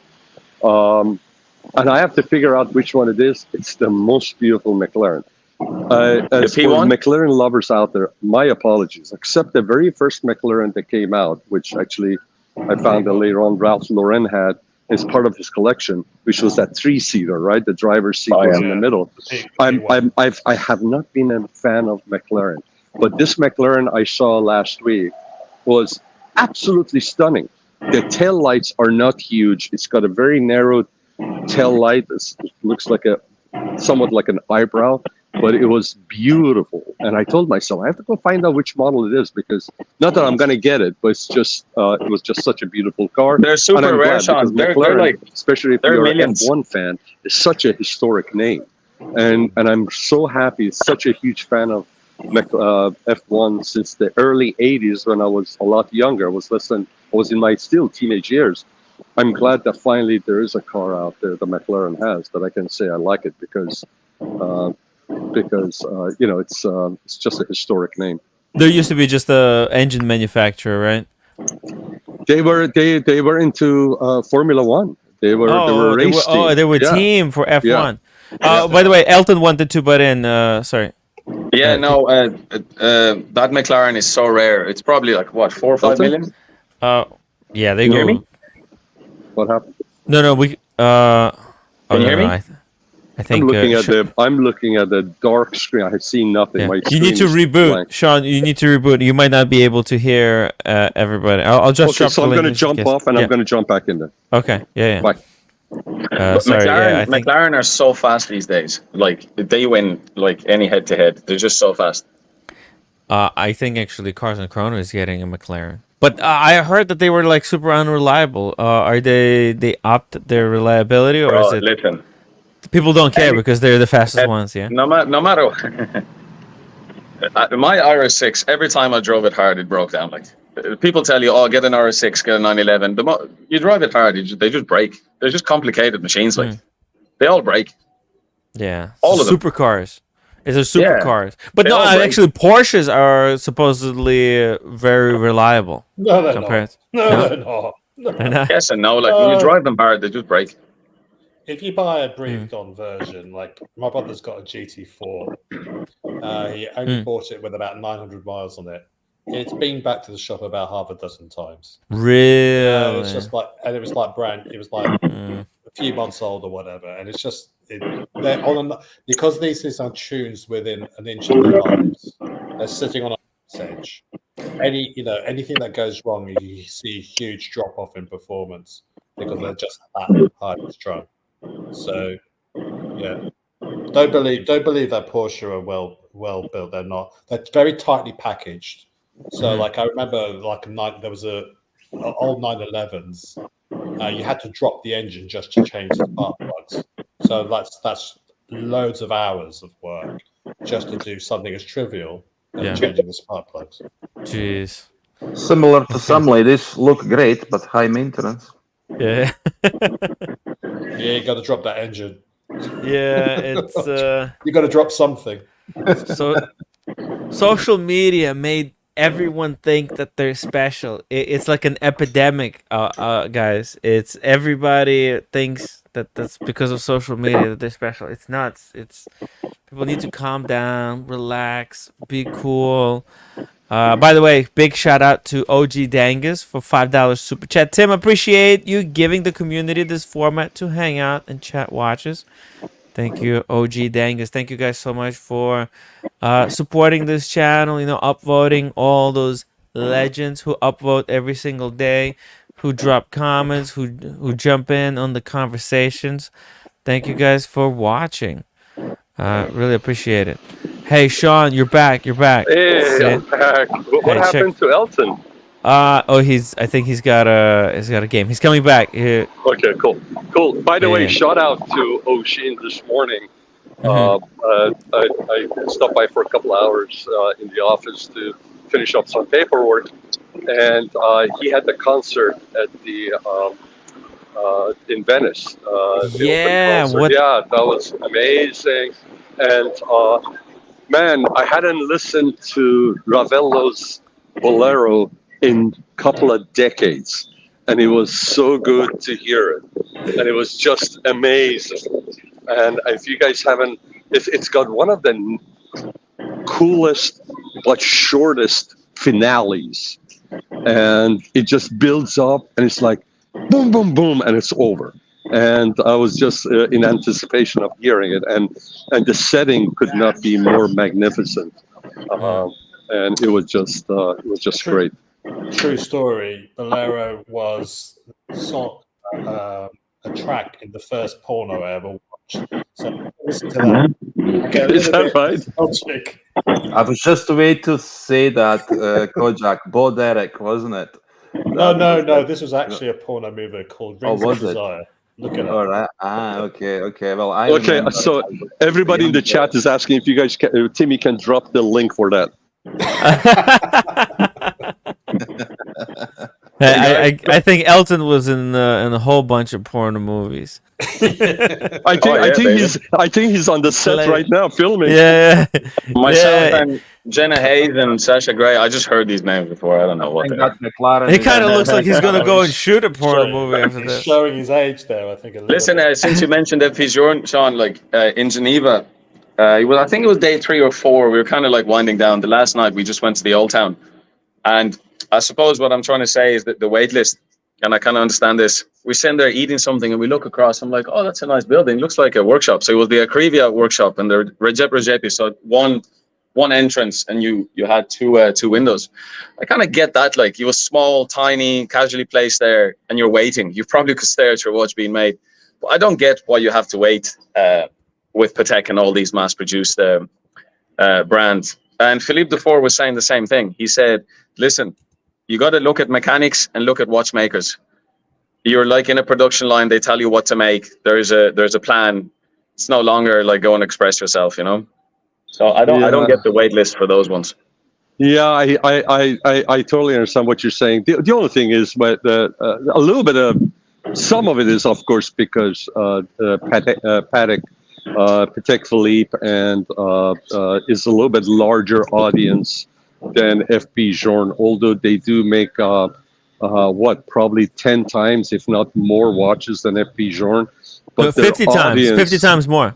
That's right. They make about 800 to 1,000. You're 100% right. So probably 50 or 60 times more. But their audience is so much wider as well. And then also the price point of some of the watches that make and they make so many different variation of watches. But I'm totally with you. The other watch manufacturers, if Patek decided tomorrow to add 2 more factories for foreseeable future, would they be able to sell every watch that comes out of those 3 factories? Or yes, they can, but I think they're smart about pacing it and not flooding the market. Yeah. It's about preserving it. It's just like, I'm sure everybody heard the story a few years ago where Burberry would destroy a lot of their merchandise because they didn't want it to stay stale in the market. So I think it's the same thing. But the bottom line is, I'm sorry, guys. What? Show us. Hold on. I think it's just a regular car with a loud exhaust. Oh yeah. There's always all kinds of supercars on the Rodeo Drive. No, it's a Corvette. It's a Corvette. Let's see the Corvette. No, it's a Corvette. It's a gray Corvette. It's just going. Yeah. I mean, here's the thing. Great car. Corvette is a great car, and here's an old school Corvette I just drove by as well. The other one that was loud was a newer style Corvette, and he's bringing a lot of attention to himself. Maybe I mean, right now on this street, probably short street Rodeo, there are probably 4 or 5 cars that are parked by curbside that are multiples of what that car cost. Why do you want to do that? You know what I'm saying? I mean, come on, bro. Wrong kind of attention. Let's grow up. I mean, I'll be honest with you. He's giving Corvette owners and the Corvette brand a bad name. Don't do that. I mean, Jesus Christ. Be an adult about it. Do you know what that tells you? That guy is not from this neighborhood. I'm sorry to be. I don't want to be come across as a snob, but that says that guy is not from this neighborhood. What are they these days? Like 80 grand? Like they're good value, no? Oh, they're more for the expensive. money. It's one of the best values out there. The car handles, the car goes. It looks great. It is reliable, and but yeah. So this, anyways. But no, you cannot. If Corvette was a watch brand, what watch brand would it be? It's too much. Too much. That's a good question. I would like your 911 is your Regepi, right? It'd be a Hublot. Oh, Corvette is like so much going on. After a month, you're tired of looking at it. No. I would say probably 911 is your 5711, and then it's your the S model 911 is your 5711. Then as you go higher, then it becomes the 5712, and so forth, and then it becomes the what is the higher ones? The 98. I'm not even. Is that 5995 or 5895? What is the one that's perpetual calendar chrono? 5270. No, I'm talking about the Nautilus. Oh, the Nautilus, 5990, like with the super complication. 5990, yeah. So 5990 and all that would be your GT3 probably, and so forth, or the GT2 RS. A Corvette would probably, I would say, would be I don't know if it would be a Rolex Daytona. I don't know if it would be a Daytona. Corvette, you would think it's like a Daytona. I'm not sure if it's a Daytona because there's so many other sports cars, but it could be. I mean, it's that close. I mean, especially the new ones, they handle great. I love the older ones. Yeah. To me, the older Corvette, ones are it's America's classic. answer to the sports car market, right? That's the best answer that America gave was the GT40, the Ford GT40. But it doesn't look like a Italian or European sports car. That's why, like, Corvette. No. Right? No. The GT40s in the 60s. That's when Ferrari ruled Le Mans, and Ford came up with the GT40, and it looks like one of the exotics. It's mid-engine, V8, and it came and dominated. And there was a race where they came in 1, 2, 3.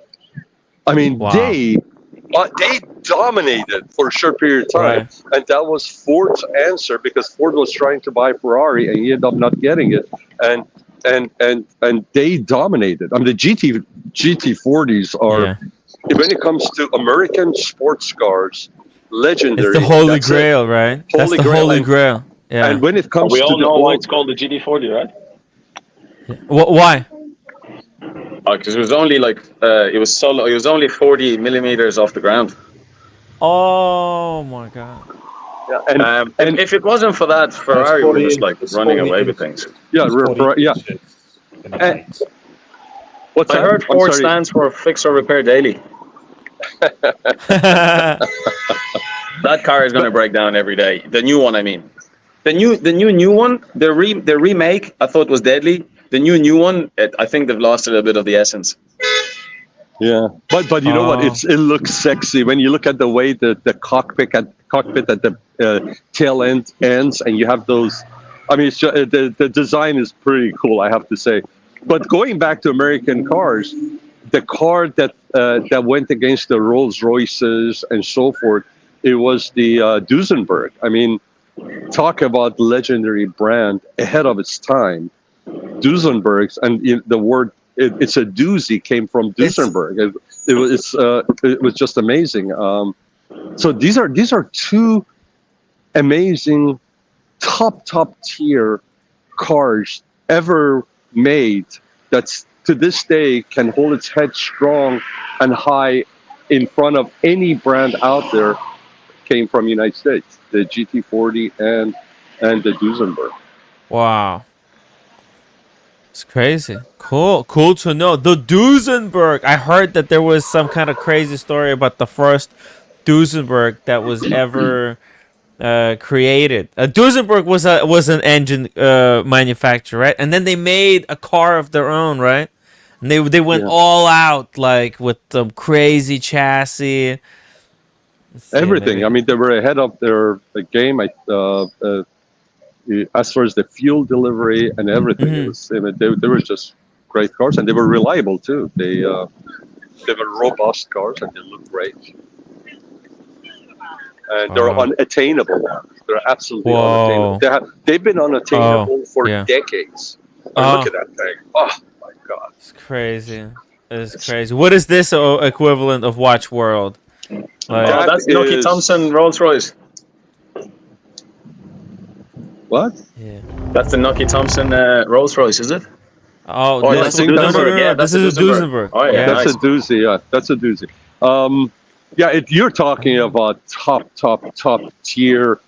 Take Paddock 1518, which that's which even the stainless. I mean, the stainless steel one probably is the one that goes for a lot. Yeah, this is in that level. I mean, just unbelievable. Oh my God! So automatic windows, some crazy engine. Look at this thing. John Lennon looks like he's a fan. Like like Rolls Royce had no answer. Like they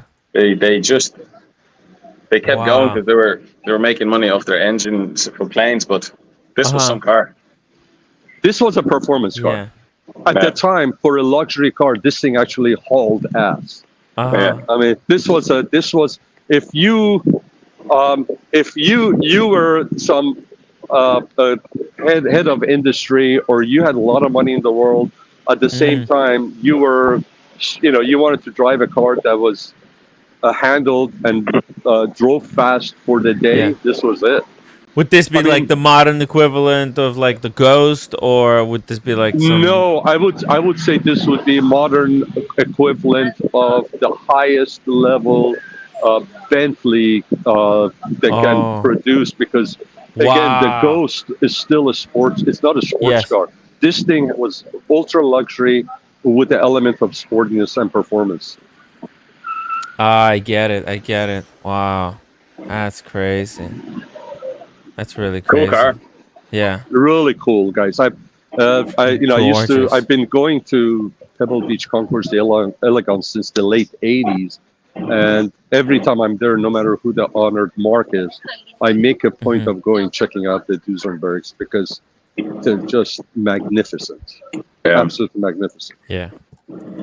It's the same thing with watches for me. Like those kind of cars I'm interested in those kind of cars now. Like new cars, I'm like, whatever. Sure, you can see that anywhere, right? Someone will have it. It's like same thing with the bike, with the motorcycle. Same thing with the motorcycles. I mean, the motorcycles are coming out stronger, faster and all that. But as you get older, and like I said, what discussion you and I, we had a couple of hours ago, as you get more into the game, whatever game it is you're getting into, you revert back. And with the motorcycles, it's the same thing. I acquired myself probably one of the best handling Ducatis ever made. And then from there, that point on, I started going backward. I went to vintage. And because, I think at some point the technology gets to a point that the soul is missing. You know what I'm saying? Yes. It's the soul that's missing, and that's why. And I always admired British bikes. I was not a Harley guy, although I almost pulled the trigger on a Harley.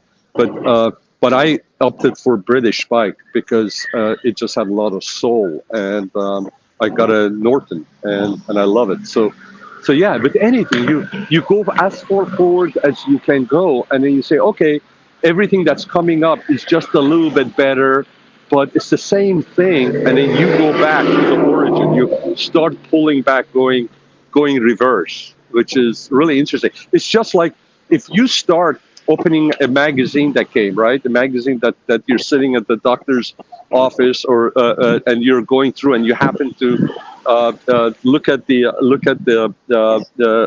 what do you call it, the index, and then you go to page 78 because there's something in there that gets your attention.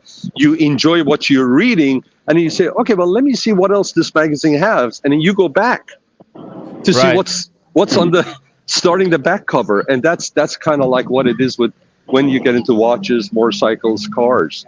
And I'm in the car business. I see the latest cars, but at some point I said, hey, I miss the manual, the analog cars. That's what's gravitating me as the cars become more and more sophisticated. Yeah, you always need one because they're convenient, they're safer, hassle-free, and all that stuff. But aside from driving them on a regular basis, when you want to have fun, when you want to have a time to your own, you go back to the older ones. Yeah, it's like you think you want certain features until they break and they start causing troubles. It's like getting a super crazy complicated watch with so many complications that you never use, and then you try to use the complication and you accidentally break the watch. So it's like you have to be careful. Like sometimes these cars, they have too many functions that are unnecessary. Like certain like for example, like putting in like these built-in like screens in the back seats that the software becomes obsolete, and then you can't fix it because you need to be a programmer to do it. But Sean, quick this or that question. One vintage, one new. Bad Boys 1, the movie, yeah? Yeah. The Cobra or the 911 Turbo?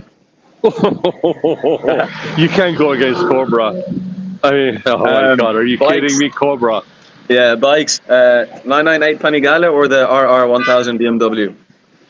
Panigale. Yeah. To me, but BMW are killing it, bro. Like, there's no better bikes. Oh, there's no doubt. By the way, in case I lose you guys, because when I jump back on, I only have 20%, and StreamYard just eats up battery. But in case I lose you guys, listen, the BMW, the 1000RR is amazing motorcycle. Next level. But the something about the Italian, something about the Ducati. I have a 749R, and I've had Ducatis in the past, and the 749R is mine is a 2005. Mine is number 195 out of 600 for that year. And that year the sport bike, World Sport Bike Series had one of the toughest homologation rules, that's when they produced the best bikes. And it's the design is controversial. You either love it or you hate it, but I absolutely love this bike. And to this day, it's probably one of the best handling bikes that there's out there. Even the 999R didn't have the trailing arm. A lot of people would put the 749R on it because it is adjustable, and it had the top-notch everything: titanium rocker arms, magnesium head, you name it. Even the Oleans were nitrate-coated, top-of-the-line Oleans. The Brambos were the top of the line. It was the bike that you would pick up from a showroom and you would take it racing. So I love that. That's a bike to park in your living room. It is, and the best angle to it is directly from back end, where the exhaust goes under the seat. And if Batman would have a bike, it would be that bike. If you get a shot from the rear end, go to the back. If you get the shot from the rear end, you'll see why I say if Batman would have a bike, this would be it. It is Batman's bike. That rear end looks so good. and it is a rather tall bike. It is it is a bike that's for speed.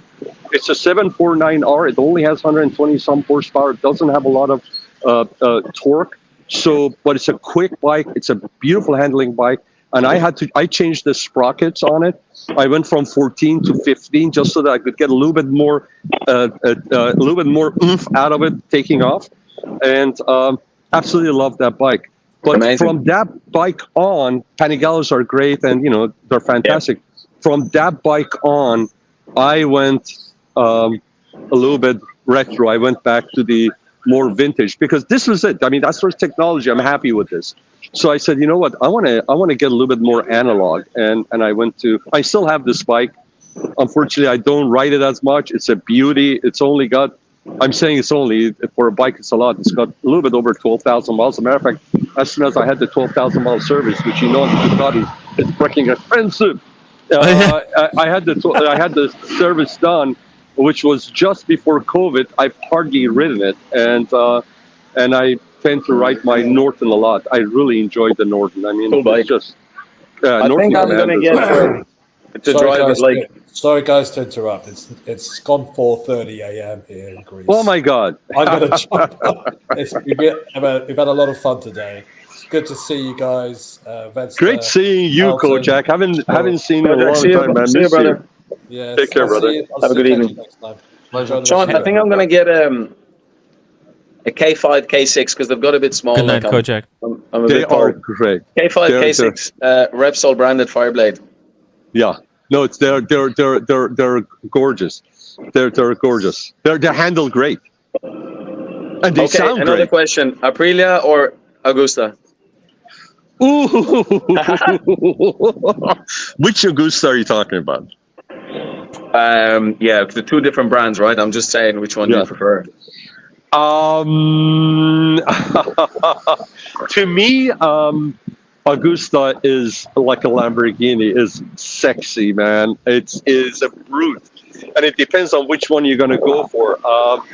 Aprilia is about, I think, on a day-to-day, probably Aprilia is more of a easier one to operate, and it's more practical.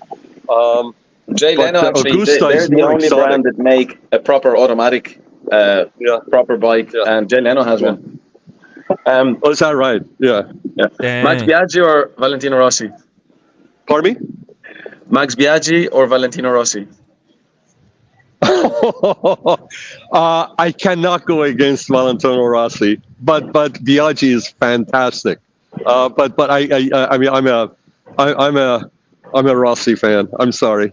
Yeah, bro. He with any bike you gave him, he just won. Like with Yamaha, like they weren't that good. But anyway, for anyone that's on the show, and it's a different type of. No matter how fast the car is, you're going flat out on a super bike. It's next level. Like there's nothing like it. It is next level, and in general with the bikes, you can have the best convertible out there, but when you're on a bike, you're one with the bike, and you're one with the nature and the surrounding. With a car, even if it's a convertible, doesn't matter what kind of car it is, you're still surrounded.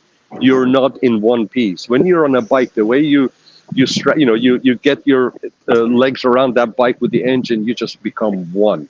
Do you watch the Isle of Man TT? Do you follow God, are you kidding me? No, I haven't watched it for the past few years, but that is, to me, that is the ultimate. And one of the best ones that I saw was the one of my favorite years was the 2012. 2012. Yeah, it's a good year. Yeah. How about you? Yeah, I follow it. I love it. I think it's like next level. Like the helmet going off the rocks. But even the MotoGP, like I don't really watch Formula One. It's so boring. Like the qualifying is more exciting. You're in the front row, you're winning the race, like, you know. The qualifying is what I always watch. I don't miss the qualifying because, like you said, especially when these guys are jockeying towards the end, it's really exciting. With the Isle of Man TT, I just hope that they do not stop that race, and I don't think they will, just because of where it is. But that is those guys are the modern day gladiators. No ifs and buts about it. And what's amazing is your top racers, for the people that don't know about it, your top racers are hooked on it. They'll go to that race, but they're on the sideline. Their contract with the manufacturers will not allow them to race in the Isle of Man TT. It's that dangerous. It is a modern day gladiator. Like the fact that you could die any second is what drives them, right? But it makes even the MotoGP, which MotoGP itself makes Formula One look like everyday driving. No, 100%. And here, guys, I'm going to show you something real quick before you. Look at the ladies. Look at the show here. Hey! Oh wow! Wow! Unbelievable. Welcome to Beverly Hills. This is unbelievable. What a beautiful day. That was for everybody, but especially Elton because he's single. Wow. Elton, that was for you with love from Beverly Hills. Ask him, do they want to be famous? I'm sorry. Whoa! That was a truck. That was a truck. That was a Dodge truck. What did you say, Elton? Ask him, do they want to be famous?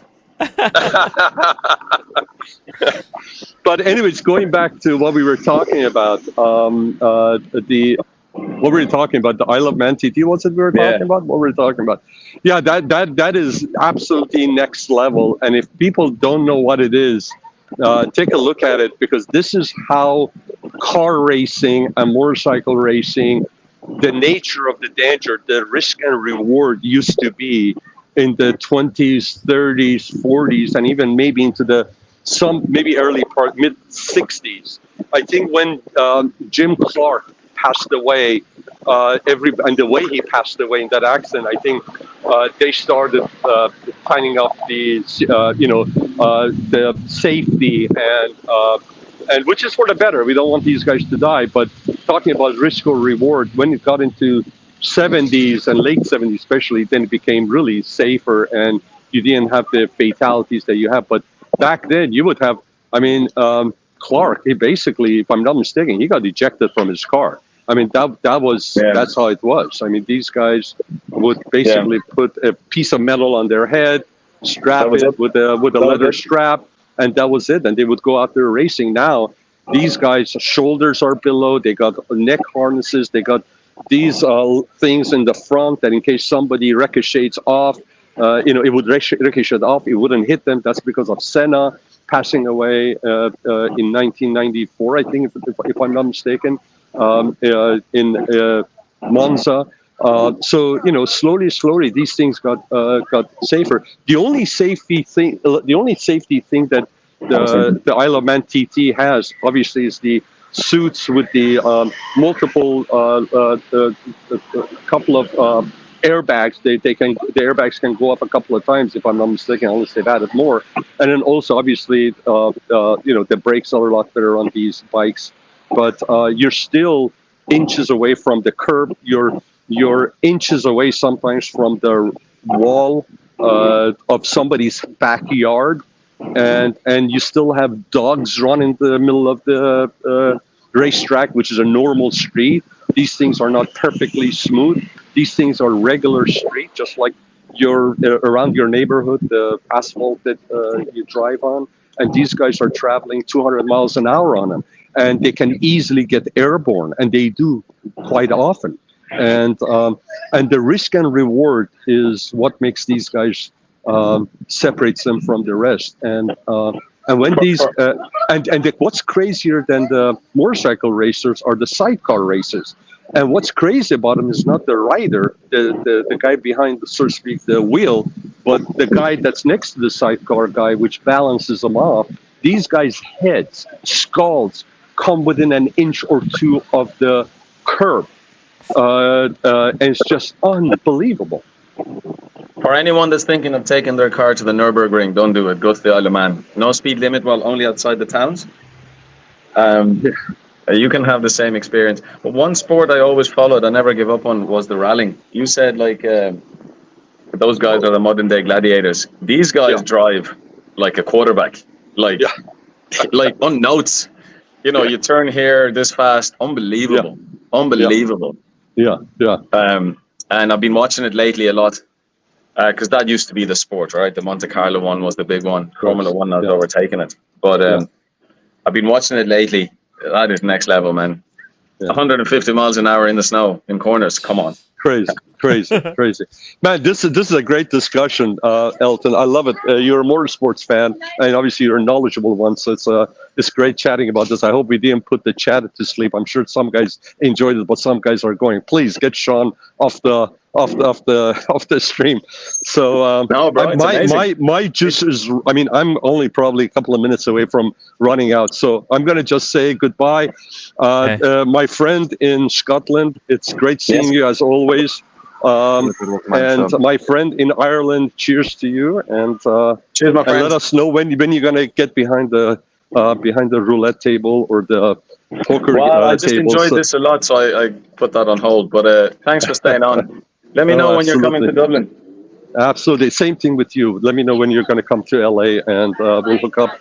Timmy, all the best to you. Thank you, man. Awesome job, brother. And by the way, I watched your BW video. I really enjoyed it this morning. It was really good. You liked it?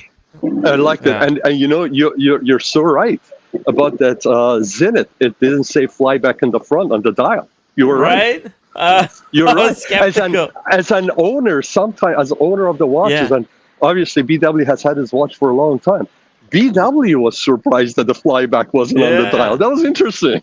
Sometimes we see it on another watch, and then we just imagine it. It's cool. Which Zenith is it? The Stratos? No. The rainbow.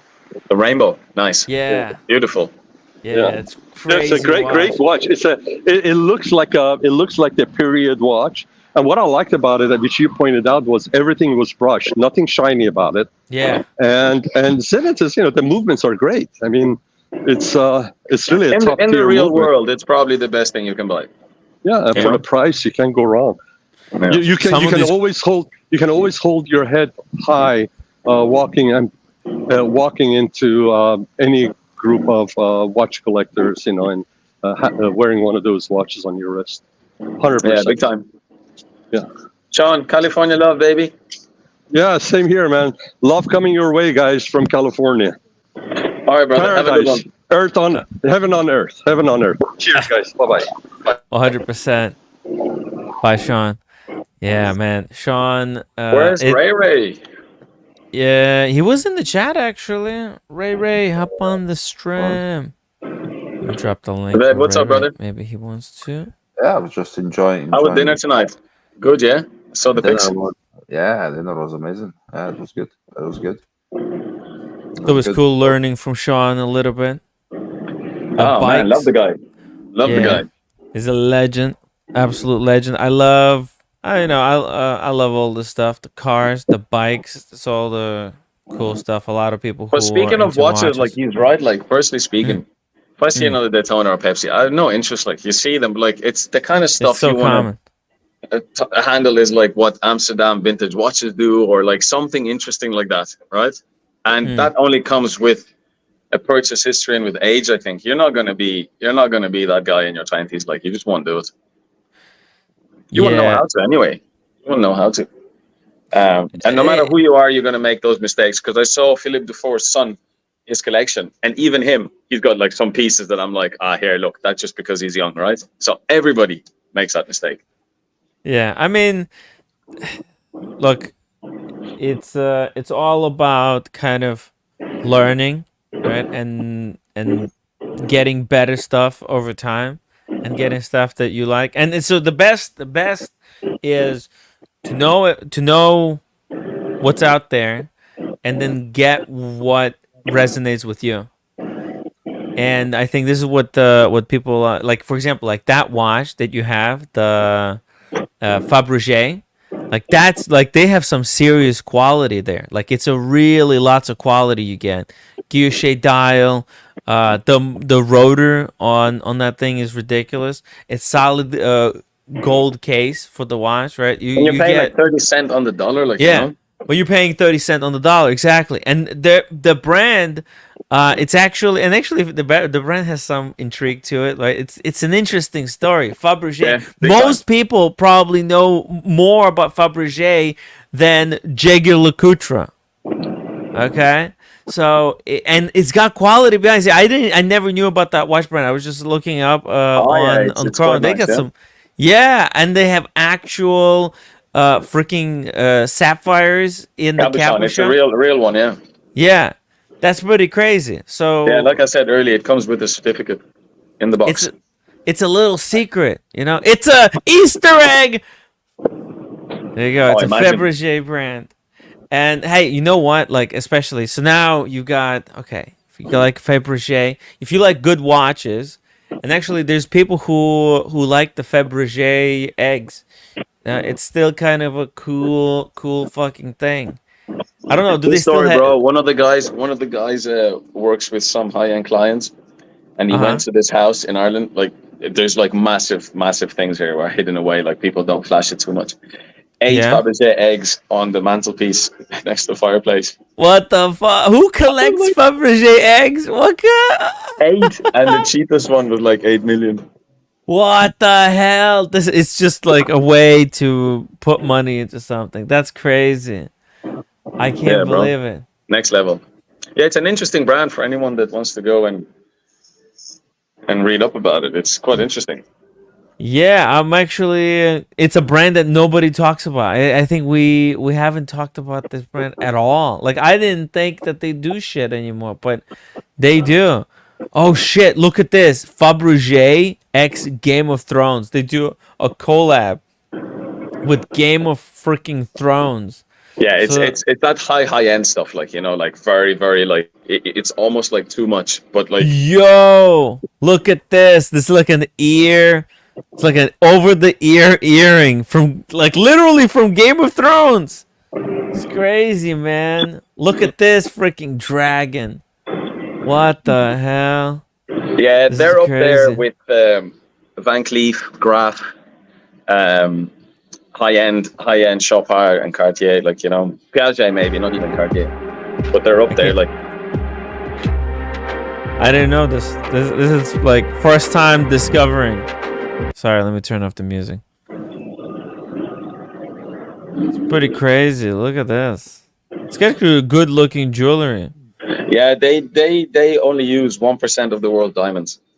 As in not as in not that literally, as in like only the best of the best is available. Top percent. Them and Graf, 1%. Wow. It's crazy that let's see, engagement. I'm trying to find actual Fabergé Color eggs. stones are in big time now. They're back huge. Let's see, curated ruby gifts, emerald gifts. What's this? Okay, there's lots of rings. Look at this, rings. They got pendants. Oh, here you go. Here we go. Look at this, a Fabergé egg necklace, 53,000. It's expensive as hell. I've seen them in real life. They're quite cool. Yeah. Yeah, very cool. I mean, it is kind of cool, right? Oh, the watches. Fucking hell. Oh, let's see. Watches right now, they're okay. Let's see here. For price on application. Okay, here's one for 37,000. It's with a peacock on the freaking dial. Oh man. Whoa. Holy shit. How does this work? How do you tell the time? This is very unusual. This is the kind of watch where like you go to like a really cool party and everyone's got like this Daytona and that sub, and then the after party is on top of the hill somewhere. You get by helicopter and they have Beauvais and Fabergés, and you're like, you know what I mean? Exactly, Beauvais and the Fabergé. Exactly. This is a different group of people. This is a different party here. And they've been making them forever. See, with Van Cleef, right? Yeah. They've been making watches since 1904. Mm-hmm. You just don't see them every day. Like, they're not, you know what I mean? They're there. They're always there. Yeah. They don't advertise it. Like, they don't play this game. Yeah. Interesting. They're doing their own thing.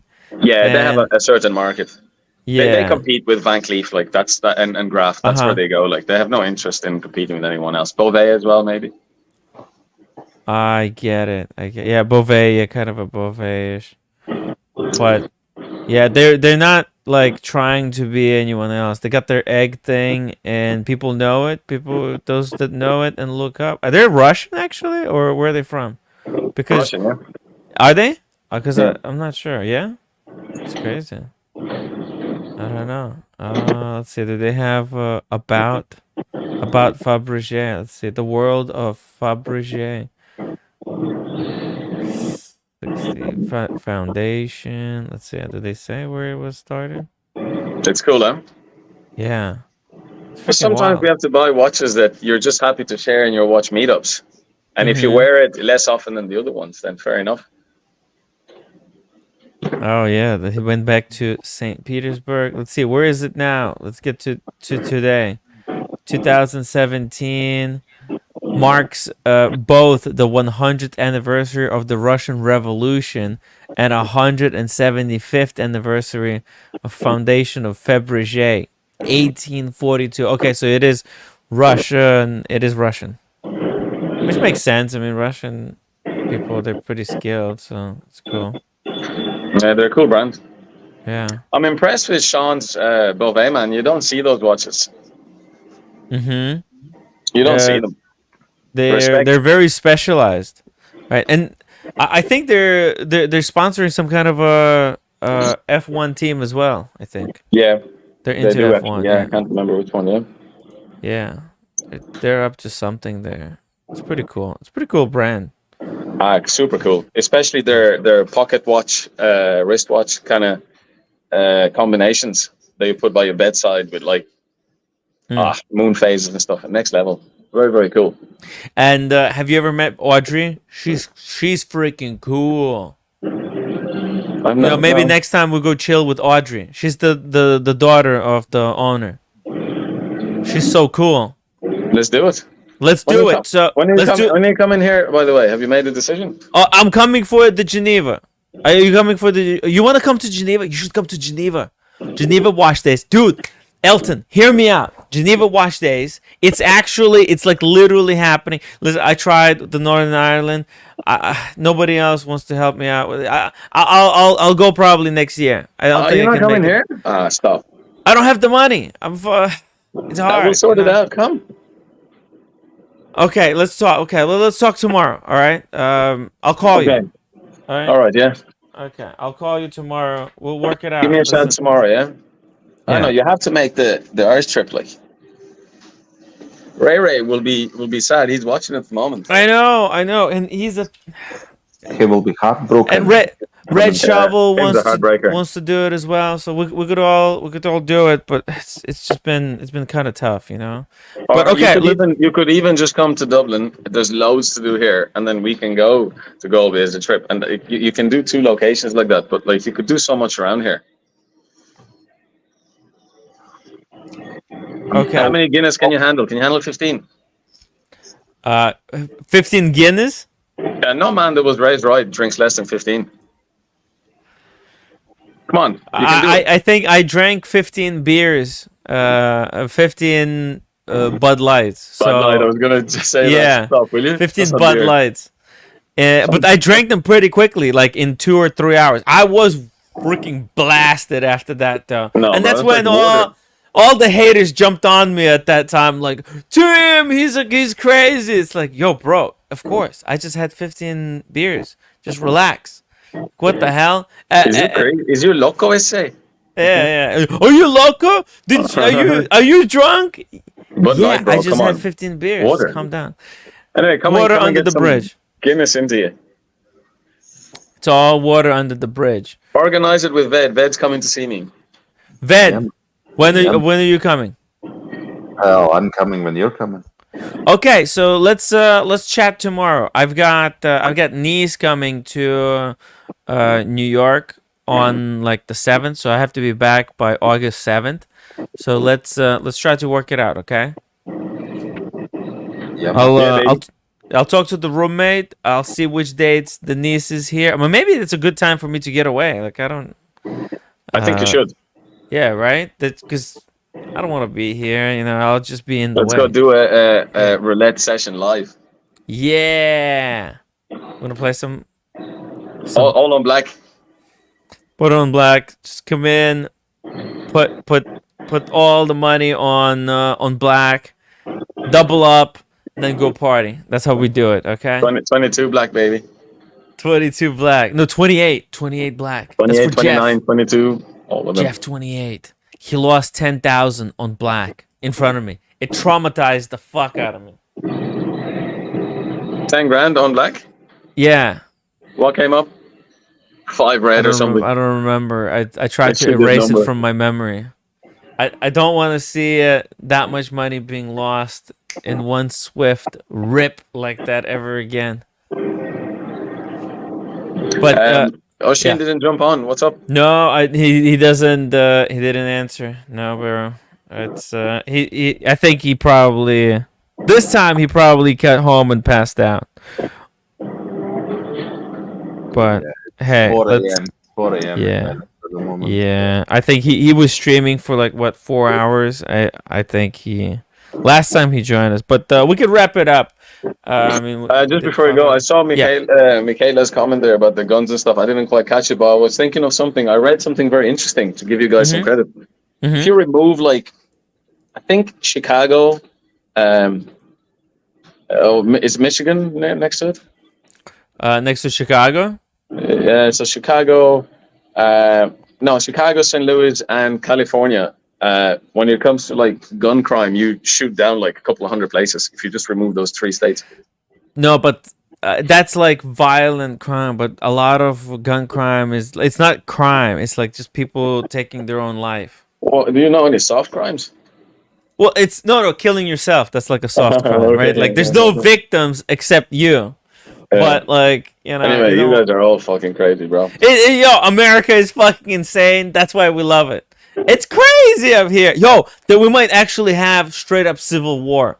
If Bro, you remind me of Brazil. You wake up every morning, you function, you go to bed. Credit to you. It's fucking crazy. Yo, yeah. Well, we might have it. Look, we'll see how Trump reacts to assassination attempt. He might come out tomorrow and be like, "Fuck this, civil war, bitches. Let's do it." Well, look, and every gangster has to be shot or shot at, right? So he needs his props. yeah, I don't know. We'll see. It's nuts. But you know what? Like, despite how despite all the problems in United States, it's still kind of on the level with other countries. It's pretty good. Yeah, Like, bro, it's there's- crazy. I don't watch the Yeah. news. I had no idea that he got shot. Like, I had no idea whatsoever. Yeah. No. They tried to assassinate him with some kind of small caliber weapon. They shot his ear off, or like, For fuck's sake, bro. yeah, it's crazy shit. All the good man. people down. JF Kennedy trying to kill Trump. Vanilla Ice still alive. Yeah, I know, right, man? That guy is a crime against rap. Listen, thanks for having us on. Hey, it's fun. It's fun, guys. I'll say hello tomorrow, maybe just before the weekend. I'll pop in and say hello. You live tomorrow, yeah? Yeah, maybe we could do like a Sunday relaxed stream with Oshin. Yeah, Maybe let's do that. I'll jump in text before the week starts anyway. I'll jump in tomorrow. Yeah, let's Yeah? do something laid back. Okay. Everybody that stayed online, thanks, guys. Apologies if we rambled on about mad shit all the time, but thanks for staying on. Yeah, Ved, and see you, baby. see ya, my man, and Tim, everybody. thanks, brother. Give us a everybody- chat tomorrow about the trip, yeah?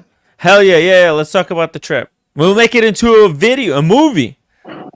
Ireland, the movie, part 2. Tim's 15-pint Part 3. challenge. Part 3, yeah. 13-pint challenge. Sedated, like, would you need your appendix taken out? You won't feel a thing. You can do that. 13 while you have your pints? drink. 15. Yeah, the Guinness, it's tough. It's tough on your liver. 'Cause it's So all I had 14 the other day, and I went to play football. I scored 3 goals. crazy, man. I don't know how Crazy, you bro. handle it. Anyway, listen. Love you guys. Good night. Sleep Good well. night. out there. Lots of love. See you guys. Good night, Elton. Yo, Ved, I'm gonna play this music out. Good show, everybody. It's really a fantastic show. I learned a lot about just and men everybody in stuff, the you know. chat, everybody in the chat who didn't upvote, that's your last chance. Please upvote now. Hit that upvote button, guys. Night night. It's for Humble Pine. Good night, everybody. They are lonely and feeling blue. These arms of mine, they are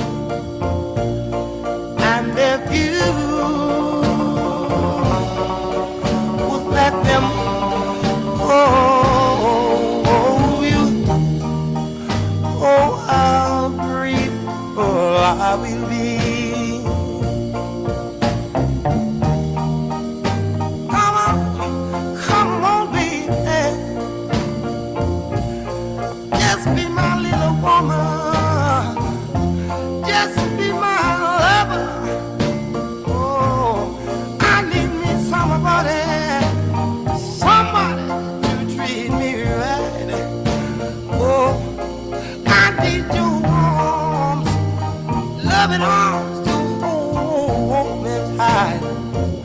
And I need your tender lips.